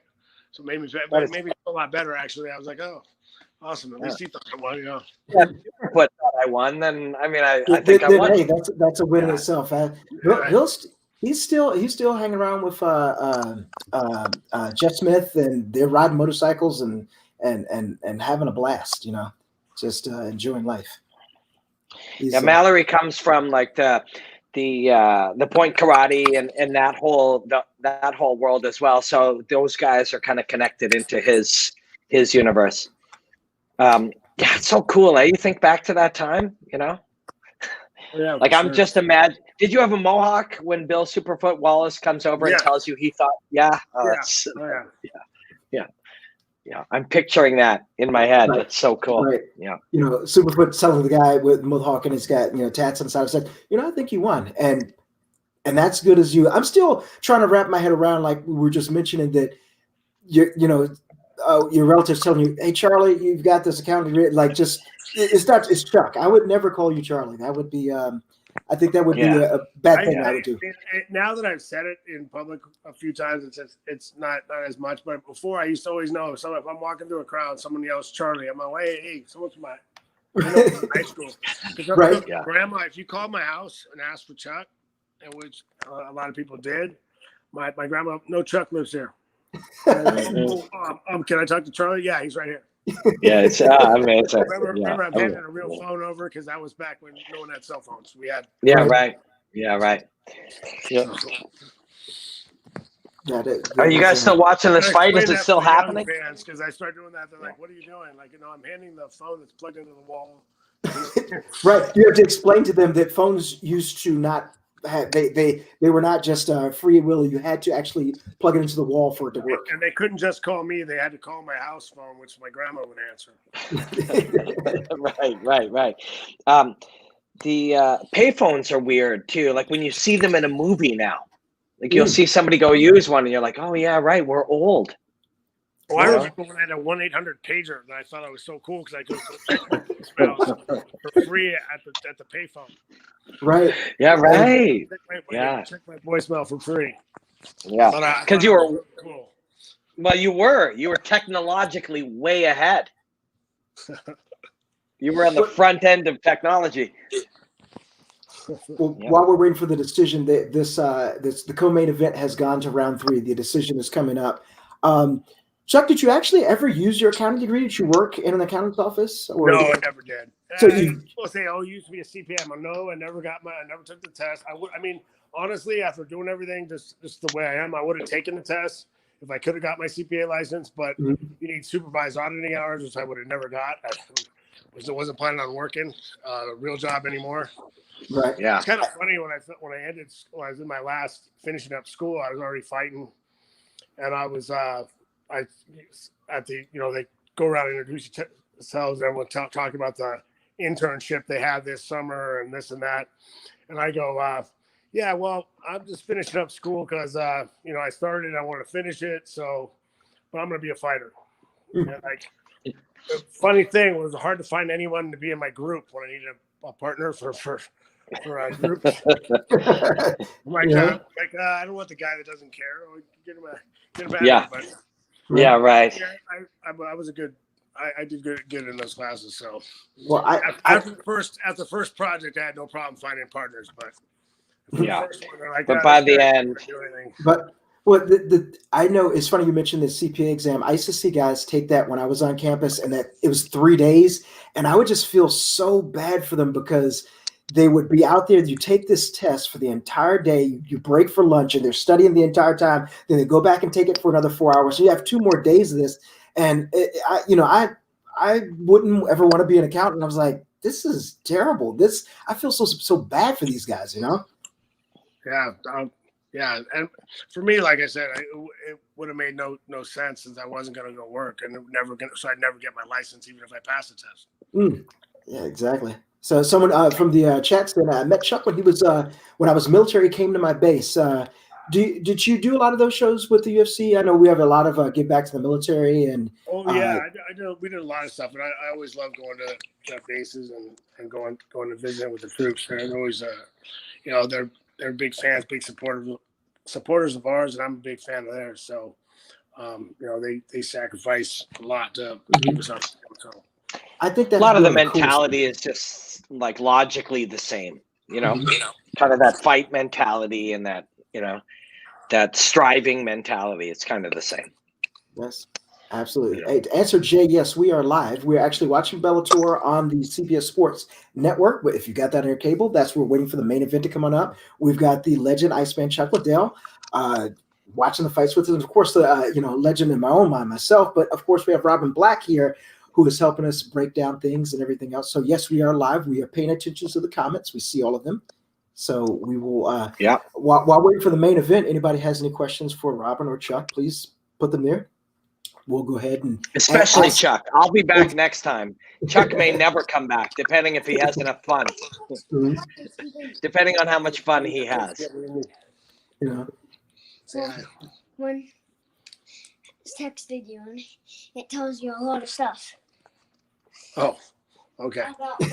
It's Charlie. Hello. Hey. Hello. Hey, what's up, buddy? Little man. There you go. Chuck Jr. Chuck Jr., how you doing, sir? Charlie. Charlie's like, I don't know about these guys. I don't know who these guys are. Good instincts, Charlie. Your voice is all scratchy now. Let's see, we had a little. Oh, we lost Chuck for a second. Oh, no, he's back. Let's see here. There we go. Give us a mic check, sound check. Me? No, it says Chuck. I think let me Chuck, pull him down and let me add him back. No, you may have to. To exit completely out. Go ahead and send them that to the. Should I text him? Yeah, go ahead and text him. Send that out. So we'll get him back with a little bit better. But to answer your question, Ashley, I know he still talks to John Hackelman. We had Hackelman on a couple of shows ago. Who was a really good guest. Who was asking about Hackelman? Let's see, Ashley. Here we go. Boop, there is the comment right there. Sorry, I was texting him. Do you still talk to Hackelman? Yeah, we did. Yeah, as Mallory was saying, and Mallory will continue. But yeah, we had Hackelman on last show or the one before. It was the show before. Yeah. I think it was because he hung almost all the way through, and just a lot of interesting stories, a lot of good stories from the background. Like I didn't know he was a trained nurse and, working in an ER and even stitching guys up and how he met Chuck. So, hey, go back there and check it out. It's on Robin's channel. Yeah. A lot of good stories there, especially about him and Chuck traveling to Japan and actually realizing he can make money at, doing this fight thing. Let's see. We got you back there? I hear that weird crackling sound again. We got you loud and clear. What the hell's going on? Now all of a sudden, got crazy. Yeah. Charlie is adorable. How old is he? Let's see if we still got Chuck and Are we here? Yeah. Hello. Yeah. There we go. I think we got you.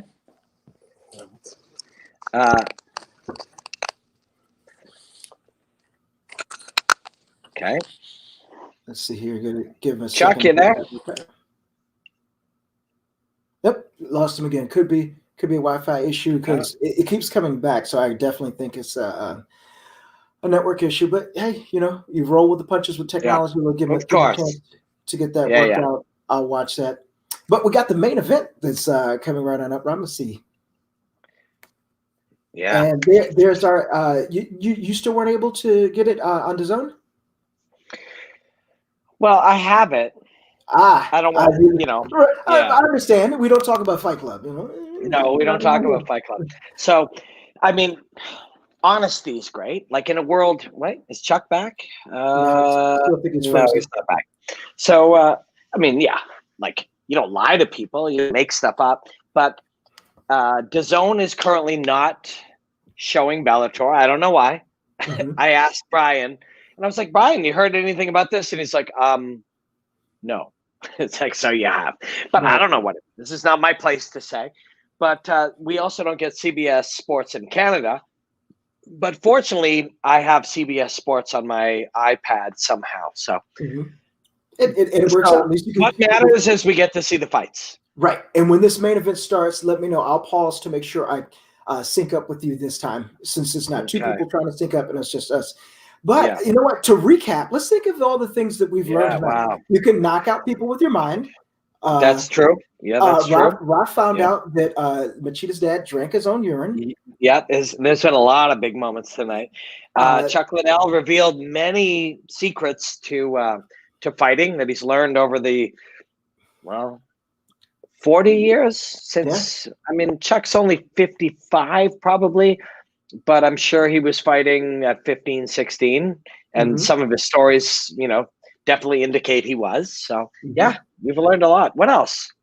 We had Joaquin Buckley, who was a surprise to come on. Definitely a candidate for knockout of the year. We've got we talked about Jens Pulver. Jens Pulver, totally out of the blue. This. Yeah. I didn't want to think about this. This is the last Bellator show for the year, and we started out baking a small cake, and it became like a 3-tiered cake. We're not even done yet. We've got this main event that's coming up. So hopefully Chuck will be back. He's, I got a message or two via text that he's working on it. All right. But it's one of those things where you're like, wouldn't it be great if we had an absolute legend? Then you have Chuck Liddell, and you're like, I guess this is the max. I guess this is it. And then you add Jens Pulver during it. And that's a whole other level. And we can't forget. Let's see, who do we have? We had a second lady on the show. Heather. We had Heather in. And Heather does not, like, as she said, I'm a bitch from Brooklyn. Like, she doesn't fuck around. She stands up to people. Like, man, I'll always respect her. I've been a big fan of hers as a fighter and as a human. Yeah, no, it's been good. And now we're going into the main event, which is it 3 rounds or 5, actually? I think it's going to be 5. I think it's 5 scheduled. Yes, you're right. Yeah. And we'll see when they're going up there. But just talking to Heather, it's all that single mom boxing, and just it's an absolute tragedy to hear what she received in pay for. And you think about it, she said herself, we sold out the seats in Madison Square Garden, and that's what they got. So appreciate that, G2 Kings. It's man, the discrepancy. And as we say this, we have 2 ladies that are fighting for a title, 2 undefeated ladies that are fighting for a title. Yeah. And hopefully one day we get evened up with. I will add that they're being paid a lot more than Heather was. And Heather was a world champ, fighting at a world title level, like in massive arenas on HBO. And she should I think Chuck's back. The Iceman return. Chuck. Yeah. I'm here. Yeah. Back. That's my imitation of Chuck Liddell winning a fight. You got to be walking around backwards around the ring doing that. Yeah, my computer. I'm trying to do it on my computer again. Well, can you see us and hear us? Because we can see and hear you loud and clear. Yeah. So, we were literally just recapping some things, and we were saying that Heather Hardy fought for a world title on HBO. Wow. My computer's so bad. We got to get Chuck Liddell a new computer. I would build him a new computer. I would volunteer to do that if I was out in California. Yeah. Mallory builds computers, right? Yeah, I built the one that I'm using now, and I need to do a new build. But okay, build Chuck a computer. You can do it, right? I'm gonna leave. Okay, he's coming back to his phone. Got it. Yeah, I you know what, that would be a complete honor. Build him a computer, deliver it to him. That would be great. Look, getting to California might be a bit tricky, but right now. But you're northeast. He's southwest. Yeah. So I need a sponsor for a ticket and everything. Yeah. Maybe get Fries to help me build the computer. I'm pretty sure they give it, but yeah. But it's good that these ladies are being taken care of financially, because, barring some crazy draw, somebody's always going to. This is modern fighting. This is high level modern fighting, and they're being paid a lot more. I'm just mad Heather got 20 to fight on HBO Oh, Yeah. Chuck's back. Okay. Okay, Chuck's on.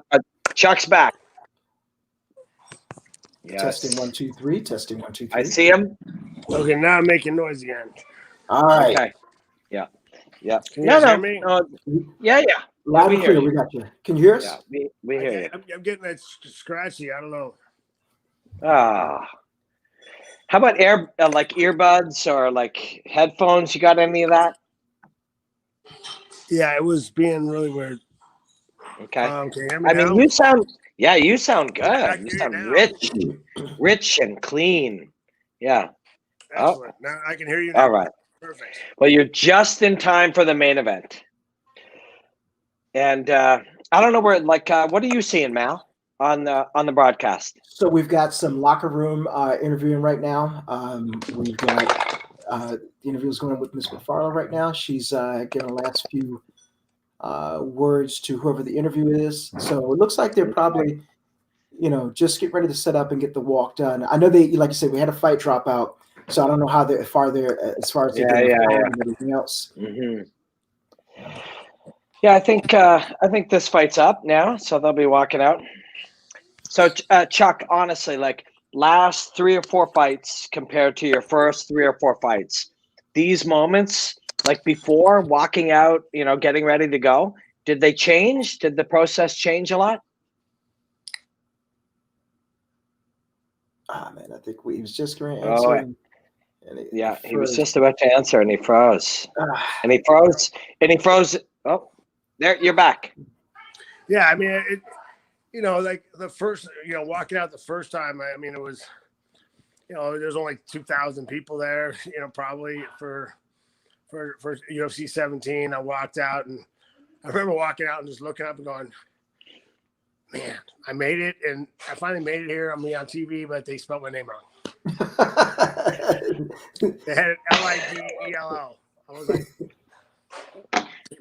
and you noticed that? You noticed that in the walk? Walking out, I looked up and all right. My grandma's gonna like, but it was, that was one of the funniest memories for me. It was like walking out going, shit, really? Misspelled my name. At what point? Like, I mean, after I retired and I was working when I was still working for the UFC, I remember I got a Green Bay sent me a book, like a big book, picture book of, because I'm a Green Bay Packer fan. They sent it to the office, and they spelt my name right. And then the office forwarded, the UFC office forwarded to my house, and they spelled my name Lidell. I'm like, how does my office Lidell? I'm like that. I mean, people miss it all the time with 1 D or 1 L. Yeah, but never both. Yeah. Wow. And Sports Illustrated spelled it right. They're like the Green Bay Packers. I think it was Sports Illustrated. Yeah. Everybody spelt it right except for the place you worked. Yeah, I got used to it actually when I was going around to different, like go check into my hotels in the beginning. You go and I go like, nope, you don't know Chuck Liddell here. I'm like, okay, try L-I-N, try L-I-N-D-E-L-L, try L-I-D, like I come up L-Y-D, oh yeah, Chuck Liddell, yeah. Wow. I knew all the different spellings to try at the beginning, like when I first. Well, people forget, like when I started fighting in the UFC. I mean, they like the first UFC I fought in, they flew you out on Thursday for a Thursday weigh-in. Right. They didn't want to have to spend another day on a hotel, so they flew you out on a Thursday. So I'm sitting there flying on a and also you're connecting no matter where you're going because they're not going to pay for a direct flight. Mm-hmm. Right. I started cutting weight at my connections. So I brought a plastic thing. I put on plastics. So I'm running around doing my connection. Think about the poor guy that is sitting next to you. Yeah. Dripping in plastics. Right. Yeah. I'm sitting there dripping in plastics while it's because I'm cutting my weight on my way to the UFC. I remember the first one I went over and I'm like going to weigh in, and it's a bathroom scale. I got there and I'm like, really? and I'm not talking like a digital bathroom scale. It was one with those little wheels, the little dials. Yeah, yeah. You just that moves like you. I'm like, Mhm. and then right after I weigh in, the guy goes, hey, Noe Hernandez was 2 pounds over. Is that okay? I looked at him like, on that scale? Get on there. Yeah. Show him how to get on. I'm a wrestler. Yeah. He can shift about 10 pounds either way with that scale. Yeah. He's got to lean the right way. Yeah, you just exactly. Just like put a little balance this way or that way. Right. I was like, that was one of the things. It was the first UFC I went to, and I was like, man, I made the big time. And you get there, and they're like, are they really using a bathroom scale to weigh us in?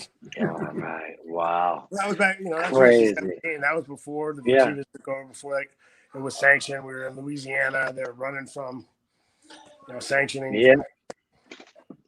Yeah. Looking for somewhere to do it. Yeah. Yeah. Outlaw, sanction, outlaw. Yeah.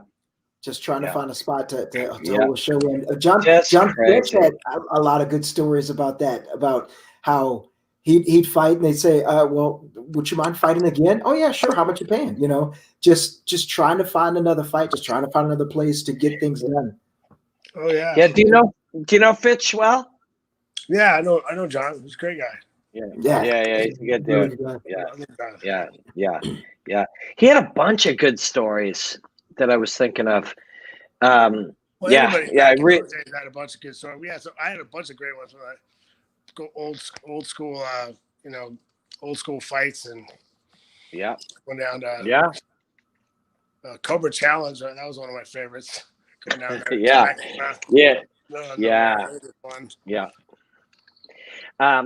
I was training with Carlos Condit and Cub Swanson one day in Albuquerque, and they were exchanging stories of their first fights. And Carlos is like, "Yeah, I was in like a bar in Mexico that I had my first fight." And Cub goes, "Oh yeah, I was in a chicken coop." Cub Swanson's first fight was in a little chicken ring. And they just were like, well, let's bring people in. And all he knew was jiu-jitsu. He was a brown belt in jiu-jitsu. And he took the guy down and submitted him. And he said it was basically a chicken coop. So, I remember I fought in a place off of Ventura Boulevard once. It was supposed to be open hand strikes. And the guy I'm fighting, the guy I fought was like, so it's actually, I actually want to do a standing rear naked choke actually, but the guy I fought goes, "Oh, I'm not fighting unless it's closed fists." I'm like, perfect. Okay. It was early in my career, so I was like, he weighed in yesterday. It's fine. And the guy, I'm like, he weighed in at 205, and they're like, one of his guys for his gym. The guy hasn't been 205 since he was in 8th grade. Yeah. He was like 240. I'm like, yeah, that guy weighed in at 205. Are you sure? And I'm sure you knocked him out, right? I got him with a rear naked choke actually from standing. Oh, crazy! I started kicking him, kneeing him in the leg. I had him body locked, and then I just went up to a standing choke. And he had no idea what it was, and that was the end of that. Pretty much, yeah. Did he tap or did he pass out? He tapped. Okay. Yeah. At least he knew that. If you know what, do you remember how old you were? 2019? 28. I was probably 28. Wow. I started doing mixed martial. I was kickboxing when I started when I was 22-ish. Wow. I started doing MMA when I was 28. That's crazy. Yeah. It's funny. I almost wish if we can compile these old classic stories, quote unquote, the good old days, fighting in a chicken coop. Someone needs to capture this stuff. MMA fight. The first one was that Pancras thing. And my real one was was in the UFC. And then I went down to Brazil and fought 30 minutes straight, 30-minute round, bare knuckle in a ring that had a net from the bottom rope. That's right. I ended the fight with him stuck in that net and me leaning out the side and punching him through the net. Is that on video? Is that on video somewhere? Yeah. Oh, yeah. Yeah, I've seen that. It's 30 minutes. It's one 30-minute round. Yeah, That is And the funny thing was And- that there was an 8-man tournament. Originally, I was supposed to go fight an 8-man tournament. They changed it a super fight with Pele, but there was an 8-man tournament at 155 before that, and the guy that won it won three 30-minute fights. Jesus Christ.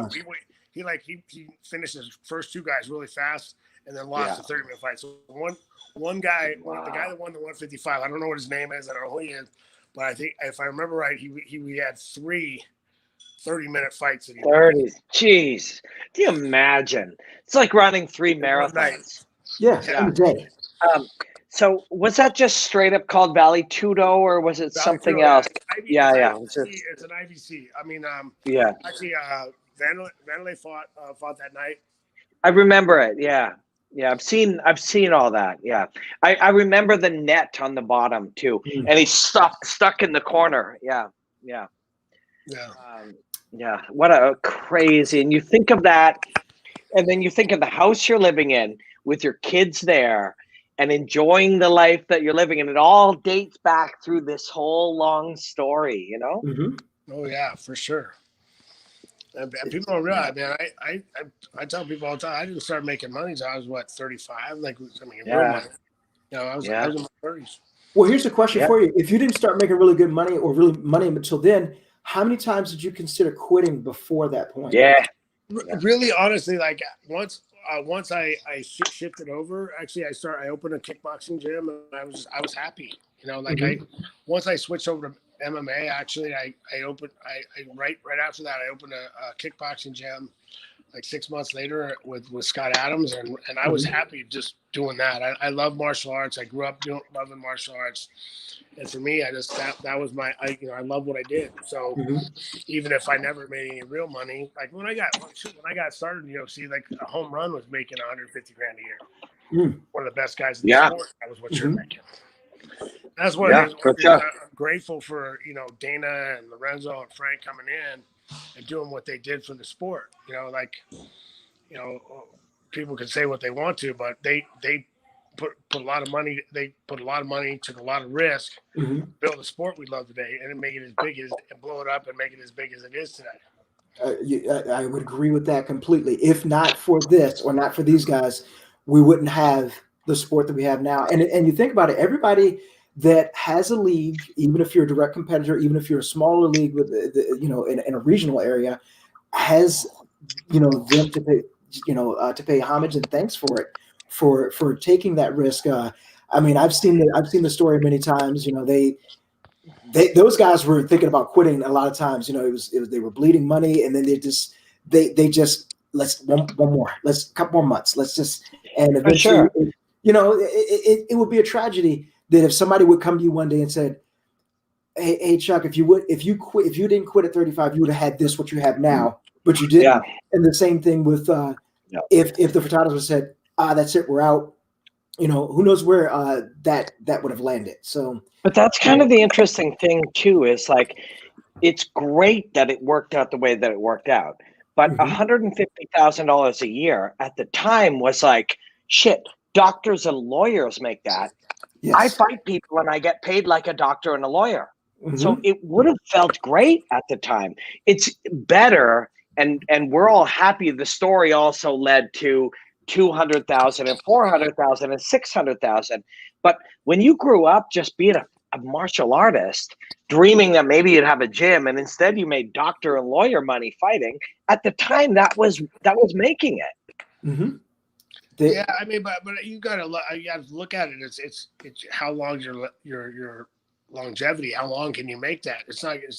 Right. You have to look past it as there's got to be something else. You had something else. Of course. And for me, like I said, I always wanted to have a karate gym. I always wanted it. That was martial arts was my life. I loved martial arts. I always tell people like training growing up. Like it was one of those things. I did it because I loved it. I went to wrestling practice and went to karate afterwards. I'd rush home so I get to karate practice. So I go to karate practice after I did wrestling. Nobody does that. Like normal people don't do that. That's how I've lived. That's why I love you, Chuck. I go after I'm one of those. It's I'm one of those nerds. Yeah. Yeah. So Chuck, was karate your first time with the Kempo? Karate. It was art style karate. Art style karate. Karate Do was my first style. Interesting. Okay. Actually, I did it like in college. I went to college. I did Ki Jiu-Jitsu for a little while. They had a club, and they allowed me to spar with everybody. And I joined. They had a Shorin Ryu club there, but they wanted me to start all over. I went into the Korean martial arts club. They allowed me to spar with the black belts, but as long as I was willing to learn their style, and I did no problem. I'll do the technique with the white belts as long as I can spar when the sparring goes.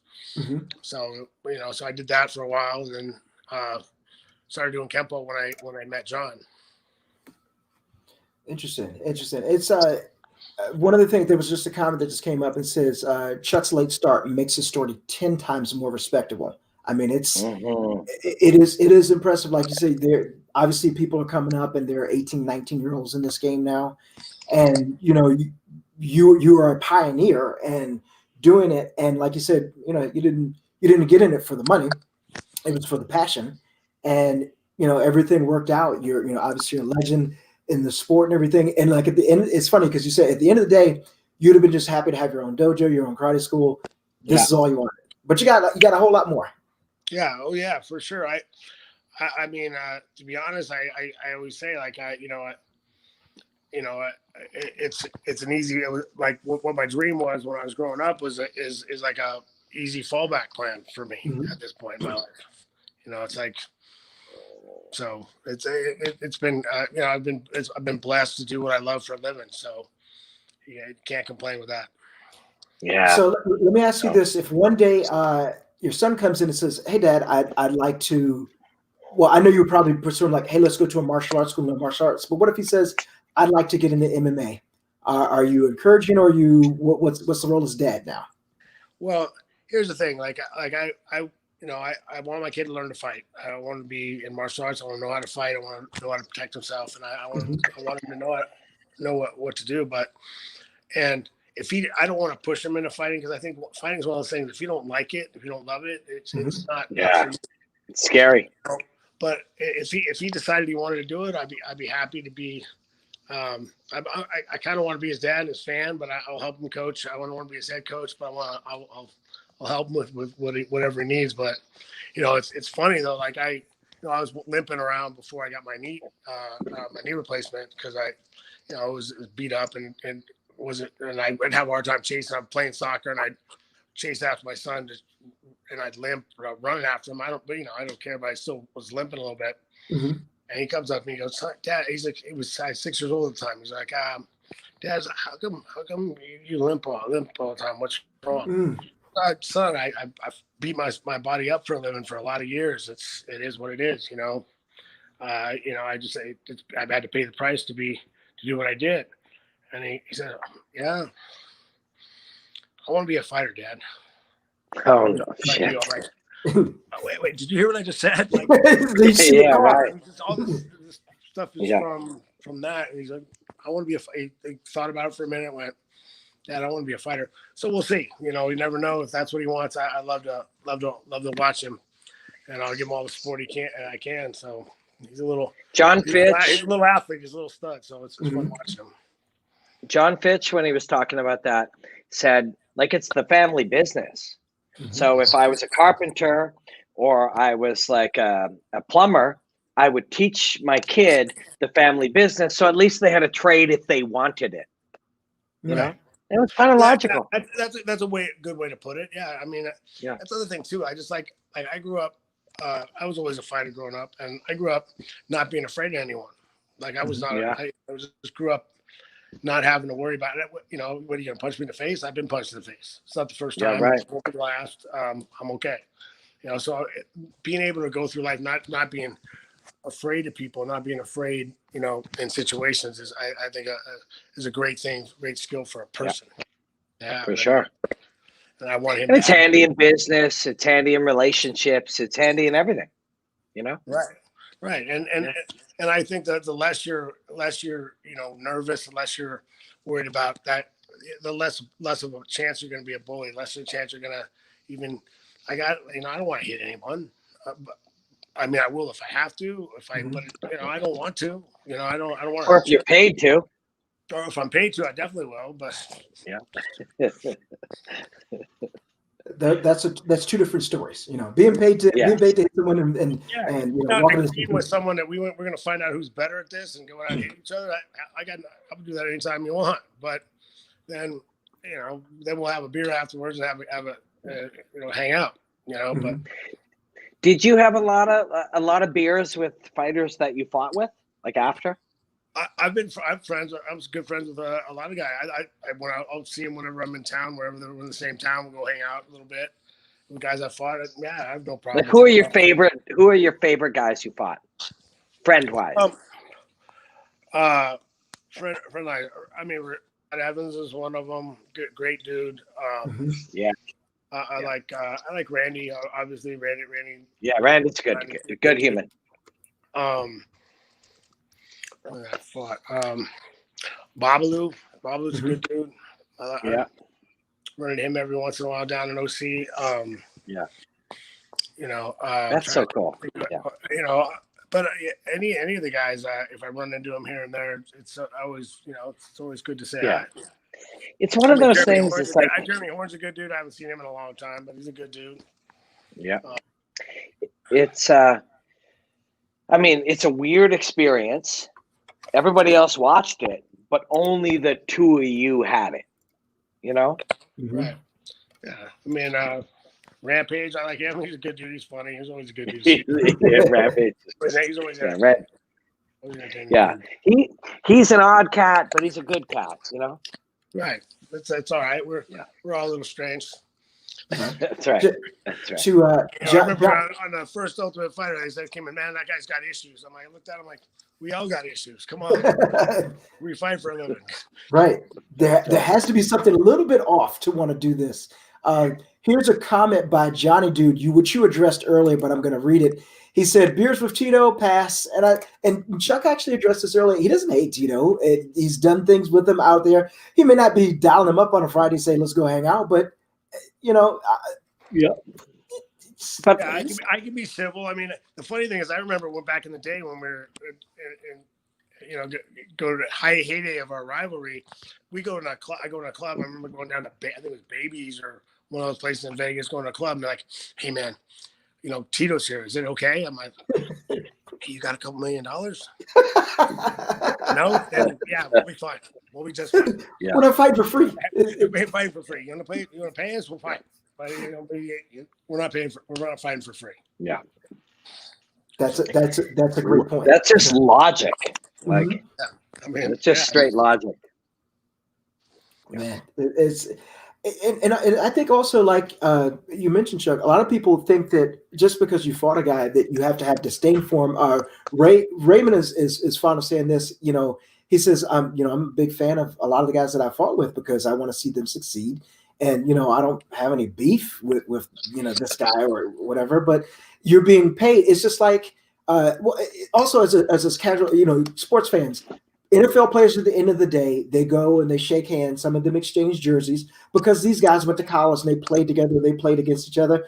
They don't have to hate each other just because you're on this team or that team. There's different guys. Some guys have to, you know, be into it for that fight. They have to like kind of get fired up. They get emotional. They want to hurt you. They want to intimidate you. And some guys are like that. I'm not. I think emotion clouds judgment. So I'm a really calculated fighter. When it comes down to it, like not liking someone, like say Tito, like and the way he is, makes it easier to get up every day and train for that fight. It makes it so much easier. It just makes it easier, that mental. You don't have to. There's nothing. There's no days when you're not feeling like getting up and training for that fight.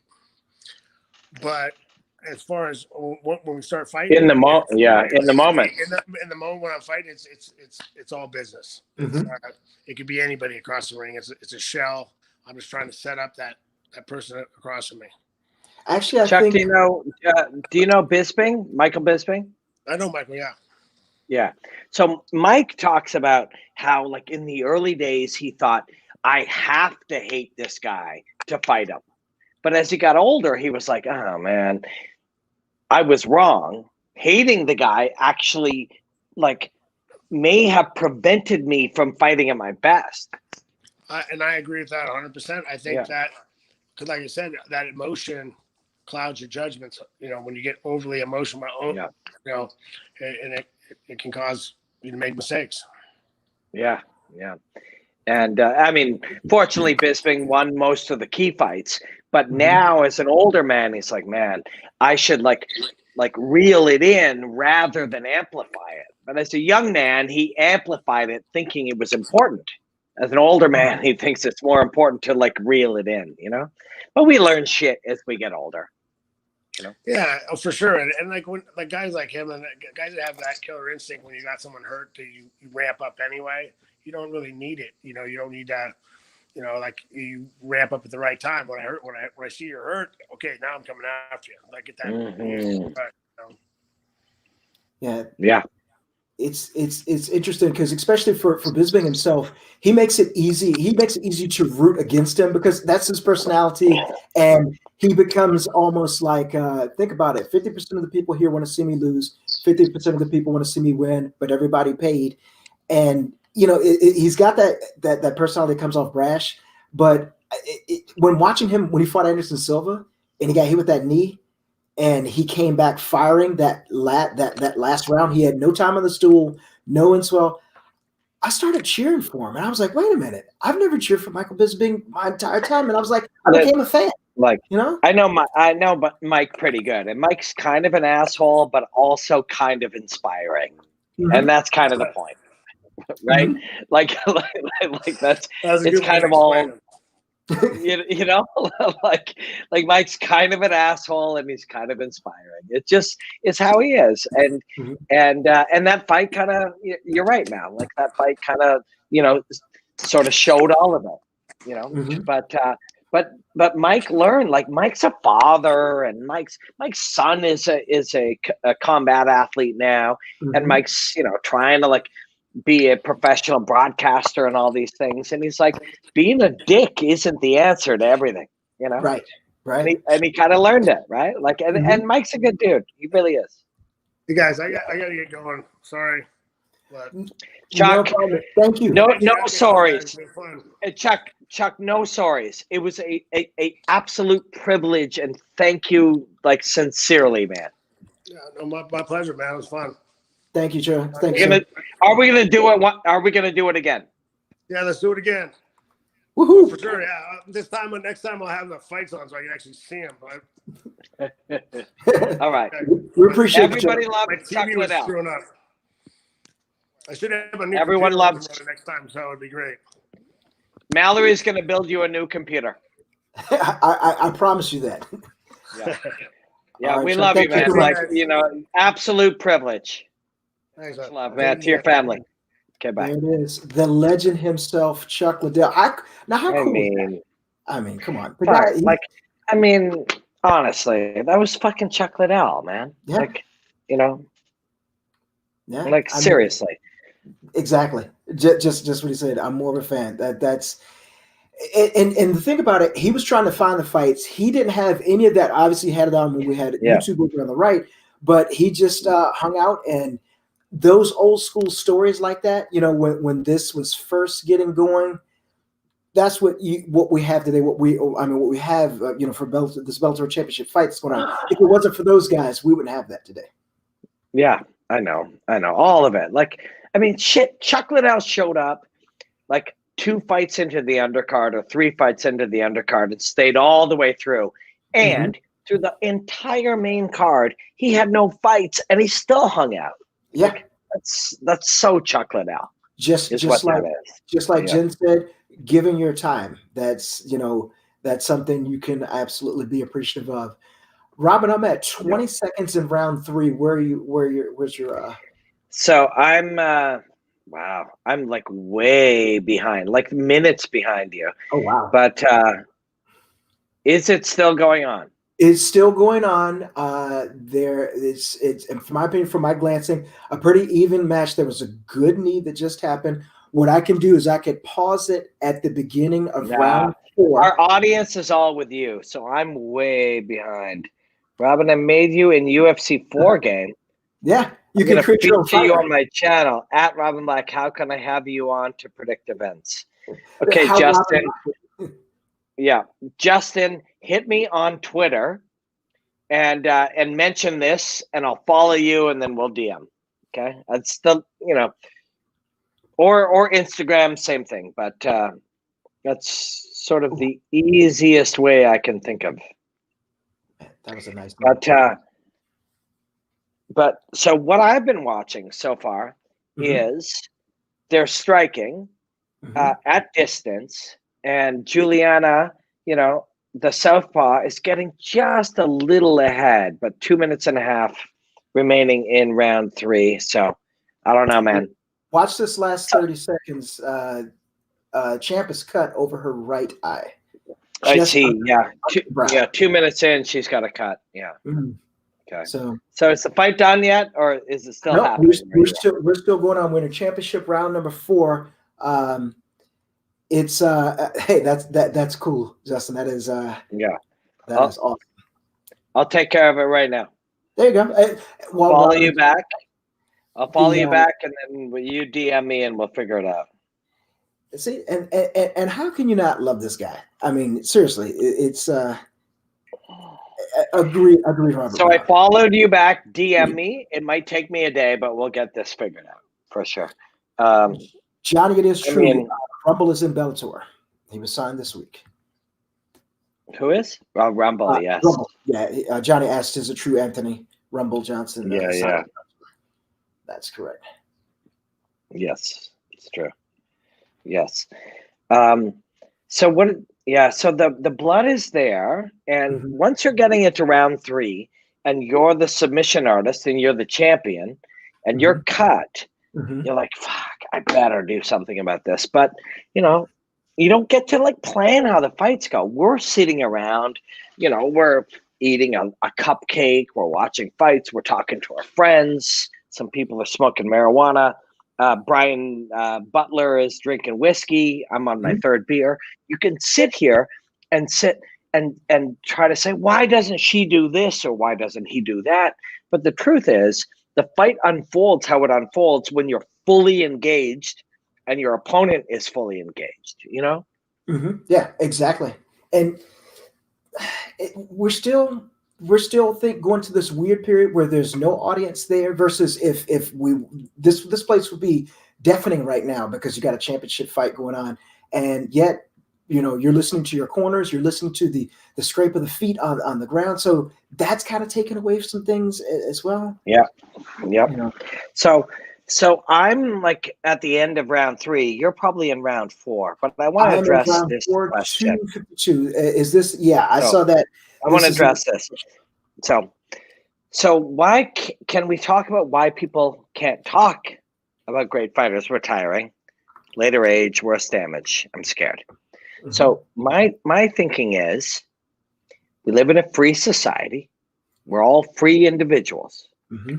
As long as we have the information, nobody should be eating sugar, for example. Right. Nobody should be smoking cigarettes, but you are free to do that. Fighting is something, if you are informed, and before I had my first full contact professional MMA fight, I was informed of the dangers, but my love of martial arts was so rich and honest that despite the fact that I was informed, I wanted to do it anyways. Hopefully that's true of every fighter. Hopefully that's true of my boy El Kakui, like the notes say. If you are informed, we live in a free society where you should be able to make up your choice of what you want to do. You are putting yourself at risk of damaging your brain or your body and your future, but your love, your desire to do something, your need to be tested, whatever it is, overrides and supersedes that. To me, it's freedom. It's the freedom, as long as you're informed, to choose. What do you think, Val?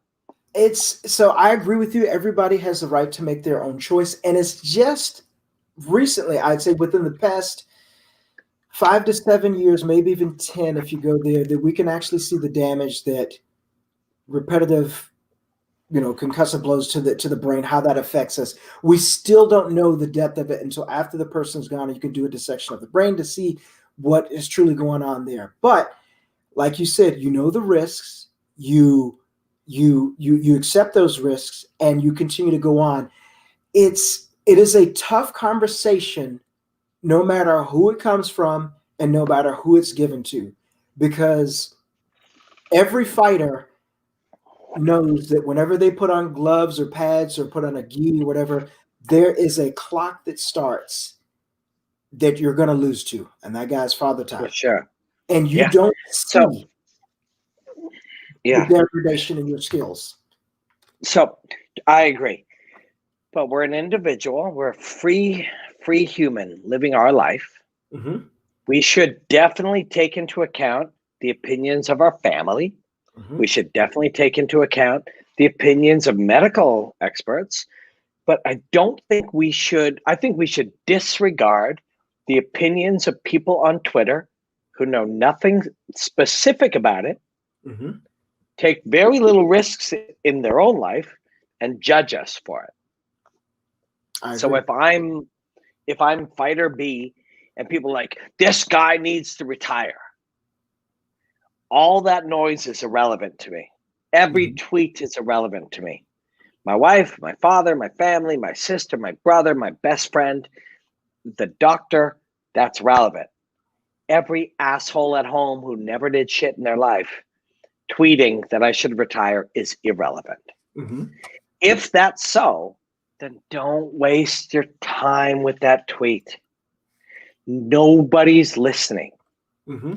They're listening to their family. They're listening to, experts. They're not listening to the background noise. Now, that's just my thoughts. Like, that's just sort of my outside observations. But yeah, I mean, like, it's your life. Now, let me ask you this from the other side of that. Have you ever gone through and done something and wondered, maybe I got hit in the head a little too hard? Like, for example, every time I forget something, like I was just talking to you about this and all of a sudden I stop and I'm like, wait a minute, what was I talking about? And just that thought goes away. And then, I'll remember. But then I'll go back later and I'm like, is this from, too much foot pads to the head, or this and that, or is it because I'm 49 years old and I'm getting older? Which one is it? It's all of it. Mm-hmm. It's everything you ate. It's everything you learned. Mm-hmm. It's every punch you took in the head. It's all mm-hmm. of it. Mm-hmm. We're the result of all of these things, and I regret nothing. And it's easy to say that because I have a happy life. I'm doing what I love, and I'm having a great time, and I'm learning a lot of stuff, and I'm married to my best friend, and me and my buddy are hanging out watching fights right now. Mm-hmm. Like, that's easy to say, but I mean, we're all the result of all of these things. And the decision you made to say, I know the risks of fighting and I did it anyways, and whatever damage happened led to this moment where I learned these things. This is life, Mm-hmm. But it is interesting. I just think when people respond like, that guy needs to retire, that one Mm-hmm. always, I find that one always funny, because or even another example is when people say, what should this guy do? To me, somebody Mm-hmm. lost a fight or won a fight or is deciding where to sign or any of these things. Somebody will say, what do you think this guy should do? My answer is always, this guy should do what's best for him. This guy Mm-hmm. should do, with all the information that he or she has with their life, they should do what's best for them. Mm-hmm. My opinion, our observation, most opinions are missing 90% of the information. The person who's living the thing should take all the information available to them and make a good decision, And so I have no opinion on who Yoel Romero should sign with. Mm-hmm. I have no opinion on what fighter X should do next. Or somebody will say, should this fighter change training camps? Training camps. Mm-hmm. I mean, they have all the information. I have almost none. Why They have would a I lot have more an information opinion? than you. You know, Exactly. Why would I have an opinion, right? But this is the world we live in. We think expressing an opinion is a statement of strength. Mhm. When you realize over time, expressing an opinion is a statement of weakness. Opinions form in you instantly without any effort. Why would you be connected to that? Strength would be to reject your own opinion and continue to learn. But hey, this is just me. And this is just like crazy philosophical fight stuff, you know? It is an interesting topic and everything because, like you said, there'll be people they'll say, "What should this person do?" And it's like, well, I only have the outside. I'm looking in the window of what they're doing. You know, they have gone through that Exactly. camp. Are they? Do they feel like they're getting the most out of that coach? Could they be going somewhere else? That's a question for them to answer. I had a parent ask me one time. She said, I tried writing you this email. It took me a week to write this email. And I was like, you know, what took so long? She said, well, I wanted to know if you minded my son going to train with someone else at a different school. I said, no, because I can't teach him everything. I can only teach him so much and from my experience. So, you know, please, because he can go learn something from someone else. They've trained differently. They're not me. And it's only going to make your son better. And she was so relieved that, oh man, I was so worried about it. And that we get locked into that pipeline. Whereas you have to, have to do this, that, and the other. Yeah. Lots of knowledge dropping going on tonight. By the way, let's see. So I'm actually at the end of the fight. Okay. So it went 25 minutes from what I'm okay. I'm thinking that we have a new champion based on what I've seen so far. So I'm and look, I was going to say, look at the respect. These women immediately embraced themselves, bowed. The amount of respect that they have towards each other is amazing. Those are true martial artists. Yeah. So let's see. I would agree with you. From what I've seen, I think that we may have a new champion. So we'll see what the judges say. I want to hear from you in real time because mine's still a bit behind, but like there's nothing that's going to change the entire thing. So I want you to tell us in real time what's happening. All right. So we're still in the ring. And of course, they're showing a couple replays right now. Here are our total punch stats. Oh, so strikes landed for both women, 52 apiece for Limile. 36 punches landed for Juliana, 40. Kicks landed for Limile, 5. 4 landed for Juliana, and 4 takedowns for Limile, and 1 takedown for Juliana. So almost, to coin someone, everything else is virtually identical. It is almost virtually identical to the stats. Shout out to Golden there. Yeah. We're getting the ladies are getting some medical attention. It was definitely a bloody match for both. So they're getting some medical attention and they're calling them into the center. So we will see. And I won't unless you want me to go with definitely tell us in real time what's happening. Do you want the card? Do you want the card numbers? I mean the total whatever numbers. Whatever you got. Let's see if I definitely want to know the winner, but nice and low, so we don't have to worry about broadcasting any of that. So I'll be able to hear it. I don't think we'll be in any trouble. All right. Still waiting on they're waiting to call them on out. So this would normally be commercial time, but we're waiting for our judges' decisions and everybody else. I don't think we'll get burned if we hear the sound from you. I think we'll be okay. So yeah, you can turn that up. Okay. Now, actually, can you hear that from here? Yeah. Okay, perfect. Yeah. All right. So still doing a little work. They're talking about obviously COVID shutdown and everything. Yeah.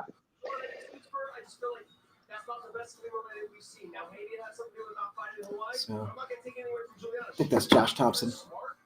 Yeah. Yeah.